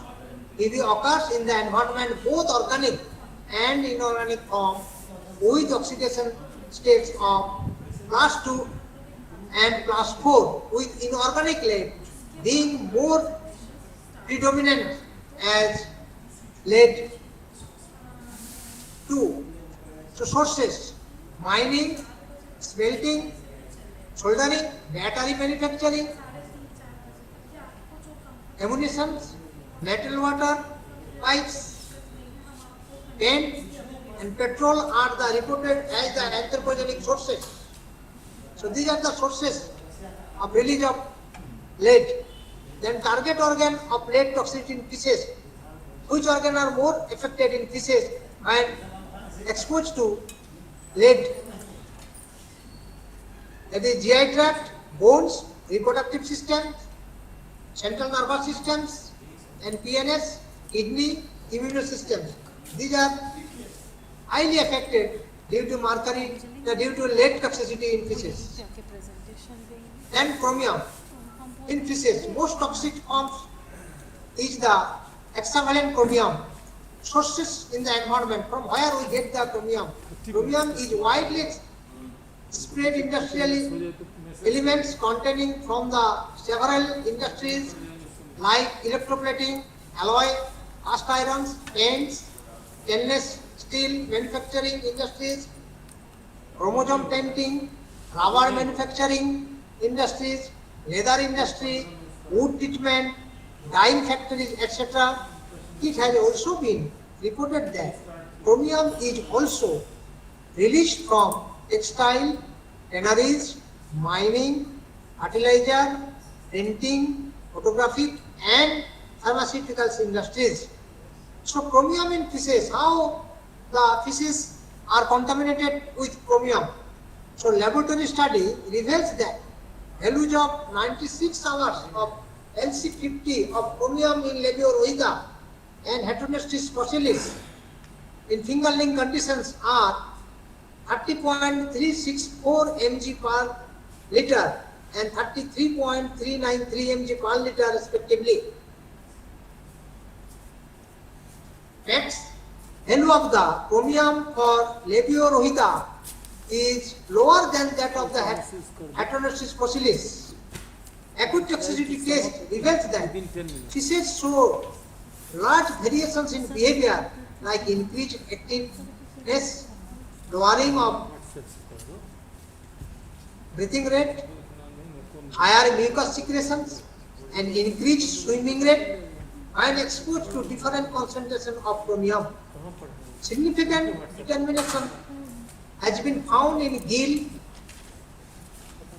Significant deteriorations has been found in gill, liver, kidney, and intestine when exposed to a sublethal dose, that is 1/10, 96 hours, LC50 concentration for 60 days in chronic effect, long-term effect. So significant changes in total glycogen, total protein, total lipid concentration in gill, muscles, and liver tissues of experimental organisms have been found during chronic exposure study, especially when exposed to sublethal dose, that is the 60 days substantial dose, that is LC50 concentration for 60 days. So field data shows that true chromium concentration of the river is high, but it remains near or slightly above than max value. So histopathological alternation due to chromium. What are the changes seen in the different organs of fish? That is the liver, kidney, intestine, gill. So in a liver, that is hyperplasia, necrosis of the hepatic cells, cellular disorganizations in Labiorohita and Heteronestis fossilis for 60 days, exposure to 96 hours, 1/10 of LC50. Reductions of nucleus to cytoplasm ratio in liver cells in Nermotod also seen. Kidney, highly constructed brown capsules and constricted lumen of the renal tube, glomerular distriations, intestines, inner epithelial layers highly degraded to Labiorohita and Heteronestis fossilis after 60 days of exposure. In gill, high laminar degradations, necrosis in epithelial cells, thickening of blood vessels, atrophied central axis after 60 days.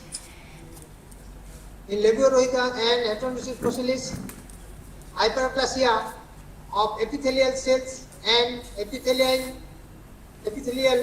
lifting of secondary lamellae in Nermotod is also reported. So in our study, because I want to present here what are the consequences of heavy metals when exposed and released in the aquatic environment, and how the fishes are affected in their different body organs. In our study, we have taken the study area East Kolkata wetland, the heavy metal contaminated aquatic ecosystems, and this is the East Kolkata wetland in picturized presentations. It is a Ramsar site, area near about 12,500 hectares, over 0.12 million direct dependent people, constants of urbanizations and the industrializations, heavy metal contamination from the various large and small scale industries, fish and vegetables productions, pisciculture in the ponds, generate 1/3 of the city's daily fish requirement, about 11,000 metric tons per annum, 150 metric tons of vegetables per day from the horticulture areas within this wetland. So it is mostly productive wetlands, and most of the people around Calcutta, in Calcutta, they depend upon for vegetables and fish from East Calcutta wetland. So this is the East Calcutta wetland, city of Calcutta and its influence on the East Calcutta wetland. This is diagrammatic presentations. These are the colorful demarcation that is river, Vidyadhari river, that one river, then East Calcutta wetland, then ANC boundary, that is a corporation boundary. These are the green are the water bodies.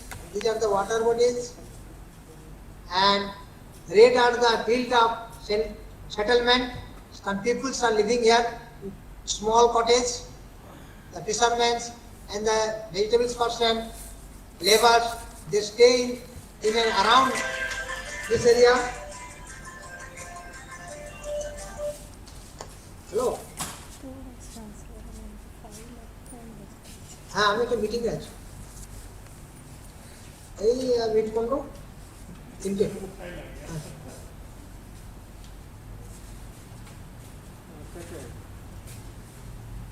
কোথায় ও আমি তো জানি না কাল চলে যেতাম দাদা জলদি করবেন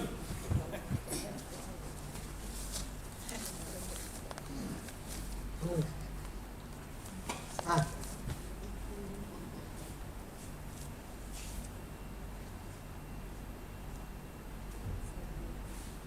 ঠিক আছে আমি তো বর্ধমানে আছি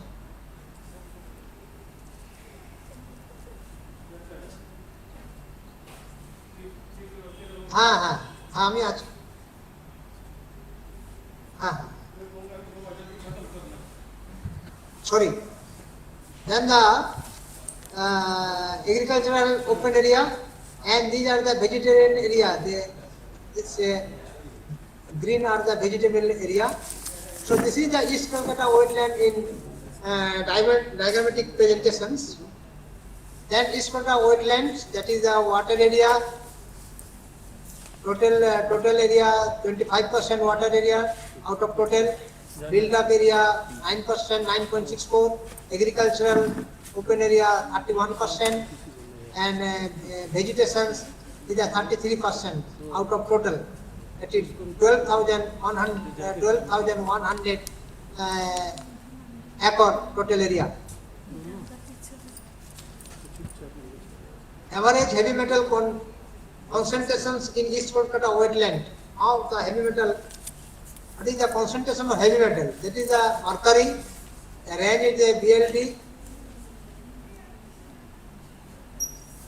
then cadmium, that is 0.85 to 1.45 ppm, and average is 1.293 ppm, chromium 0.05 to 0.27 ppm, and average is 1.417 ppm, lead is 0.07 to 0.38 ppm, and average is 0.26 ppm.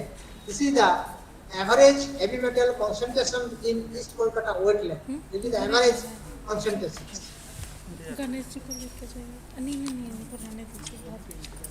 Then pathological alternation of skin of tilapia collected from the East Kolkata wetland. What are the pathological alternation seen in tilapia fishes? It is a dermal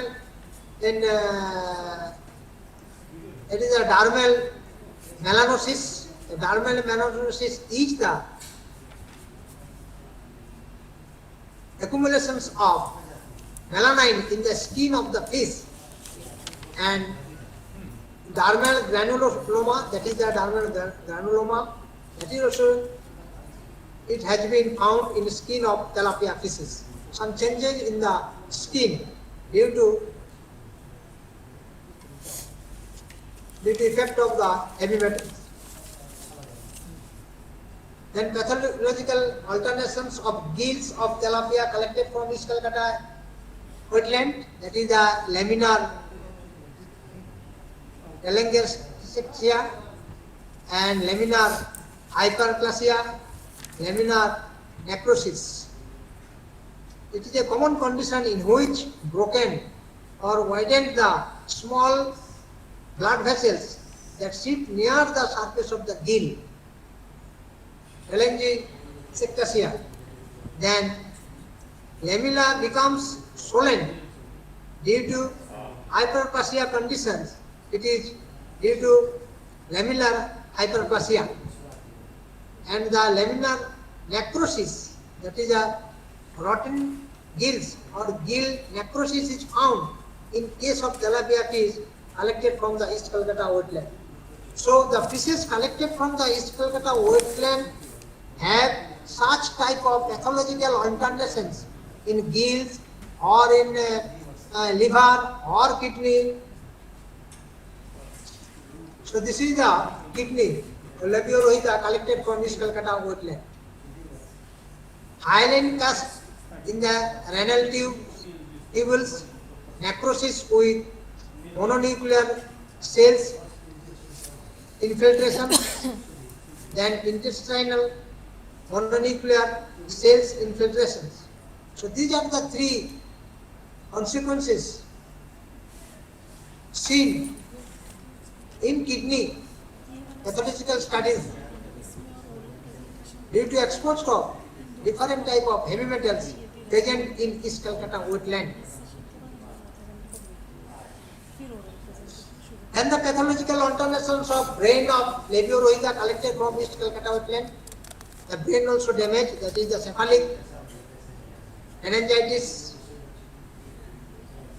bleosis of brain, cephalic meningitis or inflammations and swelling of the meninges is also evident in brain tissues of rohu fish collected from East Calcutta wetland. Bleosis of brain means the focal proliferations of glial cells in brain in response to heavy metal pollution.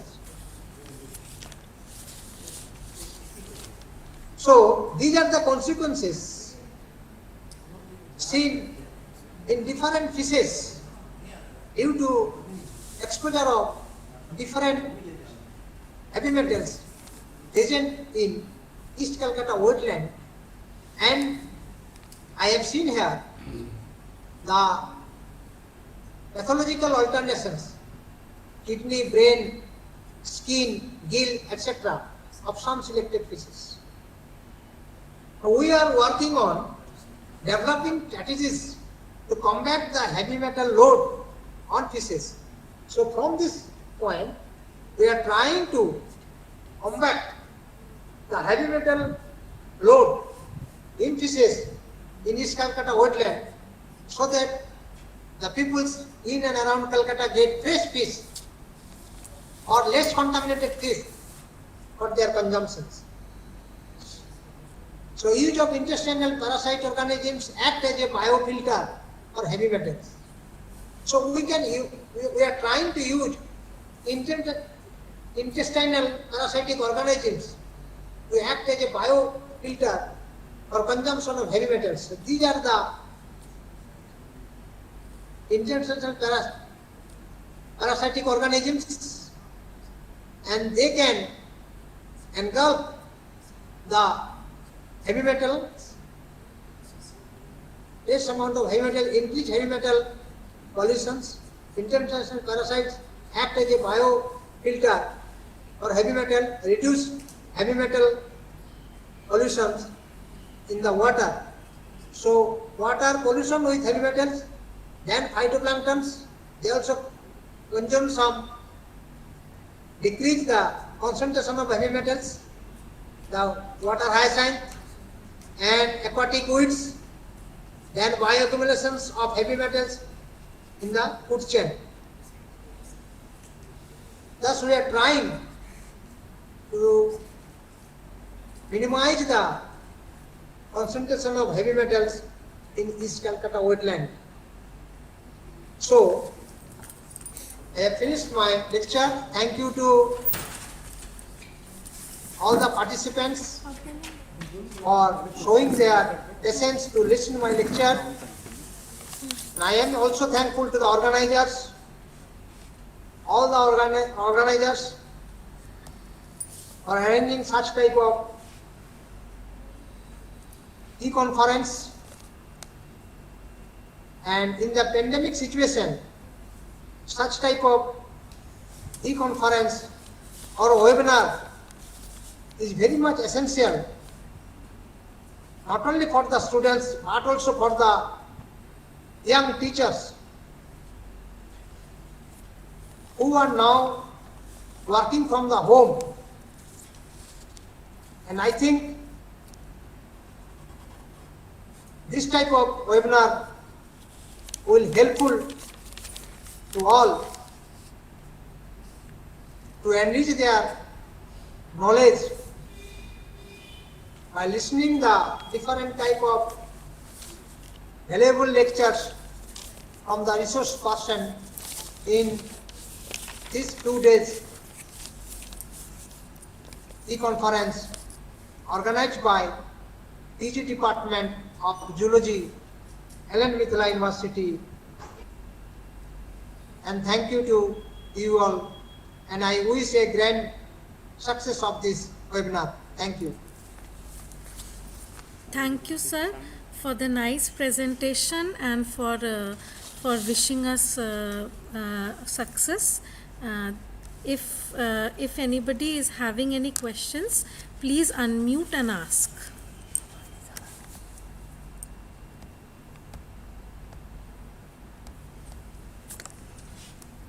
Thank you, sir, for the very informative lecture, and thank you for wishing us success.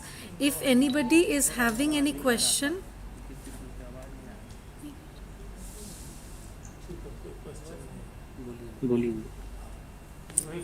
I have finished my lecture. thank you, sir, for the very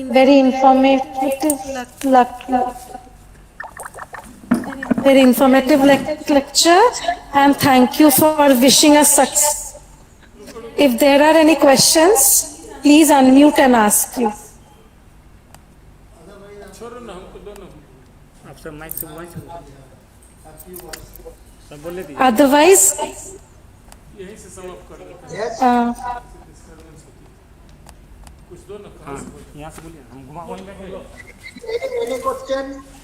otherwise, Professor Jha will say a few words. Okay, sir. बोला वहीं से Am I audible to you, Professor Panik Rahi? Yes, sir. Okay, so you had a very nice presentation, but 2 or 3 things you probably, due to paucity of time, missed. There was a Yes, very nice, say, histological slide of gill. So what I saw, that the neighboring gills get curled, and the neighboring gills, they were adjacently located gills were joined together.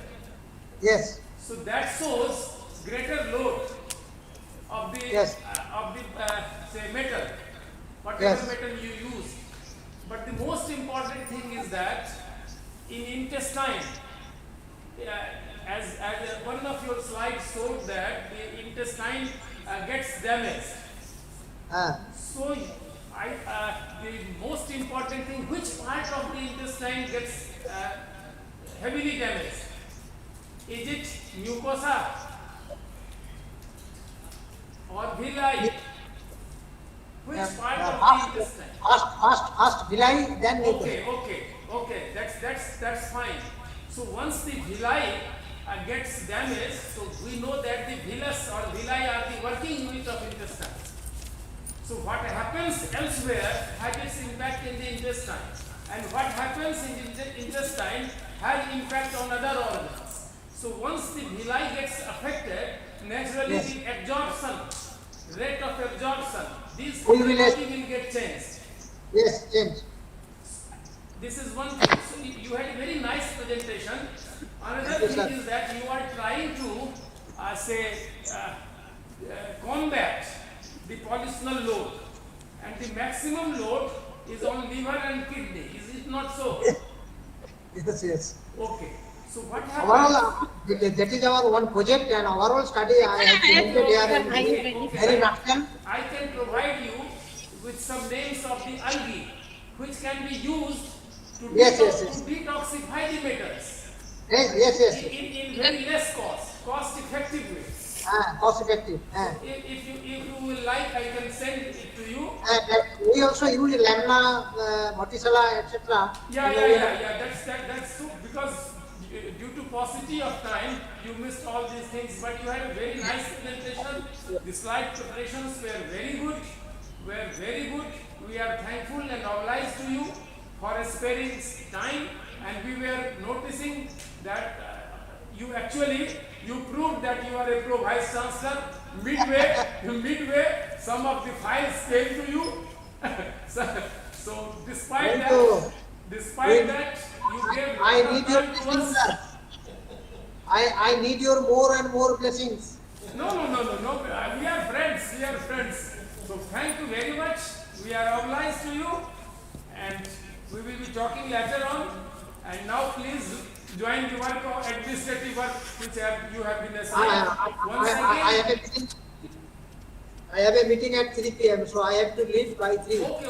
Once again, I thank you on behalf of the entire organizing team, my colleagues here, and hope. Many thanks to you, sir, for organizing such type of mega webinar. Okay, thank you. So many persons from the abroad. Thank you, sir. Thank you. Okay, sir. So we are grateful to Professor Panigrahi for sparing time from his busy schedule and for taking out time and coming to speak. We had 3 more presentations in this session. One was an invited speaker, Dr. Gopal G. Gopal from CG Bhakta Institute of Biotechnology, but he did not respond to our invitation, so we are not having him. There were 2 oral presentations too from Nepal, from Jwala Paudel and Deepak Rajvanshi.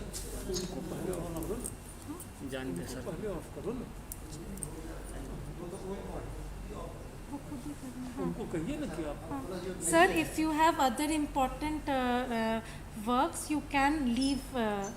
You can, yeah. Okay. Thank you, sir.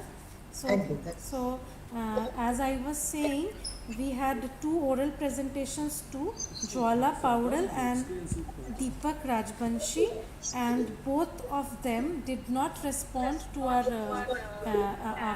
invitation to speak as to give their oral presentation. So, in this session has come to an end. We'll take a break of half an hour, after which we'll start the next session. That would be the 8th technical session of oral presentations, and we have 10 speakers in that session, and all the speakers are requested to be there by 3:30. All the speakers are requested to be there by 3:30, sir? 3, it is already getting 3. So, so all the speakers are requested to be there by 3:15. We'll start, and please keep time. All the presentations, they must be in 7 minutes plus 3 minutes will be given for interaction. So the speakers I'll take their names so that they are ready with their presentation. Dr. R.K. Pitare from KAMP College, Maharashtra. Dr. Mansoor Alam from Veer Kunwar Singh University, Ara. Dr. Ritesh Shukla from St. Xavier's College, Ranchi. Dr. Abhinav from Shobit University. Dr. Atanu Banerjee from Samastipur College. Dr. Devashish Shahu from Chhattisgarh Swami Vivekanand Technical University. Dr. Sarika did not respond to a mail. Miss Rajni Khan from University Department of Zoology. Dr. Geetanjali Chaudhary from MK College, Lahariya Sarai, and Miss Madhuri. So all of you, please be ready with your presentation. We will be starting in next 15 minutes.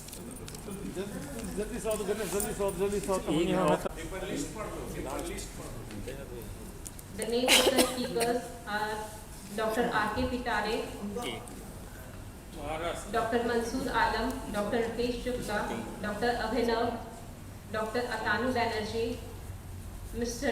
Devashish Sahu, Dr. Sarika, Miss Rajni Khan, Dr. Gitanjali Chaudhary, and a vote of thanks by S.K. Verma.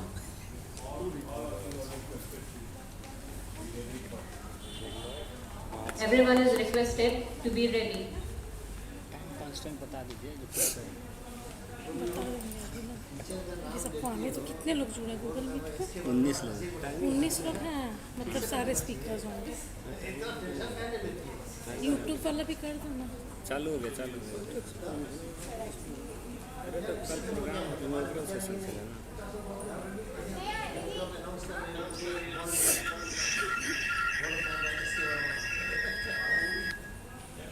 हाँ sir,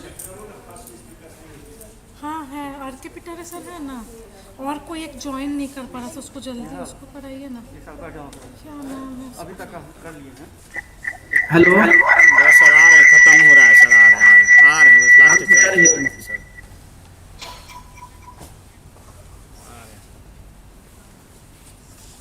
hello, I am Ram Petare. He is there. Start करा देते हैं। तो वहाँ जाइए ना, starting वहाँ से खोल दिया। लिस्ट लिस्ट लिस्ट लिस्ट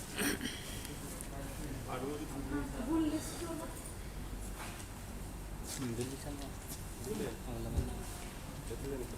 बस जब आएगा बाइक बोले चलो आगे तो चलो एग्जाम है इसी गाड़ी से और परीक्षा दे।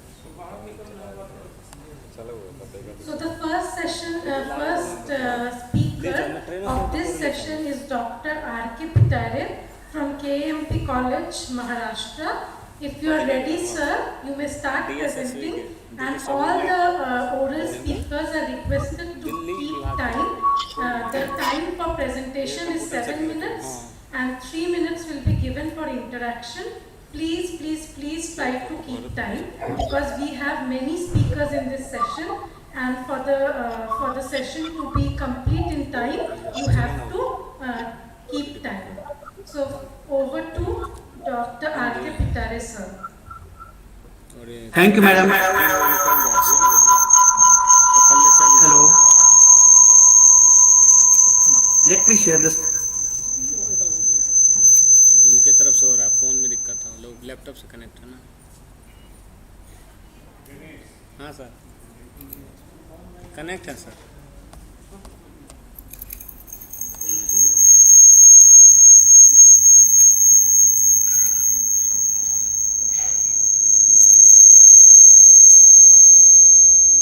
ठीक है ना, सब ठीक से ना। सोनिया है रे।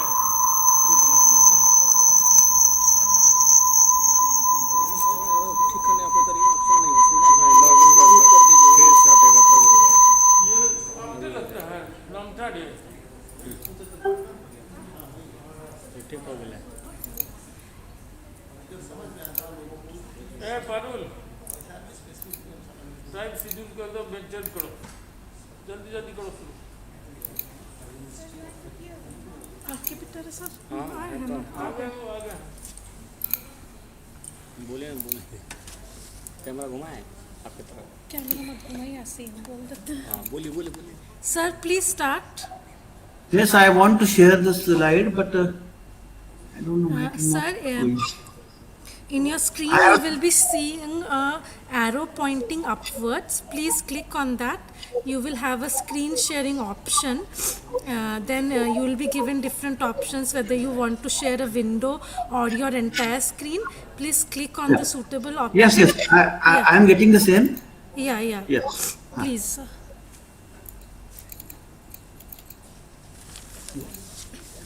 Hello. Am I visible and audible to you? Yes, sir. Yes, sir. Okay.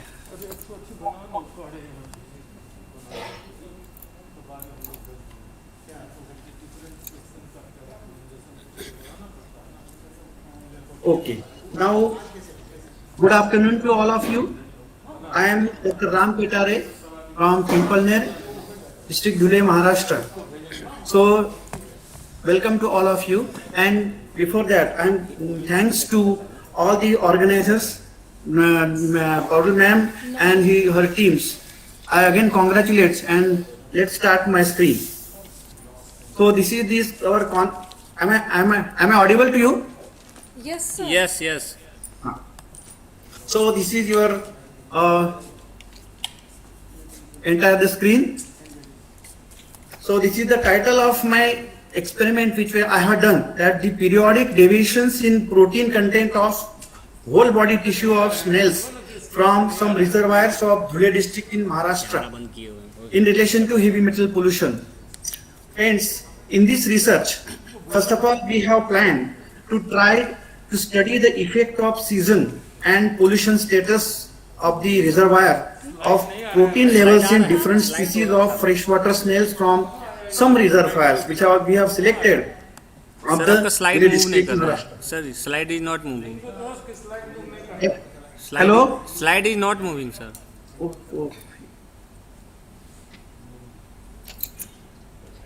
Just me.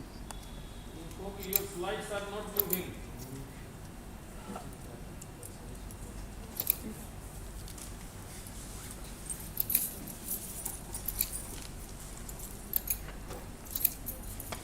Okay.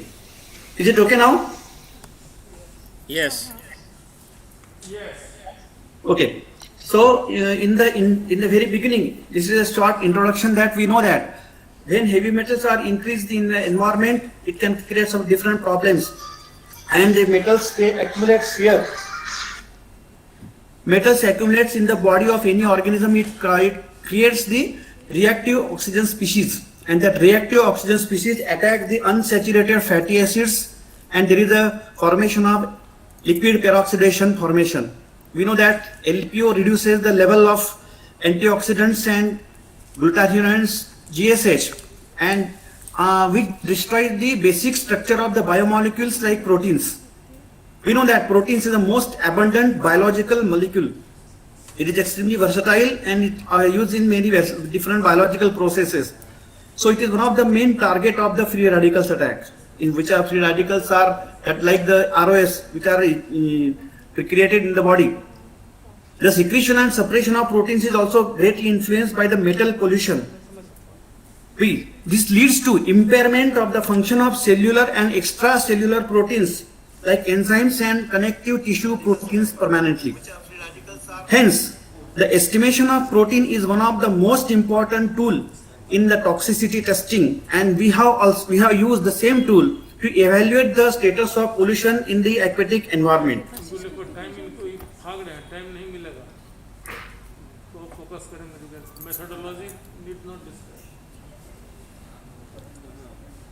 So in the methodology, we have selected 4 reservoirs, that is Dedargaon, Latipada, Malangaon and Jamkhedi from the selected our Dhule district. We have collected the 3 species of these freshwater snails, Pelamia bengalensis, Melanoid tuberculata and Limnia acuminata. They are collected seasonally during summer, monsoon and winter from the 4 reservoirs. So we estimated the proteins according to the Lowry methods. Everyone of us, we know that the estimation of Lowry method. The optical density of the blue color is developed and was read at 530 nanometers on double beam spectrophotometer. So this is this table which gives us results. The diffuse space species, the reservoirs. Excuse me, Hello? sir. Sir, due to time constraints, you are requested to come directly to your results. Okay, thank you. Okay. So this is the discussion, ma'am. Heavy metals are most dangerous in the environment. High toxicity, they have the high toxicity and ability to bioaccumulate. Proteins are the most abundant and macromolecules. Proteins are their biomolecules as substrate of ROS here. Therefore, alternation in biochemical contents like proteins, ascorbic acid, DNA and RNA considered as the sensitive parameters of the stress. In the present research, we obtained the results showed that lowest protein content in whole soft body tissue of snail species collected from Dedarga reservoir, followed by Latipada, Malangaon, and the last the Jamkhedi reservoir. So then we have studied what is the reason behind this, the accumulation of this highest and lower protein levels. This might be due to snails inhabiting at Dedargaon reservoir were exposed to higher load of pollutions, because before that we have evaluated the heavy metal status or pollution status of all the 4 reservoirs, and we found that out of the 4 reservoirs, the most polluted reservoir was Dedargaon reservoir, then it is followed by the other reservoir, and the lowest in the Damkheli reservoirs. In present study, ma'am, the study reveal higher concentration of heavy metals like zinc, copper, cadmium and lead in surface water, sediment and snail species collected from Dedargaon reservoir than other reservoirs. Then lastly, we have studied that periodic or seasonal variations in biochemical composition of aquatic organism depends upon the variations in temperature, salinity and environmental contaminants added in the water. These are the 3 basic tools on the which we have studied. We have estimated variations in temperature, variation in salinity and environmental contaminants added in the water. The result of seasonal study was indicated that now the seasonal protein content in whole soft body tissue of Belamia from all the 4 reservoirs were found lowest during summer, highest in monsoon and intermediate in winter, in the winter region.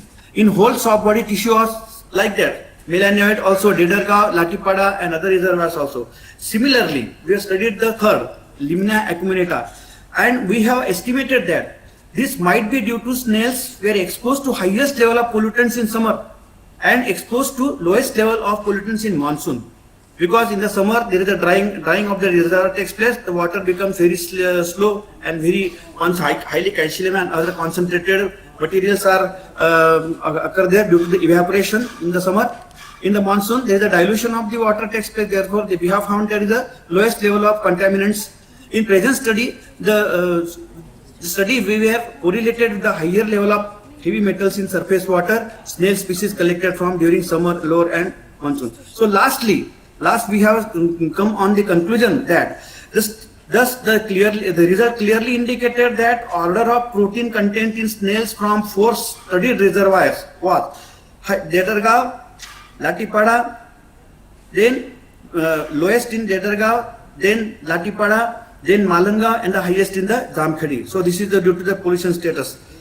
Like that, periodic variations in the protein content observed as the higher monsoon, winter and summer. In this way, we found our results. We have some references in this experiment. Some references are there, and thank you. Thank you, sir. The next speaker for this session is Dr. Mansoor. Okay, we'll take a few questions.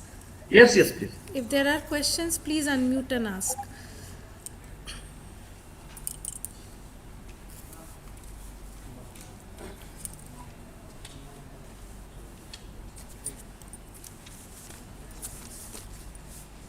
So if there are no questions, we can move ahead. The next speaker is Dr. Mansoor Alam from...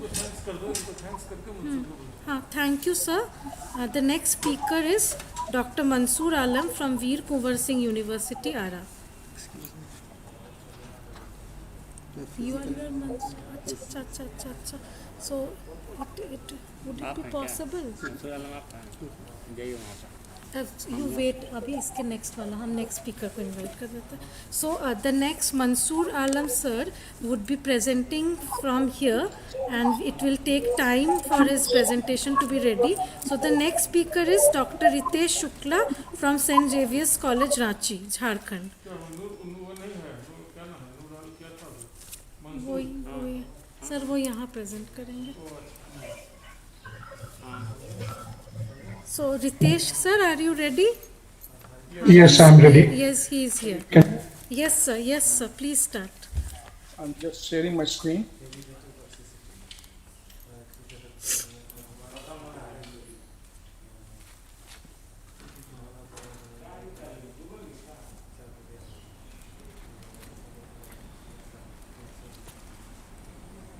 Please confirm, are you able to see my slide? Yes sir, it is visible.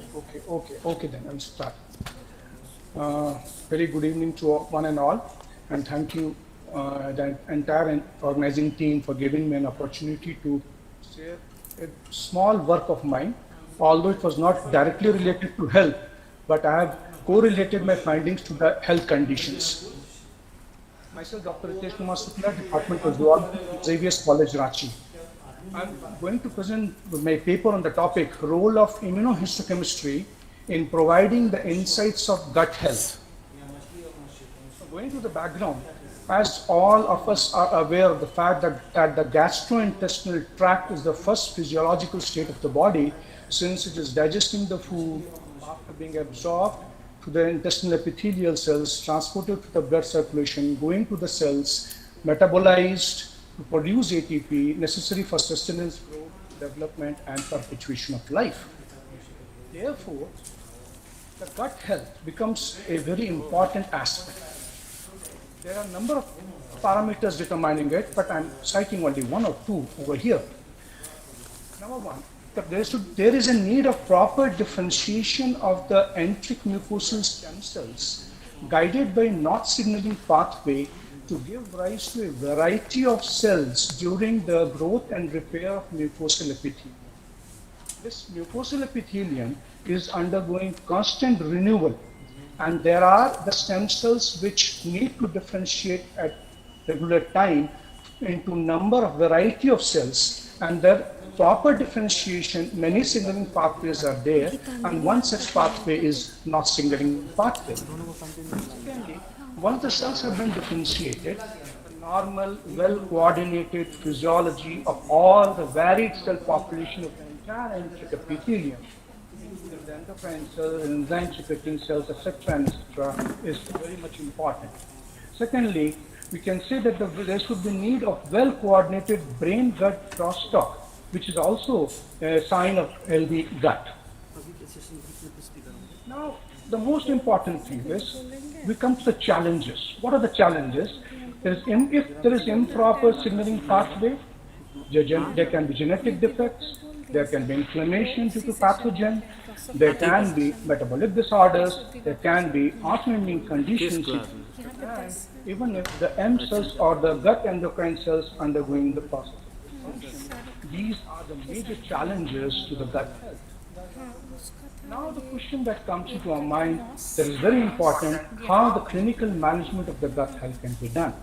The studies of enteric mucosal epithelium population, their formation, morphology, distribution, number, physiology, both during normal as well as disease condition is essential, which provide us efficient data for the clinical management of the gut pathological conditions. There are many tools. I'm discussing only one which we have worked upon. That is, immunohistochemistry is a molecular tool for exploring the insights of the cellular constituents of the enteric epithelium. IHC is a novel technique that can reveal a very small amount of antigen present at the tissue, cellular, even subcellular level by the means of specific antigen-antibody interaction tagged by visible level. In section, suppose you want to identify a particular antigen, you first apply the first antibody specific to it, then the second antibody, which is enzyme level, and after application of the chromogen, the particular color is developed, and the color indicates the presence of the antigen in the section. Now the question comes, how actually we perform, or what actually we perform the experiment before IHC.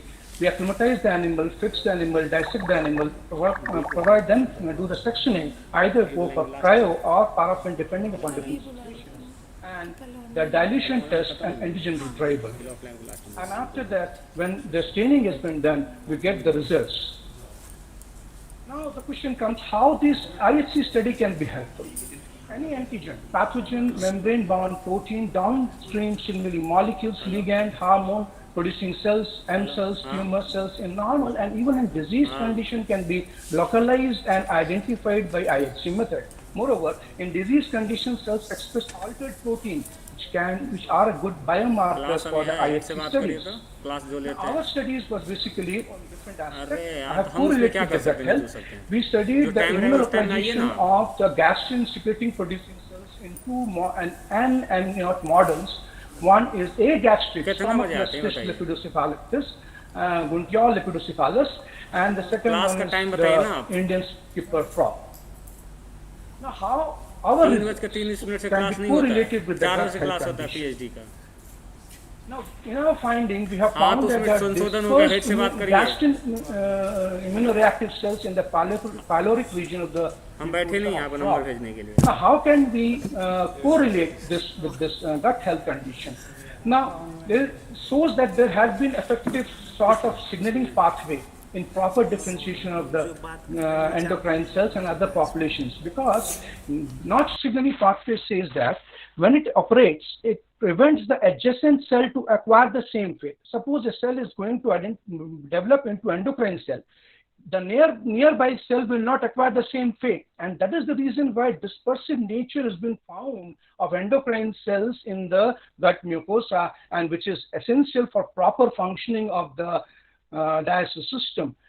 The supportive studies can be conducted if immunohistochemical studies have been carried out in knockout individuals where NOT signaling has been mutated and the data is compared between the two, then we can get the more clear picture. Now, in our observation, we have seen luminocrine signaling in the cells, in the GIR cells, in the intestine of the fish. Here we can see that we have found the immunolocalization of the gastrin in the lumen space between the two adjacent portions of the villi, and which is indicative of the fact that how can we relate this, that the gastrin is targeting the enteric epithelium from the luminal side for its proper growth and repair. And there have been reports that the gastrointestinal hormones are also considered as lumone. It is one of the action of the pathway, and further supportive studies can be carried out if receptor analysis of these gastrin receptor hormones is being carried out on a target cell. We can get more confirmatory results. Now, in our finding, we have found both open and closed type of cells. In one arrow cell is pointing downward, it is showing the open type of cell. These open type of cells have long extension reaching up to the lumen of the gut. And how can we relate it with the gut health? You see, this open type of cells can sense the gut luminance contents, and then accordingly carry out the physiological role by releasing the hormones. And then it again shows the good sign of the healthy gut. And supportive studies can be done by IHC analysis of chemosensory membrane receptor proteins present in the open type of which are facing towards the luminal side. In our finding, again we have found secretin immunoreactivity in the muscle layer of the frog intestine. And how can we relate with the gut health? It is showing the aspect of brain-gut crosstalk, and it is suggesting the neuromodulatory role of secretin. And further studies also have been carried out by many scientists in other parts of the world. And the IHC studies can be carried about the gut hormone and the receptors in the different sections of the brain. We have also found that there is extra gastric sites, the GIS cells, gastrin producing cells are being found. In stomachless fishes, they are found throughout the intestine, we have seen, and in frog also we have found in the duodenal villi. And these were the closed type of cells, again suggesting that they are the source of intestinal gastrin.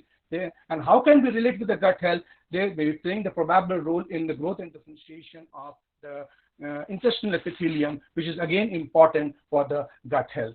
Further supportive studies can be carried out if we perform the gastrin hormone receptor analysis present in the intestinal cells.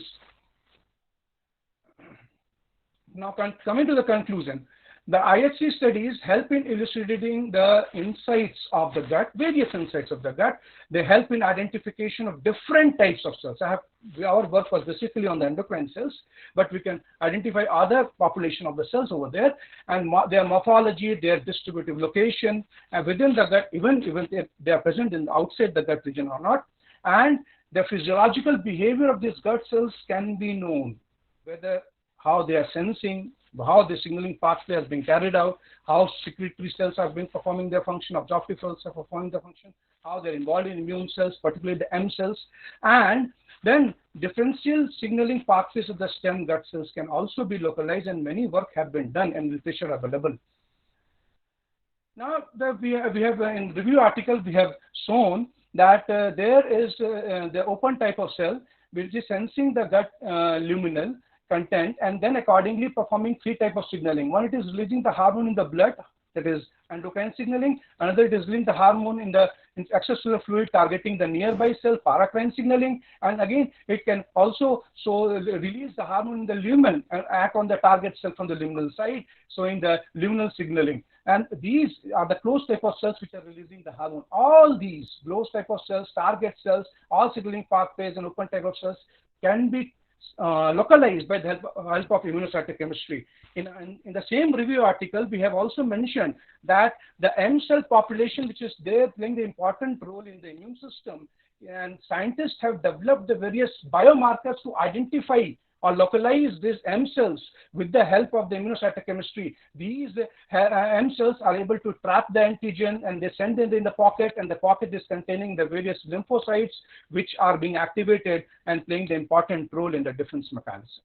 So the final take-home message is, all the IHC is a very important tool, but all have their own limitations. I'm not going in that limitations, but what is then? The results of IHC can be correlated with the results of ELISA, Western blot, computed image analysis, and etc. to obtain more authentic and reliable data. And this will definitely help the scientists and clinical investigators to develop more effective clinical management of the gut health. Thank you for the patience hearing. And lastly, I acknowledge Professor Firoz Ahmed sir, N.K. Subedar ji, and Dr. N. Venkatappa Rao, my mentor, and the UGC for funding my research. Thank you. Thank you to one and all.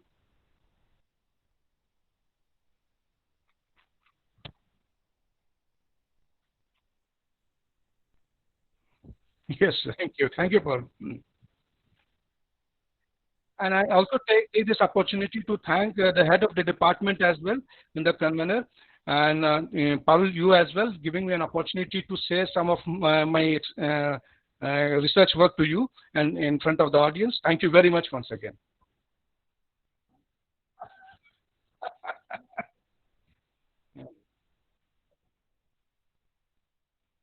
Yeah.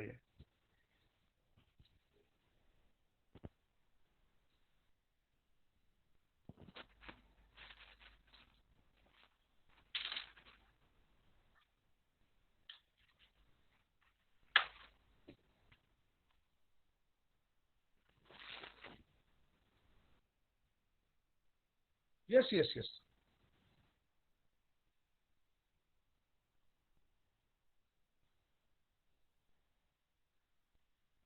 No, we did not perform the normal histochemical stain. We have done the immunocytochemistry, and in immunocytochemistry, this has got it. I have not shared the entire protocol over here due to constraint of time.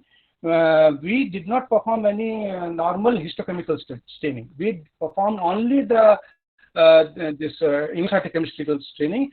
After sectioning, we have proceeded the section. We have added the first antibody, second antibody, and then enzyme level, and thereby we are getting this type of results. We have not performed either histological or that's eosine staining. We haven't performed that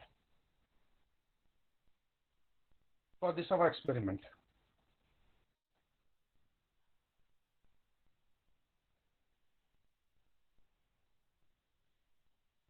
Yes.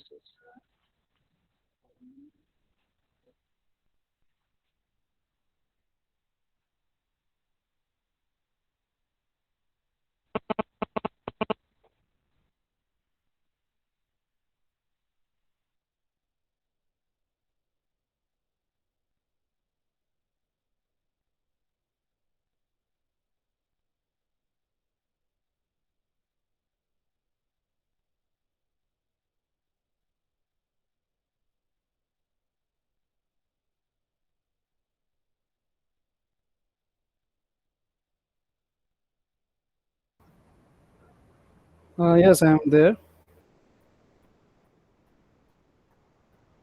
Okay, thank you very much. First of all, good afternoon, everyone present over here and online.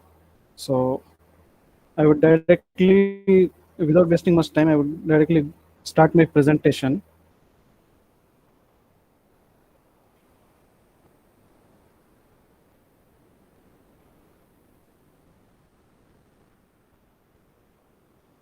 So the screen is visible.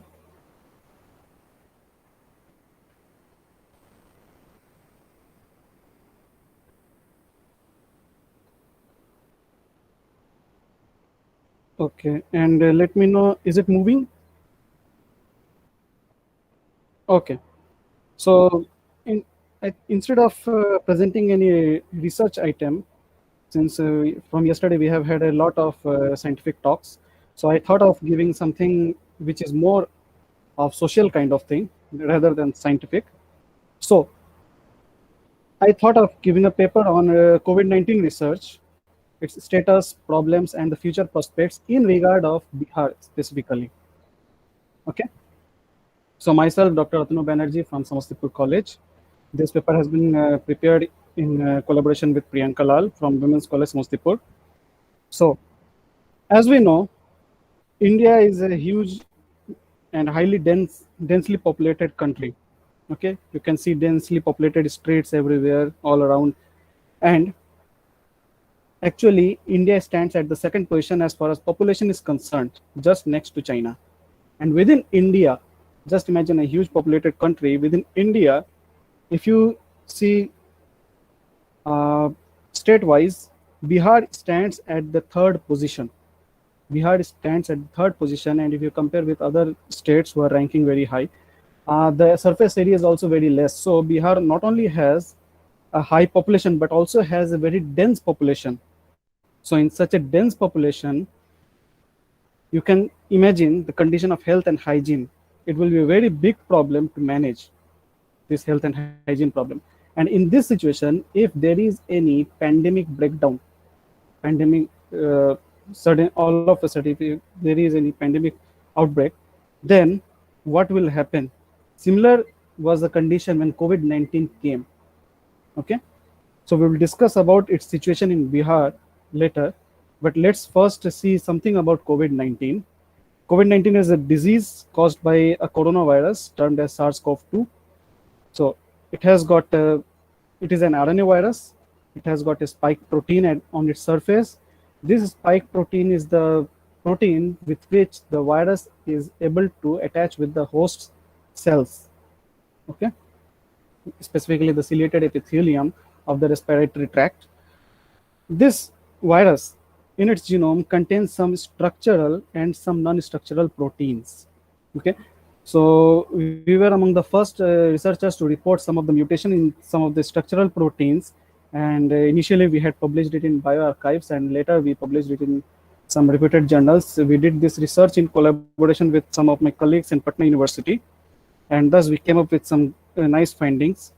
So apart from this, let me tell about something about this SARS-CoV-2 and host interaction, host cells interaction. The SARS-CoV-2, as I said, is encapsulated by some proteins on its membrane termed as spike glycoprotein. This spike glycoprotein has got receptor binding domain through which it interacts with the ACE2 receptor present in the ciliated epithelium layer of humans. Okay, now this is the point of interaction between the virus and the host. Now, if we have got some papers which say that there are certain mutations or certain polymorphism which helps in weaker attachment of this virus with the host. Okay, so one of them is K31R. So due to this polymorphism, due to the presence of arginine over here, the binding affinity between the spike glycoprotein and the human ACE2 receptor, the binding affinity becomes weaker. Same happens in the polymorphism E37K. So there might be some more such kind of polymorphism. We just need to search. So now, why do we need to discuss this thing about Bihar? Why are we focusing specifically on Bihar? It is because although we have seen that Bihar is the third most populated state in this country, but at the same time, if you see the COVID-19 cases, which is present in the right, towards the right side of this screen, the COVID-19 cases is very, very less compared to other states.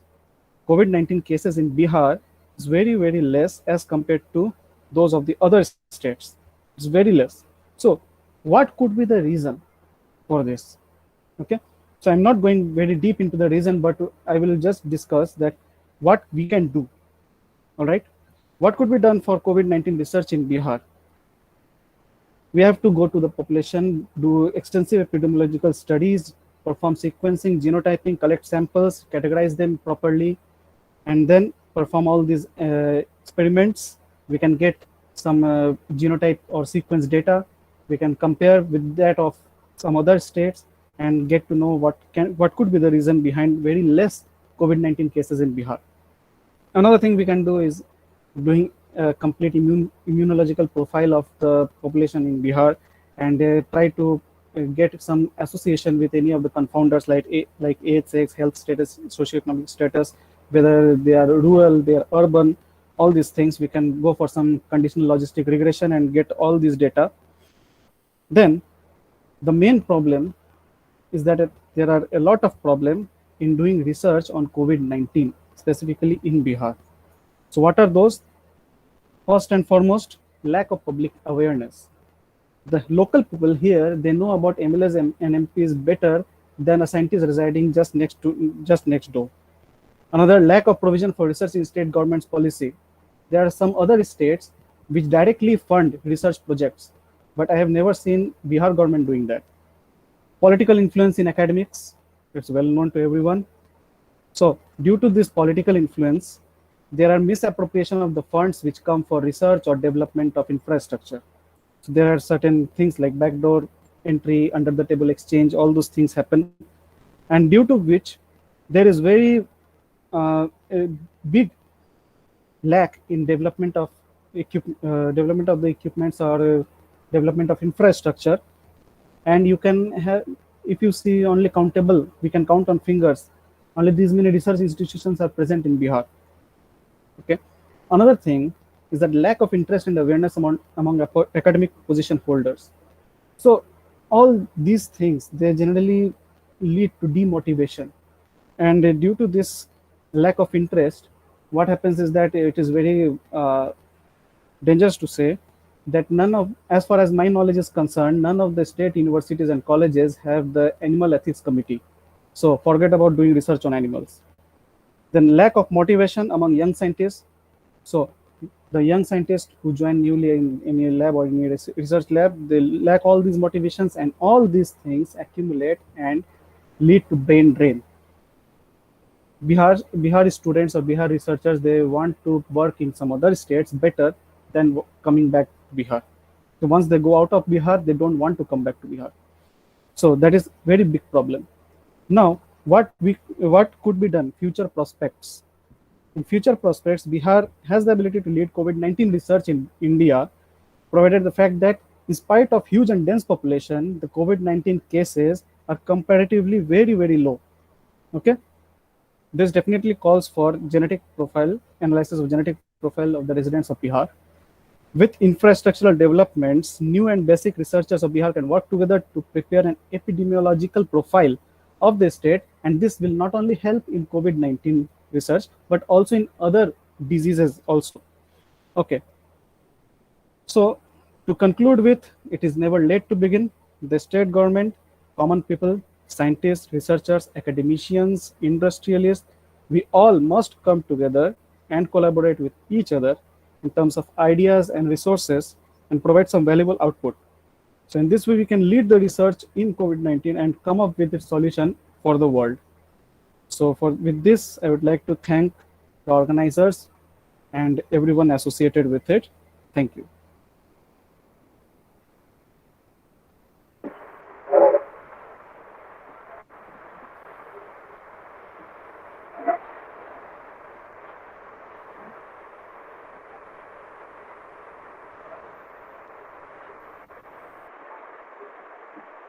Okay, thank you, ma'am.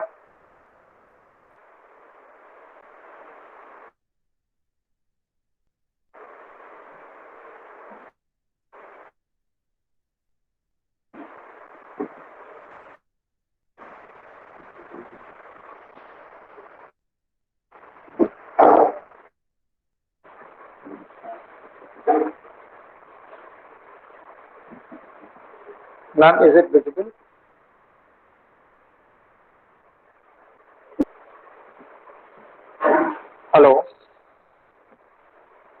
Okay, thank you so much.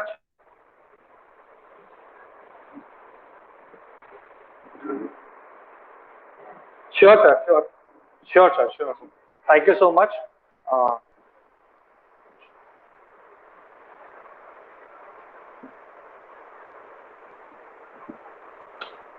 Thank you so much. And my topic is groundwater arsenic contamination and its impact on public health.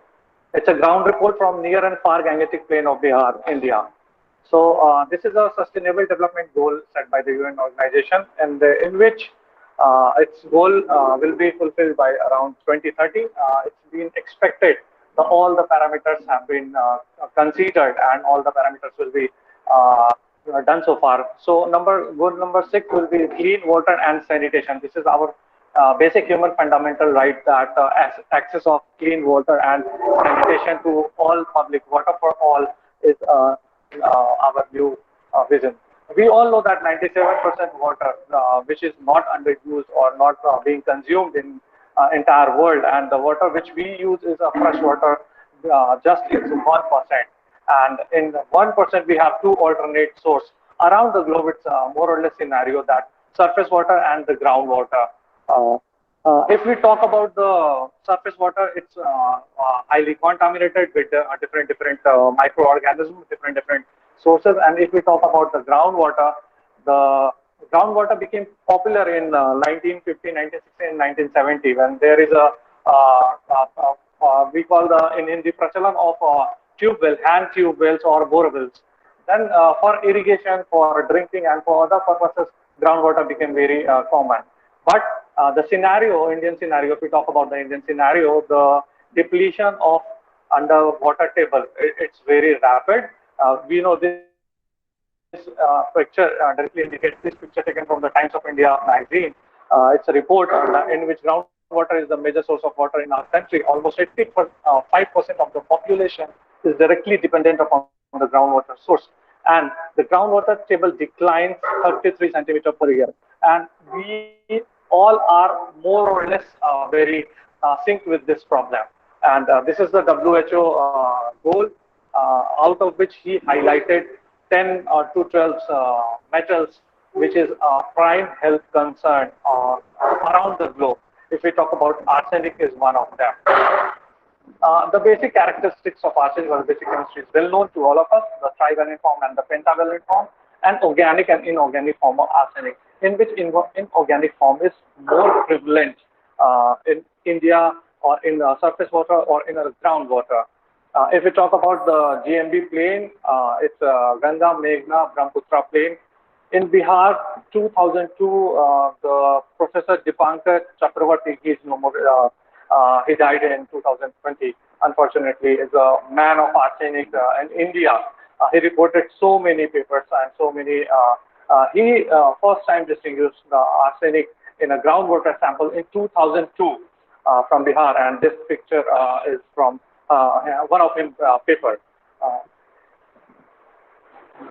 This is the river Ganga basin tributaries in Bihar, in which there are lots of rivers apart from the Ganga. It's Bhagmati is there, Gandak is there, Budi Gandak is there, Mananda is there. Several rivers are crossing and equally divided Bihar into two clear-cut distinguished geographical area. It's the southern Bihar and the northern Bihar.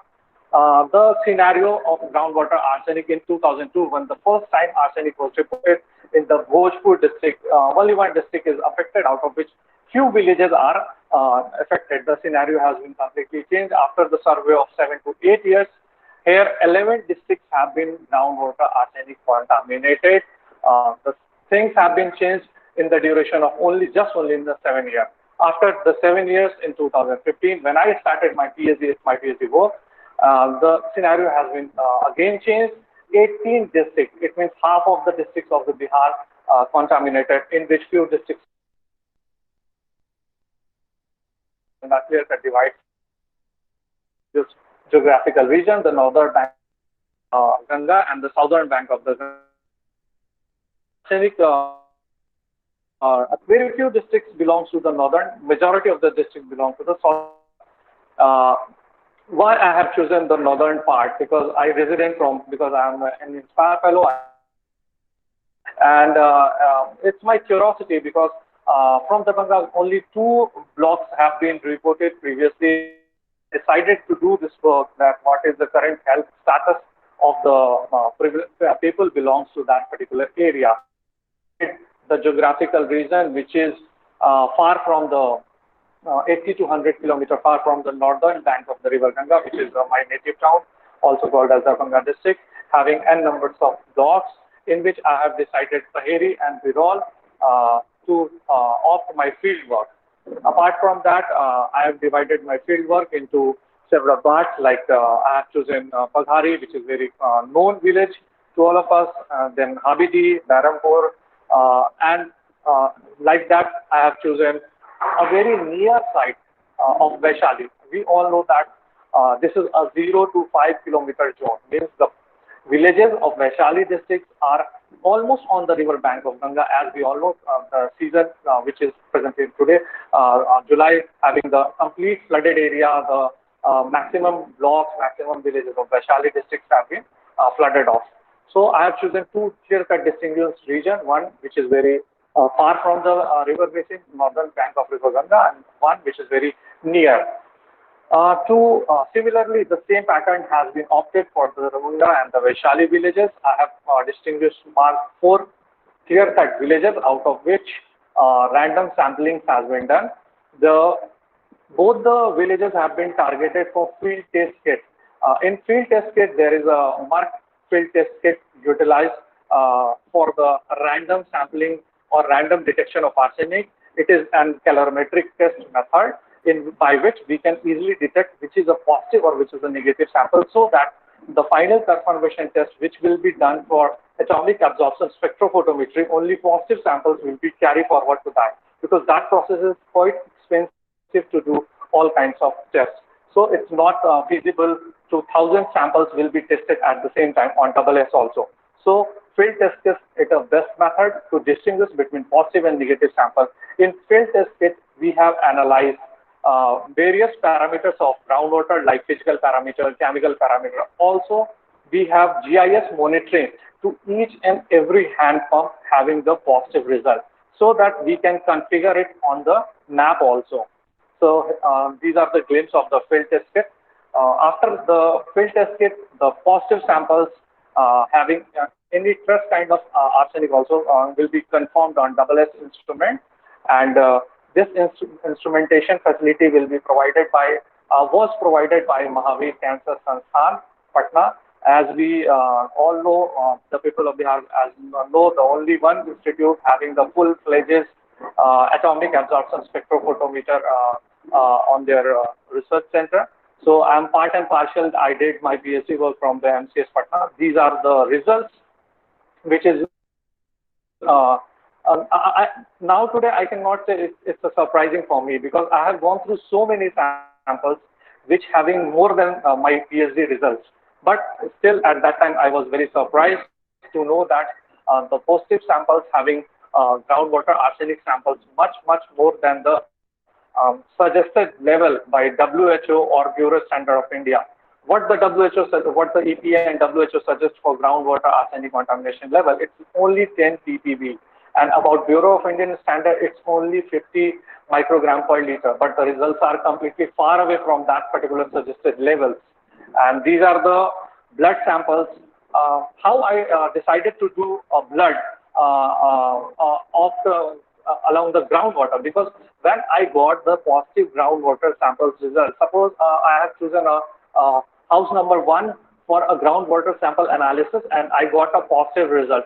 On that basis, I have chosen one subject from that particular house, the age above 80, because the thing behind that, the people who are consuming contaminated groundwater, arsenic contaminated groundwater, must be using that particular groundwater more than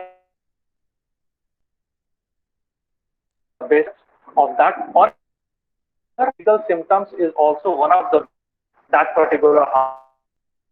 Similarity between both the things and the human subject will be taken forward. So these are, which is also very surprising, the human blood samples having also level in their blood samples.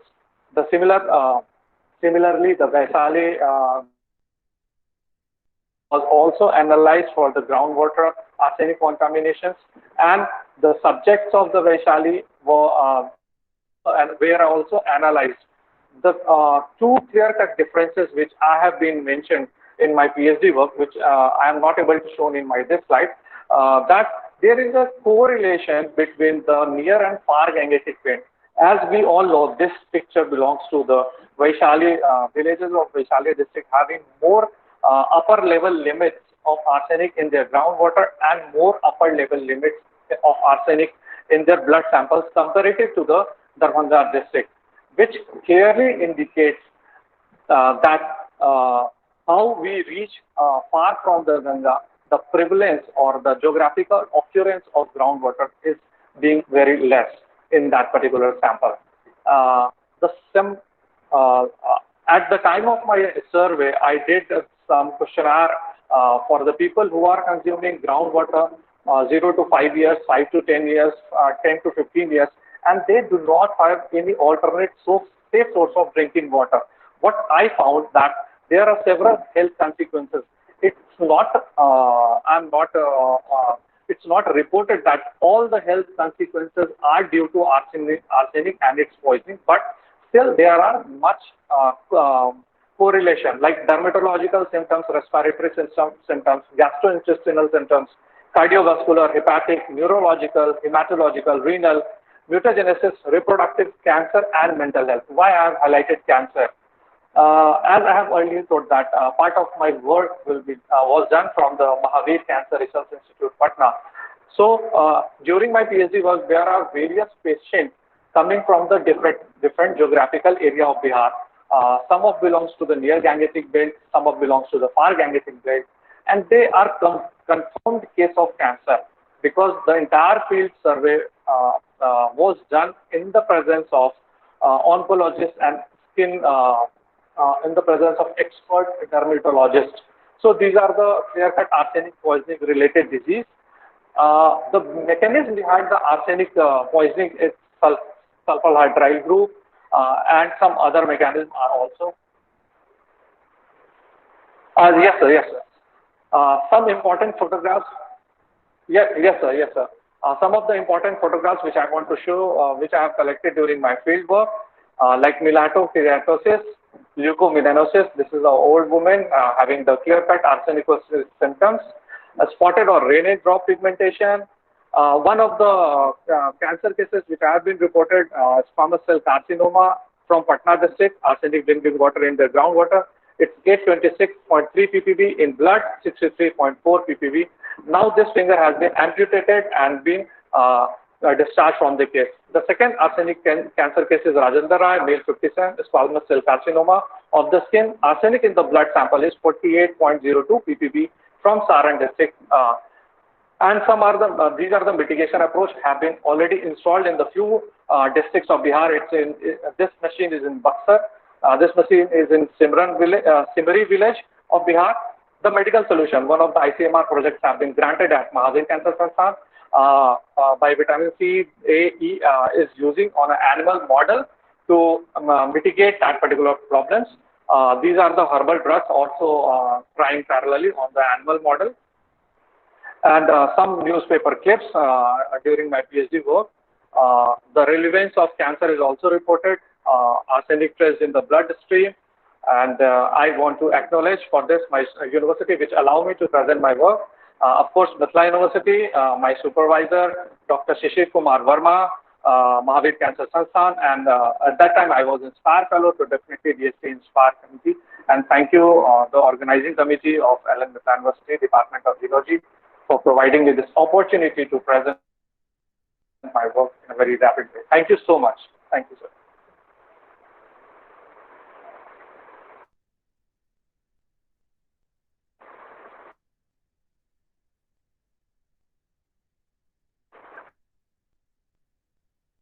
Hello.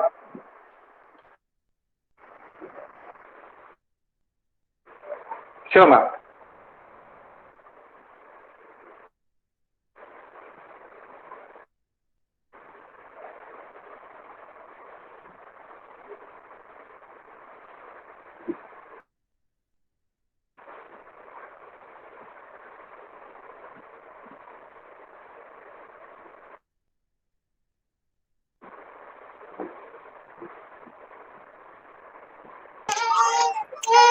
Hello. Good evening, madam. Okay, I'm sharing the screen.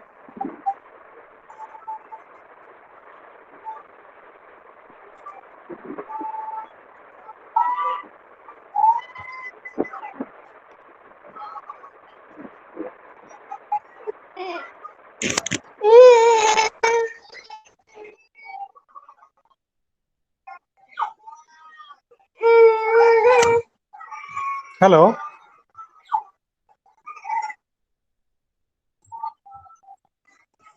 Yeah, is my screen visible, madam? Okay, thank you.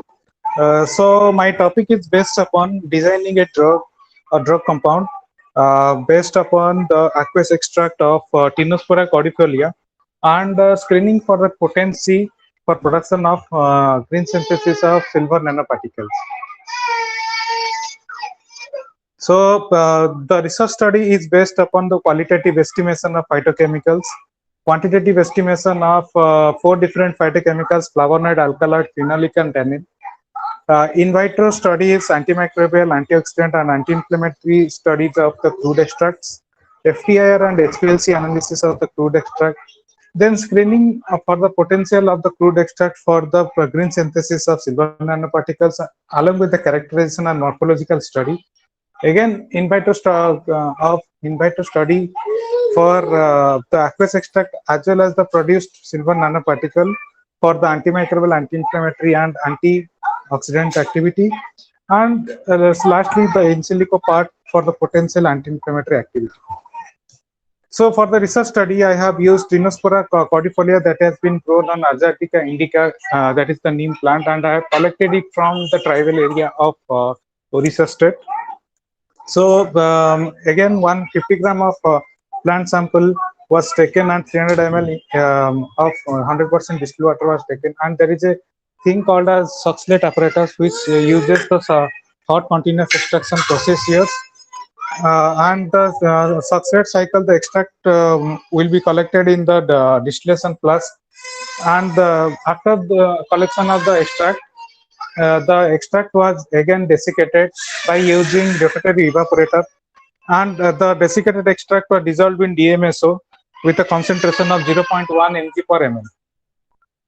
So this is what the extract looked like after DMSO solvent extraction, and so the aqueous extract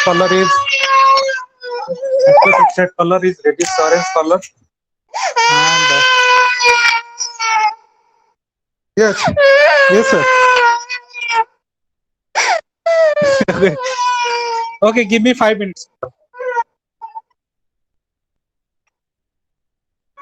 Okay, okay, fine.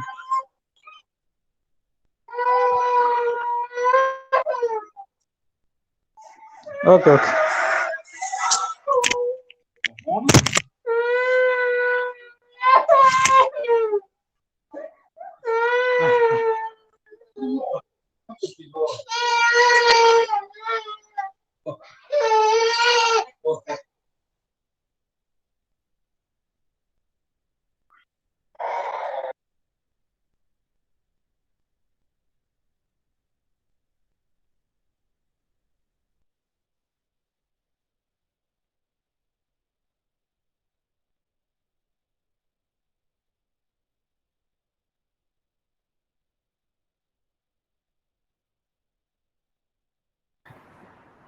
Yes, Varun ma'am, I'm here.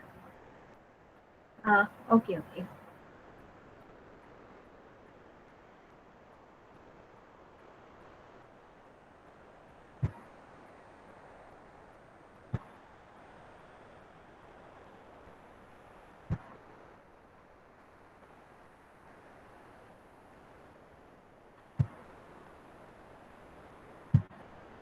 Yes.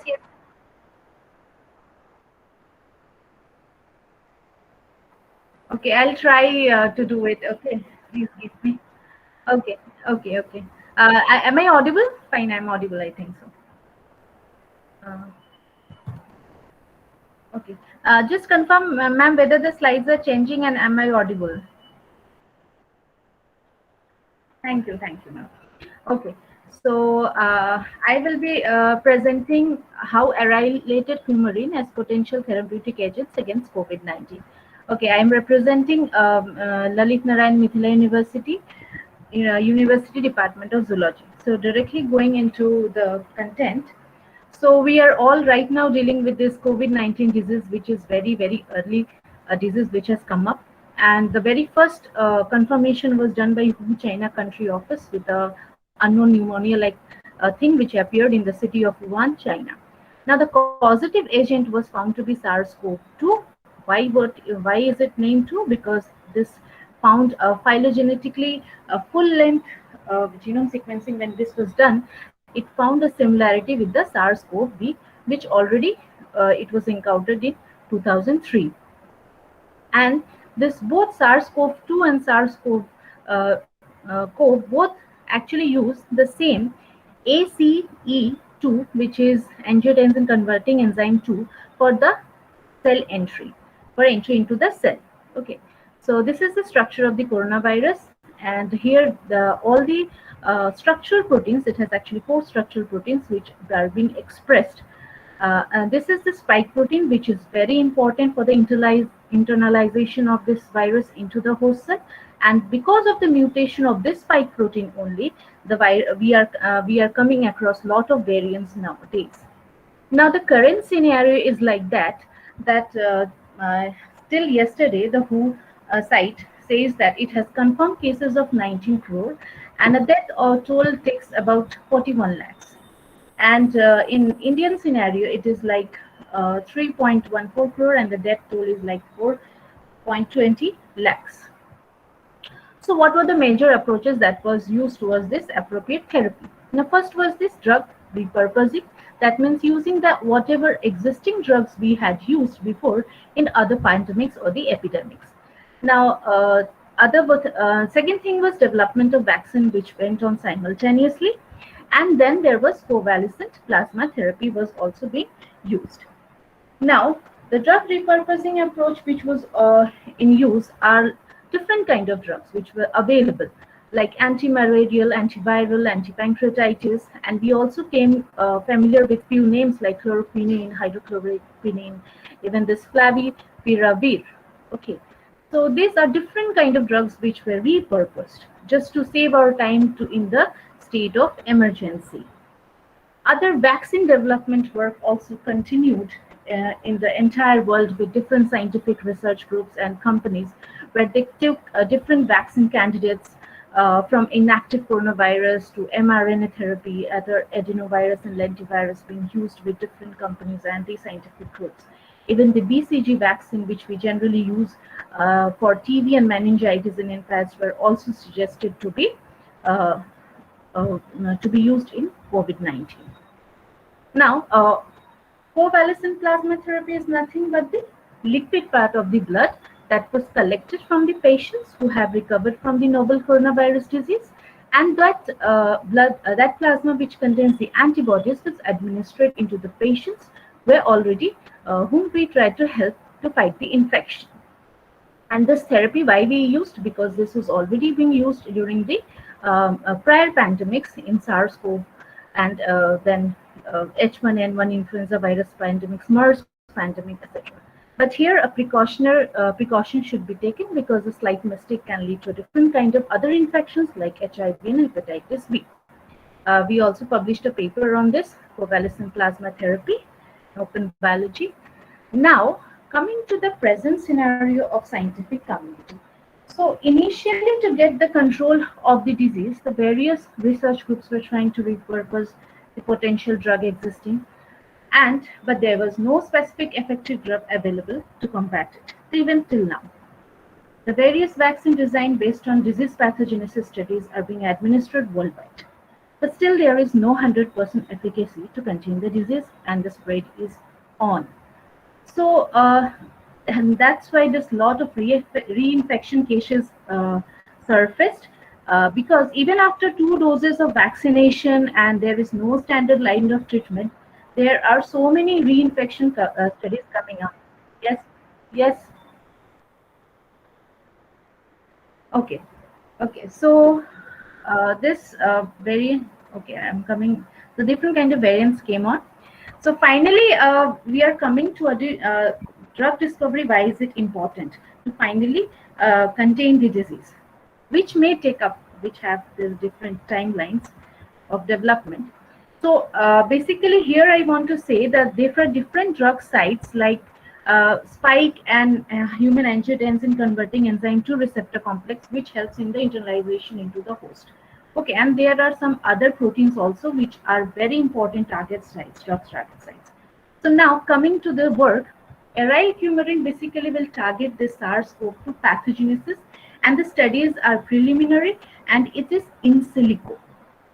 So basically we are kind of targeting this point where this this angiotensin converting enzyme is actually this virus is binding with this at the receptor binding domain. So this is the spike protein which has 3 domains, S1, S2 and RB.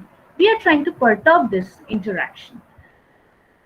So this is how, if this spike protein is actually getting attached to ACE2, this transmembrane protein serine 2 actually is cleaving the S1 and S2 site present over here, this which calls for a conformational change in S2 domain and cell-to-cell fusion, and then entry of the virus cell into the host cell, leading to uncoating, translation, assembly, budding, and exocytosis.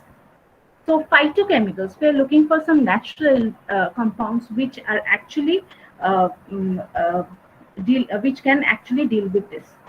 So coumarins, why we have taken, because there are 13 different kind of coumarins and they have shown different kind of activities like antibacterial, anti-cancerous, anti-inflammatory, and so on.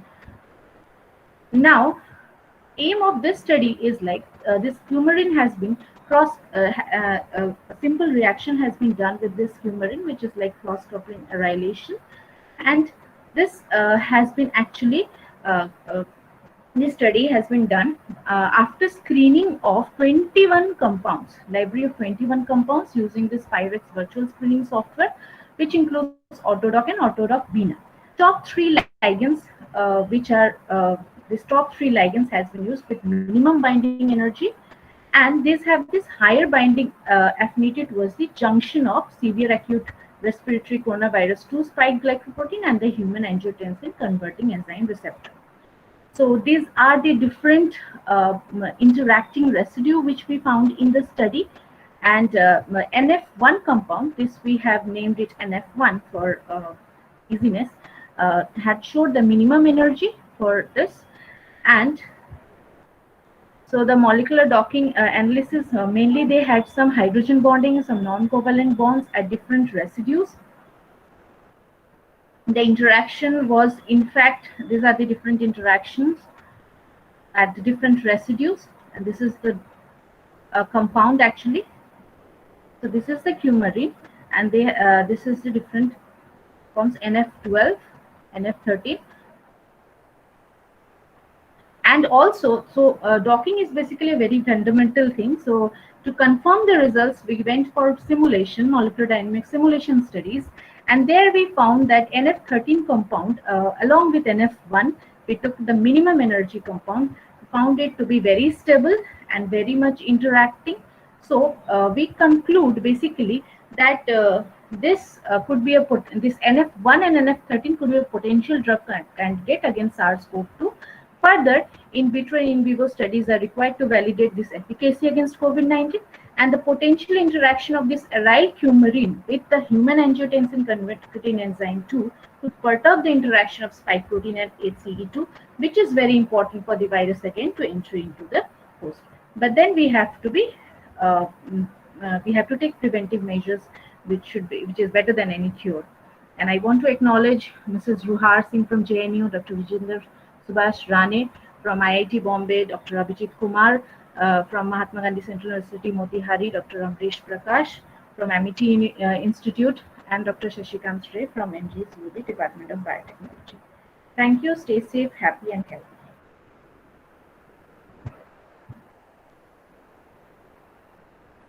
Thank you, the University Department of Zoology for providing me this opportunity to present. Any questions?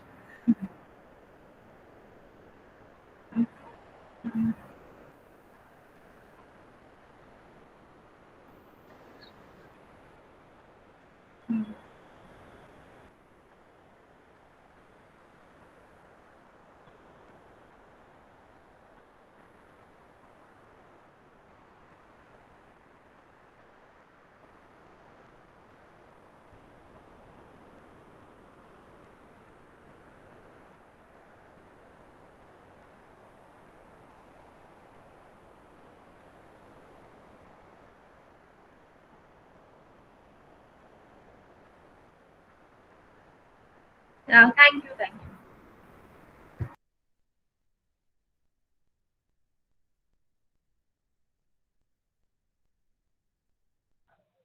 Yes, ma'am. Yes, ma'am.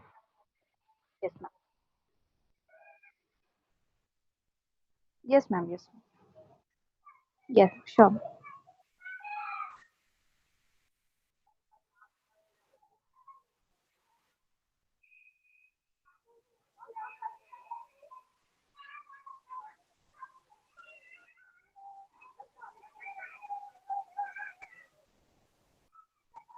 Is my screen is visible? Good evening, everyone. My name is Madhuri Kumari Das. I'm a PhD scholar at University Department of Zoology, Ranchi University, and pers-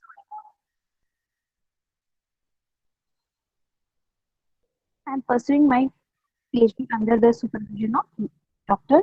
Nanny. Is my slide is visible? Is it visible now? Okay, ma'am. Okay, ma'am. So my topic is isolation of amylase producing bacteria from gut of Labio rohita. So we know that amylase is an enzyme that is a very important enzyme used for the breakdown of carbohydrate into simple sugar by hydrogenating the glycosidic bonds. So in human, it is mainly produced by mainly it is produced by salivary gland and obviously exocrine part of pancreas.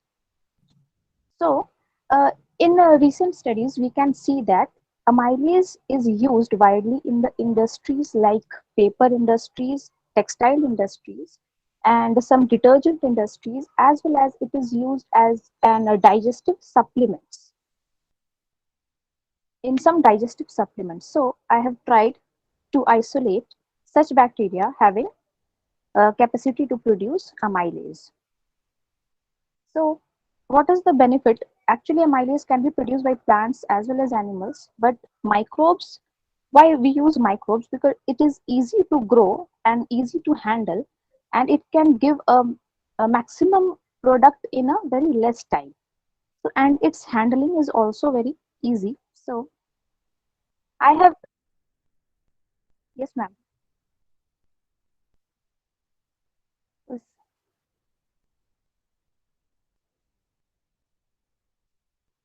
Oh, okay, ma'am. Uh,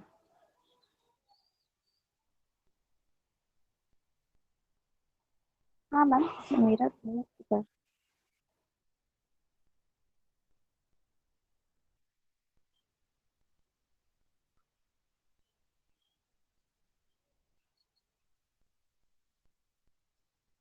is it okay, ma'am? Now? So I've taken this the host body and I isolated the that bacteria from the gut of this fish. Why I have taken this fish? Because it is easily available and it is a herbivore fish. So in some papers I have gone through, in which I have found that the herbivore fish has the maximum amount of amylase and cellulase producing bacteria. So this is materials and methods. Fish have taken, gut was removed and homogenized with distilled water and centrifuged. After centrifugation, the cell-free supernatant was serially diluted up to 6 dilution and spread over the media and incubated for 24 hours.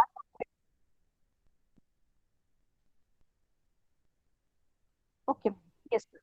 So after the incubation, the bacteria was found, and firstly, gram staining was done, and it was found that the bacteria was gram-positive Bacillus bacteria, as you can see in the diagram.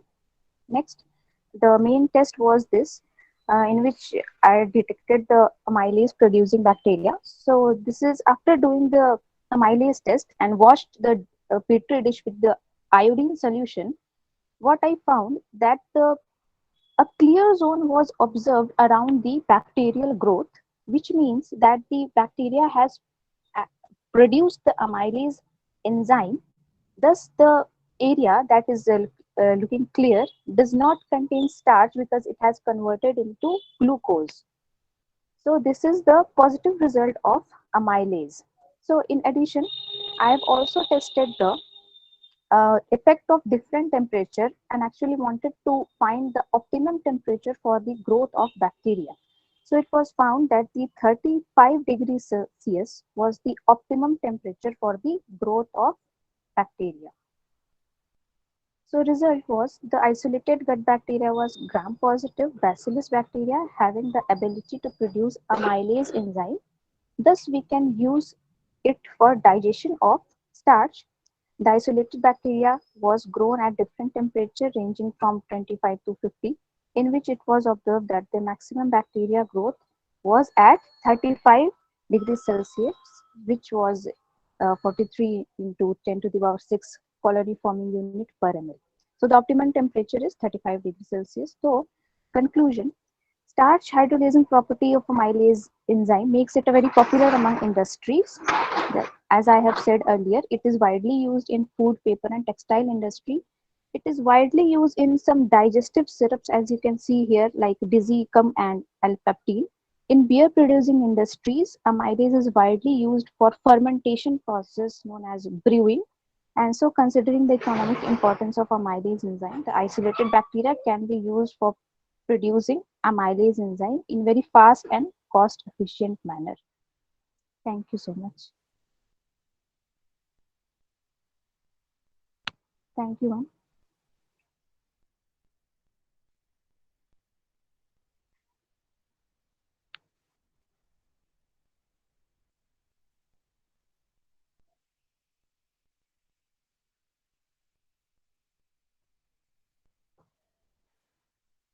Thank you.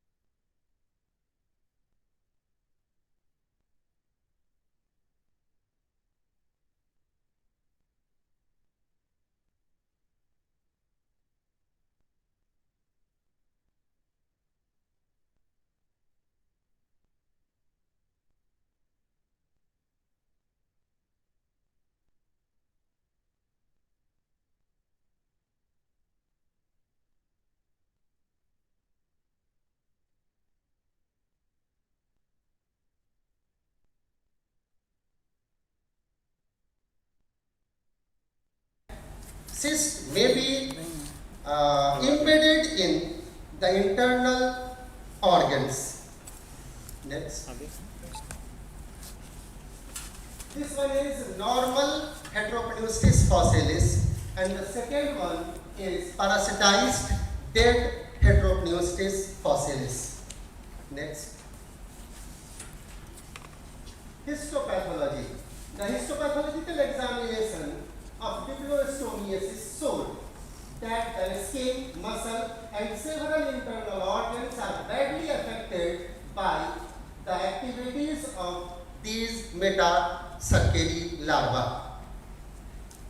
There is a marked cellular reaction observed around the cyst in which the pathogens are present. Next. This one is the young Diplorostomulum parasite showing columnar and the indicating secretory phase to form cyst. Second one, the mature Diplorostomulum embedded in the muscles of fish. And the third one is the wall of cyst which encircling the parasite inside the host body. Next. This one is the lesion patch of a skin in which Diplorostomulum metacircary are present, which are well developed here. Next. This one is the lesion of muscle in which parasites are developed here. Next. Liver of infected H. fossilis showing Diplorostomulum metacircary. Due to development of this parasite, the hepatocytes start to degenerate and the function of liver become abnormal. Next. The spleen of H. fossilis having Diplorostomulum parasites. Next one. This one is the kidney of infected H. fossilis where the fibrosis can be seen in renal tubule. Next one.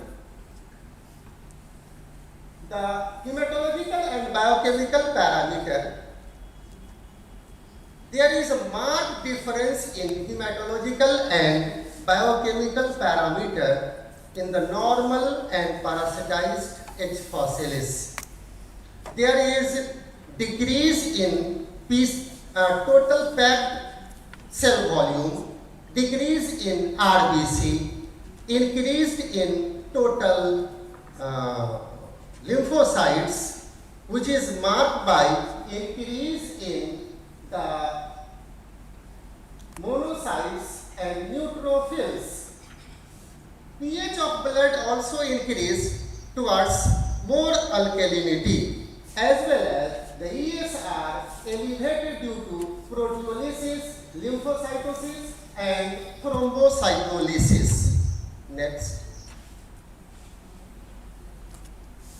Here, eosinophil cell. Next, this one is basophil cell. Here, neutrophil cell. A smaller lymphocyte, and here, this one is larger lymphocyte. Next. The hematological parameter and the given data shows distinct difference between the normal and infected fish. Body weight decreased tremendously. Normal body weight approx 70 to 75 gram, and the infected about 45 to 50 gram. Erythrocyte count decreased 5.9 to 3.4 approx. Leukocyte increase from 7 to 9. Hemoglobin decreased and the hematocrit value decreased also, and pH 7.04 to 7.6, and ESR also increased by the twice. Next. The differential count of the infected and normal, this one is normal and infected parameters of differential blood count, total non-granulocyte increased tremendously. क्या हम university से बोल रहे हैं Decrease in lymphocytes. तो बात करिए college में जाके Total granulocyte increase. तो सारा कुछ वही है यहाँ पर वैसा कुछ नहीं है हमारे पास आप कॉलेज में बात करिए up to 3 times. Next. आप मुझे कल बात करिएगा The biochemical parameter shows very important aspect of the disease phase. In every disease, hematological as well as biochemical parameter get altered. Such type of alteration here observe the protein content. There is significant decrease in protein. Glucose almost there is normal variation in glucose, but total cholesterol increase and there is decrease in estimated cholesterol. Electrolyte, it is important parameter to observe the function of kidney. As we discussed earlier, that there is fibrosis in the renal tubule of the infected fish, means there is gradual deterioration in the function of kidney. Such deterioration is observed by this parameter, that is sodium level increase, chloride decrease, potassium increased tremendously, and calcium decreased in the infected fish. Next.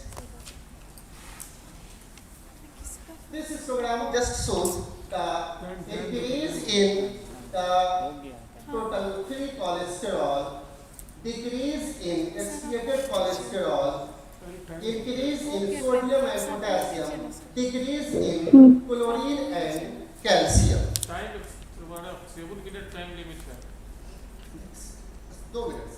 Result जब दे दिए तो उसको In this study, the diplostomalum infection, there is significant decrease in plasma protein and glucose level was almost normal.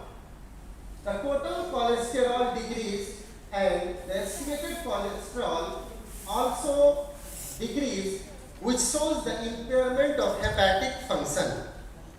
Sodium and potassium increased while the calcium and chloride ion decreased significantly. Such observation on electrolyte might be related with the hemodilution and kidney failure. That is, we can say the vascular degeneration of renal tubule. Next. Prophylaxis and therapy. First, we discuss about the life cycle of this diplostomalum. Diplostomalum completes its life cycle in 3 hosts. The first host is the snail Pila globosa, second one is fish, and the third one is fish-eating bird. This cycle completes in between the 3 hosts. If we want to treat the fish and control the disease, then we have to break the life cycle first. It is practically quite impossible to kill all the fish-eating birds. And we have not to kill fish because the work is based upon the fish health and how to protect fish from disease. Then there is only one scope. We have to eliminate the pila from this life cycle. And pila can be eliminated easily because it is almost static. Next. There are some salts which are used as well as chemicals like mebendazole, warmine, which was used during the research period to kill the pila in the given aquarium. And this one is life cycle.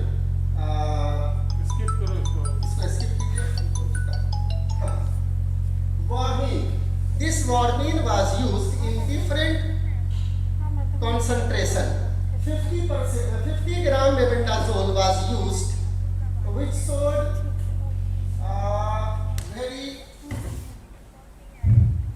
showed very little effect on the pila. As the concentration increased from 50 to 300 milligram, this 300 milligram was used, then the pila anticloistomulum present there was killed within 2 hours. 50 milligram in 2 hours, very active parasites. In 4 hours also, up to 8 hours, up to 12 hours. 12 hours here it is active. But the concentration of medicine increased, 100 milligram was used, then as the time period increased, the activity of medicine upon parasite also increased.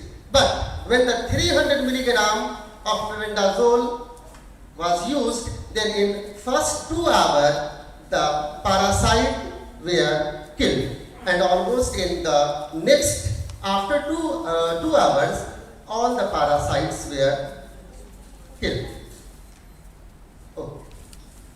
There are some publications of mine related with diploistomulum infection, that is the histopathological effect of diploistomulum infection on gills of H. facilis, effect of diploistomulum infection on the endocrine organs of H. facilis, effect of diploistomulum infection on visceral organs of H. facilis, and so on.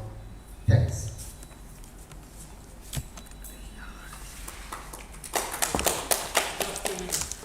Some of your results obtained by you appears to be contradictory. First of all, you should have shown the cysts. That is lacking. Well, unless you show it, it can't be said that it's your original work. So whenever you go somewhere, my suggestion is that first of all show the cysts from the host face, in the host face, number one. Number two, cholesterol also decreased, plasma protein also decreased. So what do you say about this? From where it came and where it was utilized? This cholesterol कहीं से आया होगा ना? कहाँ से आया होगा? Tissue से आया होगा? जी, लिवर टिश्यू से आया होगा। वहाँ से आया तो टिश्यू में भी घट गया, प्लाज्मा में भी घट जाएगा? नहीं, प्लाज्मा में नहीं घटा। आपको तो घटा। कंट्राडिक्टरी लगता है थोड़ा सा, हो सकता है। दूसरी बात यह है कि अभी आपने कहा कि उससे इम्बैलेंस हो जाएगा। पाइला ग्लोबोसा को अगर आप हटा दीजिएगा तो इकोसिस्टम में इम्बैलेंस हो जाएगा, केवल उसका वही काम नहीं है। इससे बेटर है कि मेटा सर्केरिया को हम किल कर दें।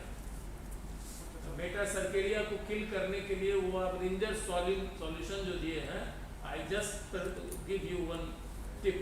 एक बैंडी आता है वर्मिंग, उसको आप यूज कीजिए, देखिए मेटा सर्केरिया मर जाएगा, तो डिप्लोस्टोमम का इन्फेक्शन फिर से खत्म हो जाएगा। तो हमारा पाइला भी बच गया। इकोसिस्टम में हार्मोनी रखने के लिए उसके किसी एक जीव को अगर आप समाप्त करना के रिकमेंडेशन दीजिएगा तो वो रिकमेंडेशन बहुत अच्छा नहीं माना जाएगा। Since you are our student and you have a long and you are a good worker, I know. इस चीज को ध्यान रखिए कि इकोसिस्टम के किसी भी कंपोनेंट को डिस्टर्ब कीजिएगा तो वो ठीक तो नहीं होगा। तो आपने कहा कि पाइला ग्लोबोसा को हम हटा दें, ये ओनली ऑप्शन है, ये नहीं ऑप्शन है। इकोसिस्टम के किसी भी पाइला ग्लोबोसा को आप इसके लिए हटाइएगा तो दूसरा इम्पैक्ट हो जाएगा। इससे बेटर है कि मेटा सर्केरिया को हम हटा दें। So that can be one used by chemicals and certain deworming. उसमें एक बैंडी आता है, देखिए नया लिटरेचर है, उसको आप दीजिएगा ना तो वो उसको लगता है कि मेटा सर्केरिया उसका मर जाएगा, करके देखिए। Thank you. Bendy can be used in water. In water. No. ये उसको आपको डिसॉल्व करके दीजिएगा और through diet you can give it To fish. Through the fish. Okay, thank you. ठीक है। और अपने इसमें पूरे स्लाइड में जो तुम्हारा पैरासाइट है, शुरू की जो स्पेलिंग है और जो बाद की स्पेलिंग है वो दो स्पेलिंग है। डिप्लोस्टोमम एंड डिप्लोस्टोमम तुम देख लो उसमें। यस सर, टाइपिंग एरर हो गया, यूज किया सबसे लास्ट में करेक्शन कर दो। नेम स्पेलिंग इज रॉन्ग, एक जगह कुछ है दूसरी जगह कुछ है, एक जगह टाइपिंग एरर। ठीक है, but the way you have spoken is good. Next will be last year now.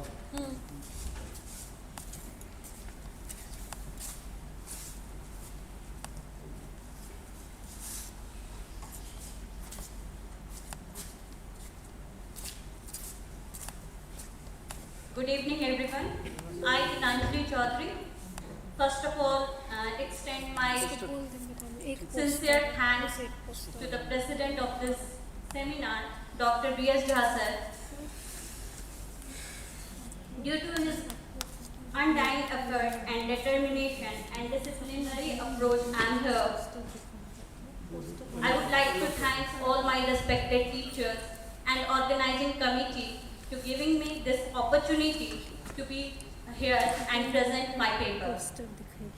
My work is very little observation which is based on simple disorder in our vertebral column, ligaments or muscles which create disease in a person, and simple adaptation will provide a person better lifestyle.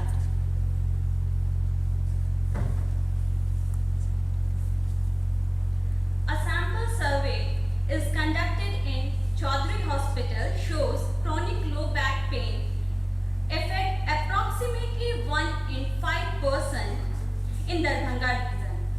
It is mainly caused by physiological disorders.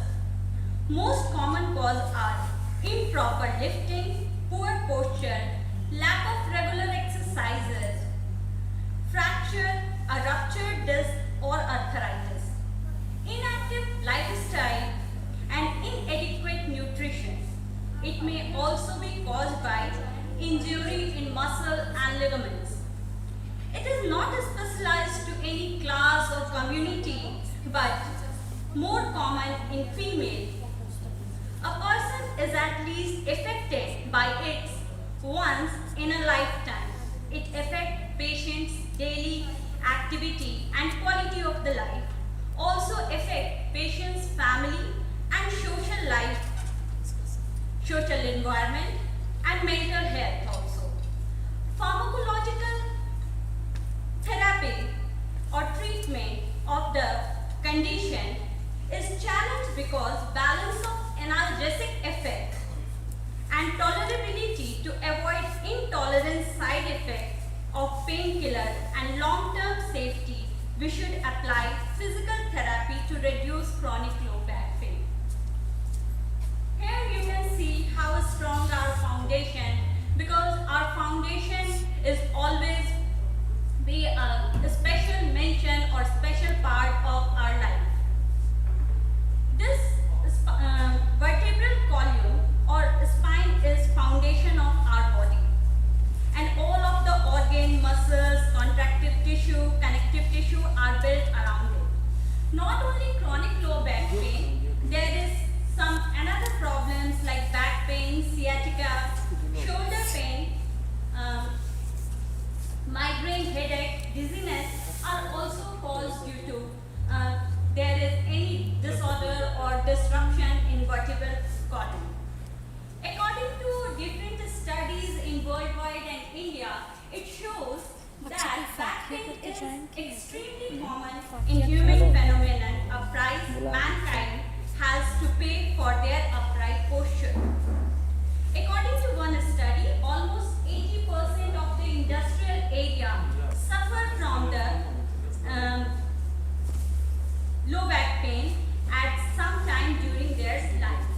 Unfortunately, 70% of these is subsided within a month, but in as many as 70% of them, the pain reoccurs, and this reoccurrence of the pain is called chronic low back pain. Method, detailed demographic picture from all the patients, which included all the age, gender, smoking and alcoholic status, socio-economical status, traveling pattern, working hours is conducted. Type and duration of sports, history of previous low back pain and the intensity of the pain are also taken into account. What are the reasons of low back pain? There is muscular strain, lifting heavy weight, sudden movement, improper posture, accident, second joint osteoarthritis, compression fracture, infection or trauma. If we talk about history of this low back pain, we will see that every age group is going to be part of this disease or disorder. Back pain is actually uncommon in children, but if they have any kind of organic disease, they also have some low back pain. In adolescence, postural and traumatic condition are the cause for low back pain, and ankylosing arthritis is also the major cause for low back pain in adults, and in seniors, or this is degenerative change in vertebral column and joints. That's why they feel low back pain. Osteoporosis and metabolic bone diseases are usually the main cause. If we talk about sex, females are more vulnerable for this disease because women have lots of physiological changes in their body due to several pregnancy, lack of exercises. They have less lower muscle tone and improper food intake, nutrition, loss of nutrition. They are the main victim for low back pain. All because after menopause, they get less bone density, and their bone become very weak due to osteopenia, which is detected by bone density test, and it is factor for the fracture, and they are victim for the low back pain. Occupation, people, those who have sedentary jobs, they are more vulnerable for this low back pain, and the people who have varied activity, they are good and they don't suffer from low back pain.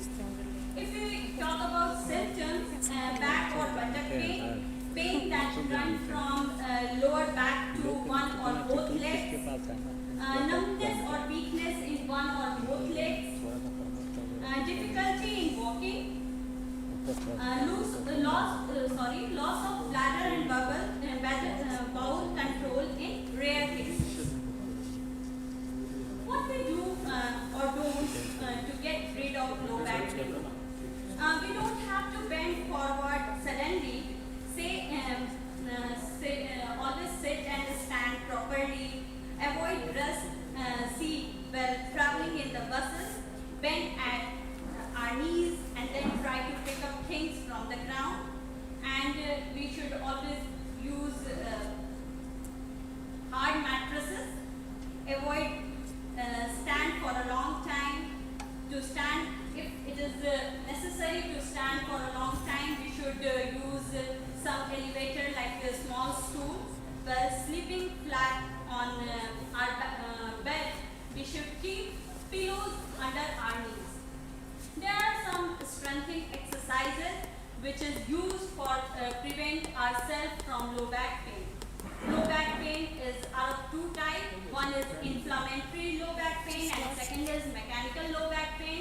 If we talk about mechanical low back pain, it is worse after exertion, and if we talk about inflammatory low back pain, it is worse after rest. So in morning it is more difficult to walk, and after some time doing some activity we can reduce our pain. So after all of these observations, I found that traditional practices like walking and different food practices, because we know that certain uric acid also get level of uric acid when increased, we should feel pains in our joints. Degenerative changes can't be stopped, but we can use, if we use proper lifestyle, we can delay it. So I should recommend management of low back pain through patient education. Thank you. Okay, good. Gitanjali, you have been our student, and you are guest faculty also, that is a teacher in our university. So what is, it is all compilation. Yes, sir. So it is not your own work. What you should have done, you should have taken data, say 30 women, 30 men, yes, some doing exercise, some doing sedentary life. You should have then evaluated uric acids in different groups. Then it would have been your original work, and you could have told, suggested that this happens due to this. So next time, this compilation, if you do it like that, you apply, you take the n should be at least 30. You should take 30 patients from the female side, at least 30 from the male side, and then study, evaluate different parameters. Then you can arrive at a definite conclusion. Okay. बंद हो जाएगा नहीं तो last सामने वहीं चल जाएगा last वहीं से बोलते यहीं से बोल देते हैं क्या मैं बोलिए so there is a girl Fakia who would like to present her poster. Last minute she has requested us to present. So Fakia, if you are there, please show your poster. This would be an online poster. Fakia?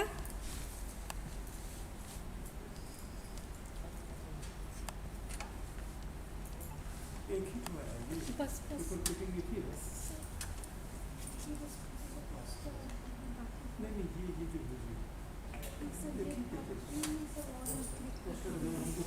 वो भी leave हो गई नहीं है नहीं है छोड़ देते हैं तो I think Fakia lost connection so let it be then. So with this we come to an end. All the oral presentations were very nice, and in a very short time all the speakers presented their work and they were very good. This was the last technical session. We'll be having a short valedictory session after this. भैया हाँ jubilee hall में चावा ना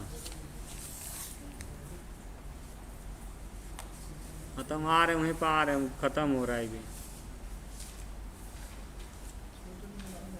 अरे तो laptop वहाँ लगेगा ना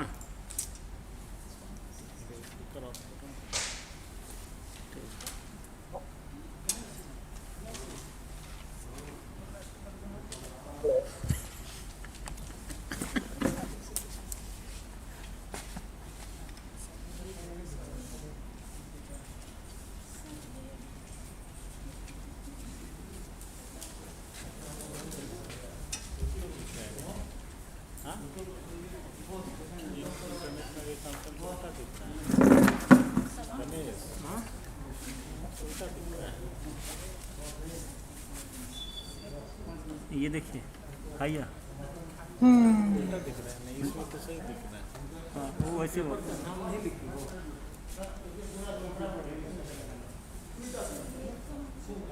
Madam, can I present myself?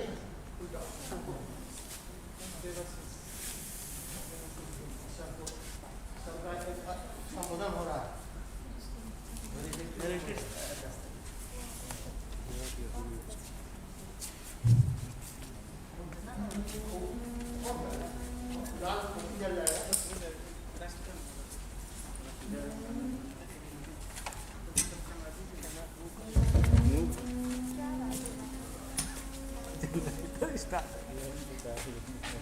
ढाई घंटा से लाइट नहीं आ रहा है। लाइट में 2.5 घंटा से लाइट नहीं। और वो तो आवाज़ कर रहा था, बंद कब हो जाए पता नहीं। लाइट तो अभी है ना, फिर बैकअप का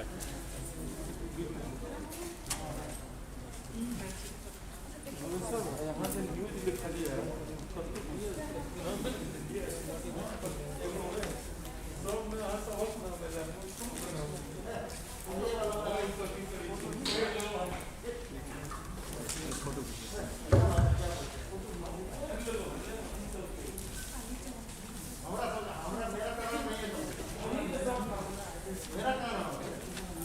Honorable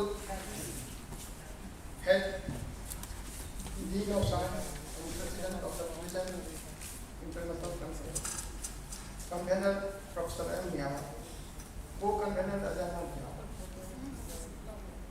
Organizing Secretary Dr. Fadul Khan, Technical Sessions Convener Dr. Sessions Kumar Panna, Dr. Bhavesh Singh, and all other members of the organizing committee, participants offline, online. I take this opportunity to congratulate all the members of the organizing committee for making a grand success of this international conference. It is a landmark in the University of LNMU Darbhanga. I have not seen such a grand success of it. Such an important seminar on present scene on the physical disorders and adaptations. This seminar was important in the sense that so many persons, about 8 or 9 persons from US delivered their lectures. They all are experts of their subjects, like from sleep, physiology, from aging, brain and cognitive disorders, and other diseases.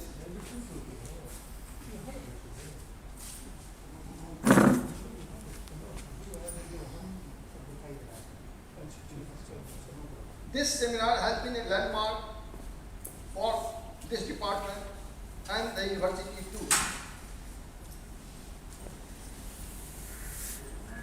I congratulate all the offline and online participants. More than 40 papers have been presented in this seminar and all are very linked to the purpose. I congratulate them also, and such event will give impetus to the researchers, to the young teachers, and across the globe. I hope such event will be a recurring feature of our university department. I am very proud of the present team which have carried on such a good and successful seminar. Thank you all.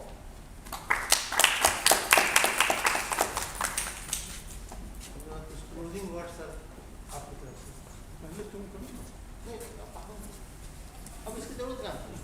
Approach कर रहे हैं, हमको खोलना पड़ेगा तो क्या है President, you Sir, close then this. we have a group photograph. पहले बोलना तो दो। पहले बोल दीजिए। Closing what बोल दीजिए। पूरा आपका उसमें आ रहा है। उसमें आ देख लीजिए आ रहा है।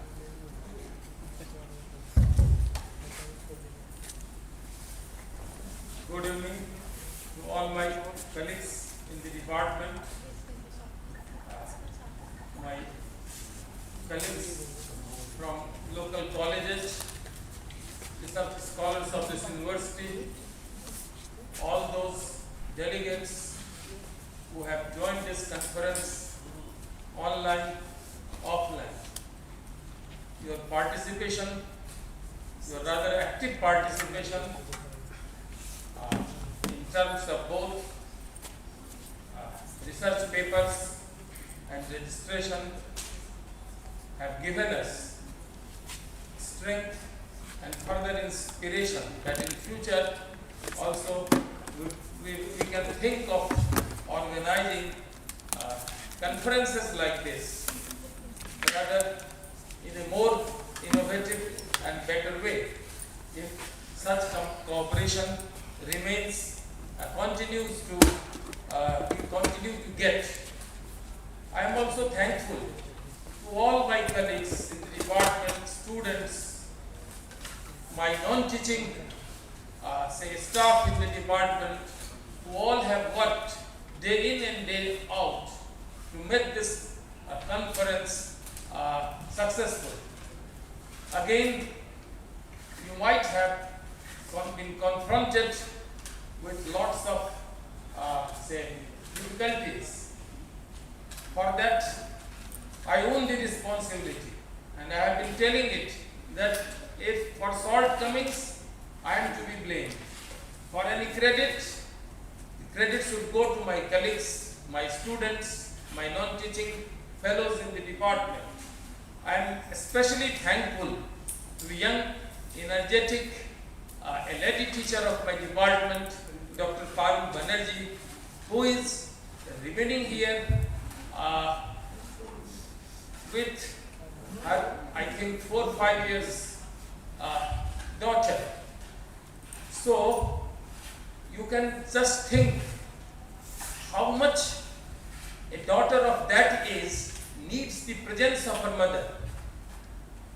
So at the cost of her daughter, she has made this conference successful, and she has sacrificed a lot as a mother.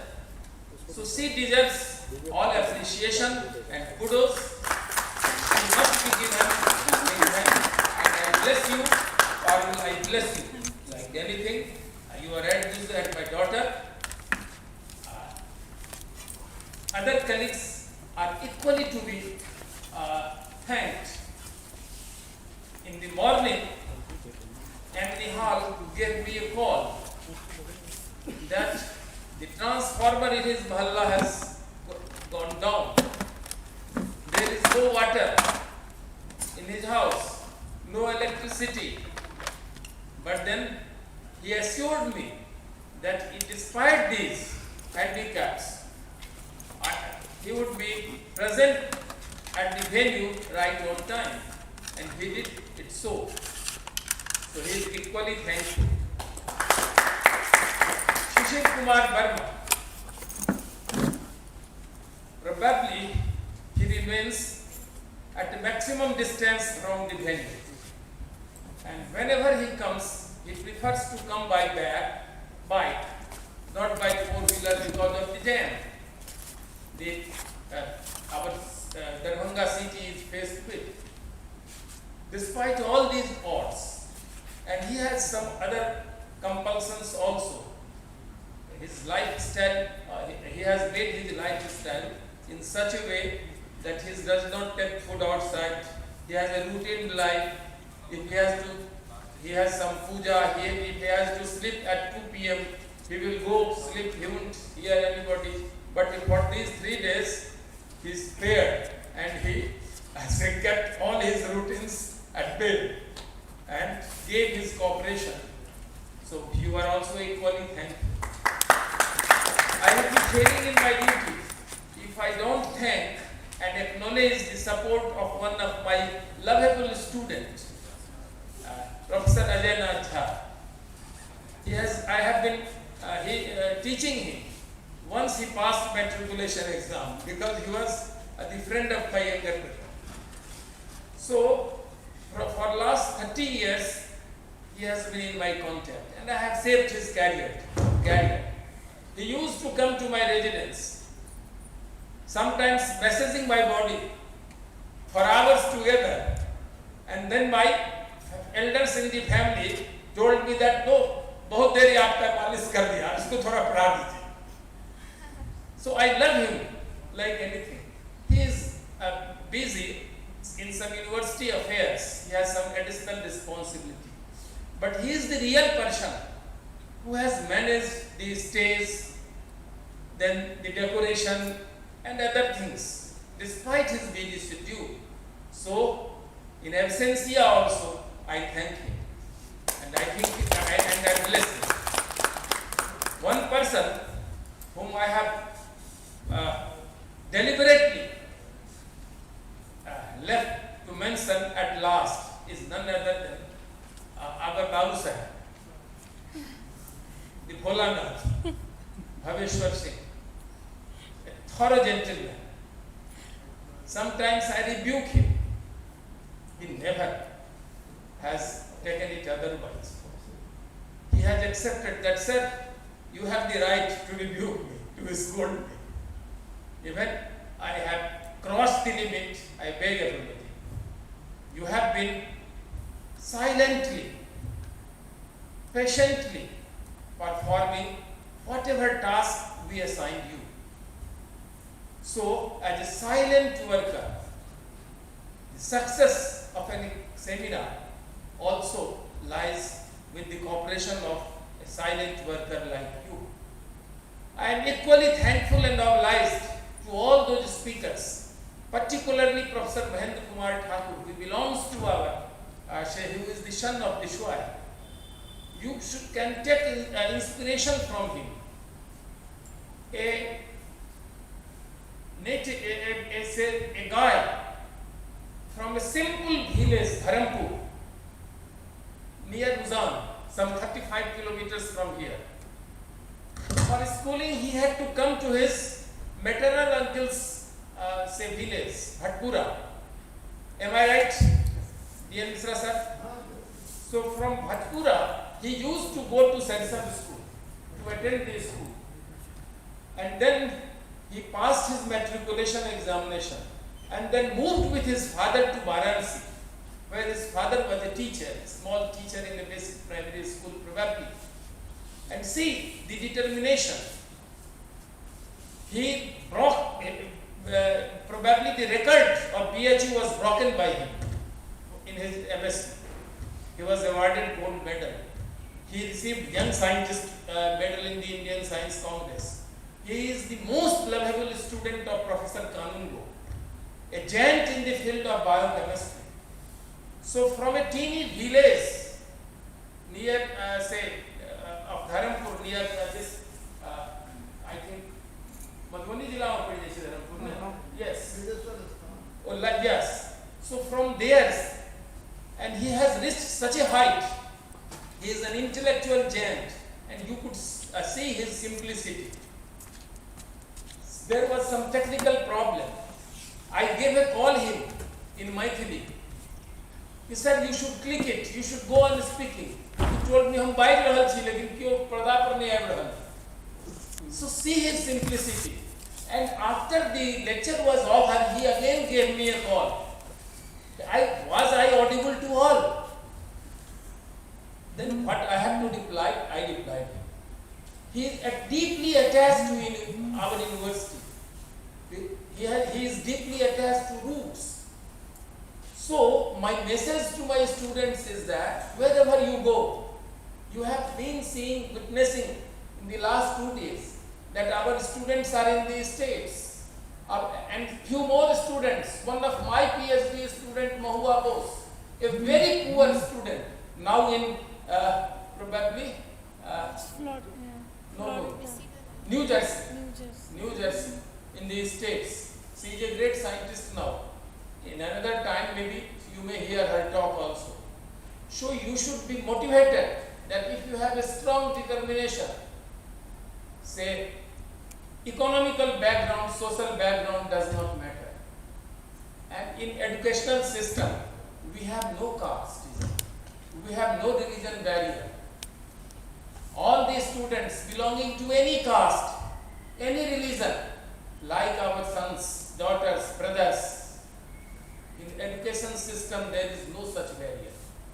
And the more educated we are, more these social, say, customs will go. Ultimately it will vanish. You make the India 100% literate, there will be no casteism, there will be no caste line.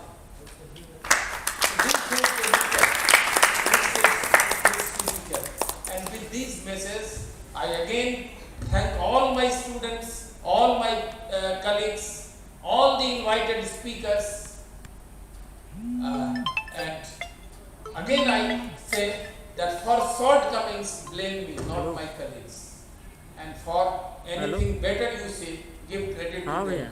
Thank you all for the nice talk. हम कहाँ से जानिए हम कहाँ से लेंगे Yeah, once after national anthem we should come, we should have a joint photography, and after national session the conference stands close. Let us first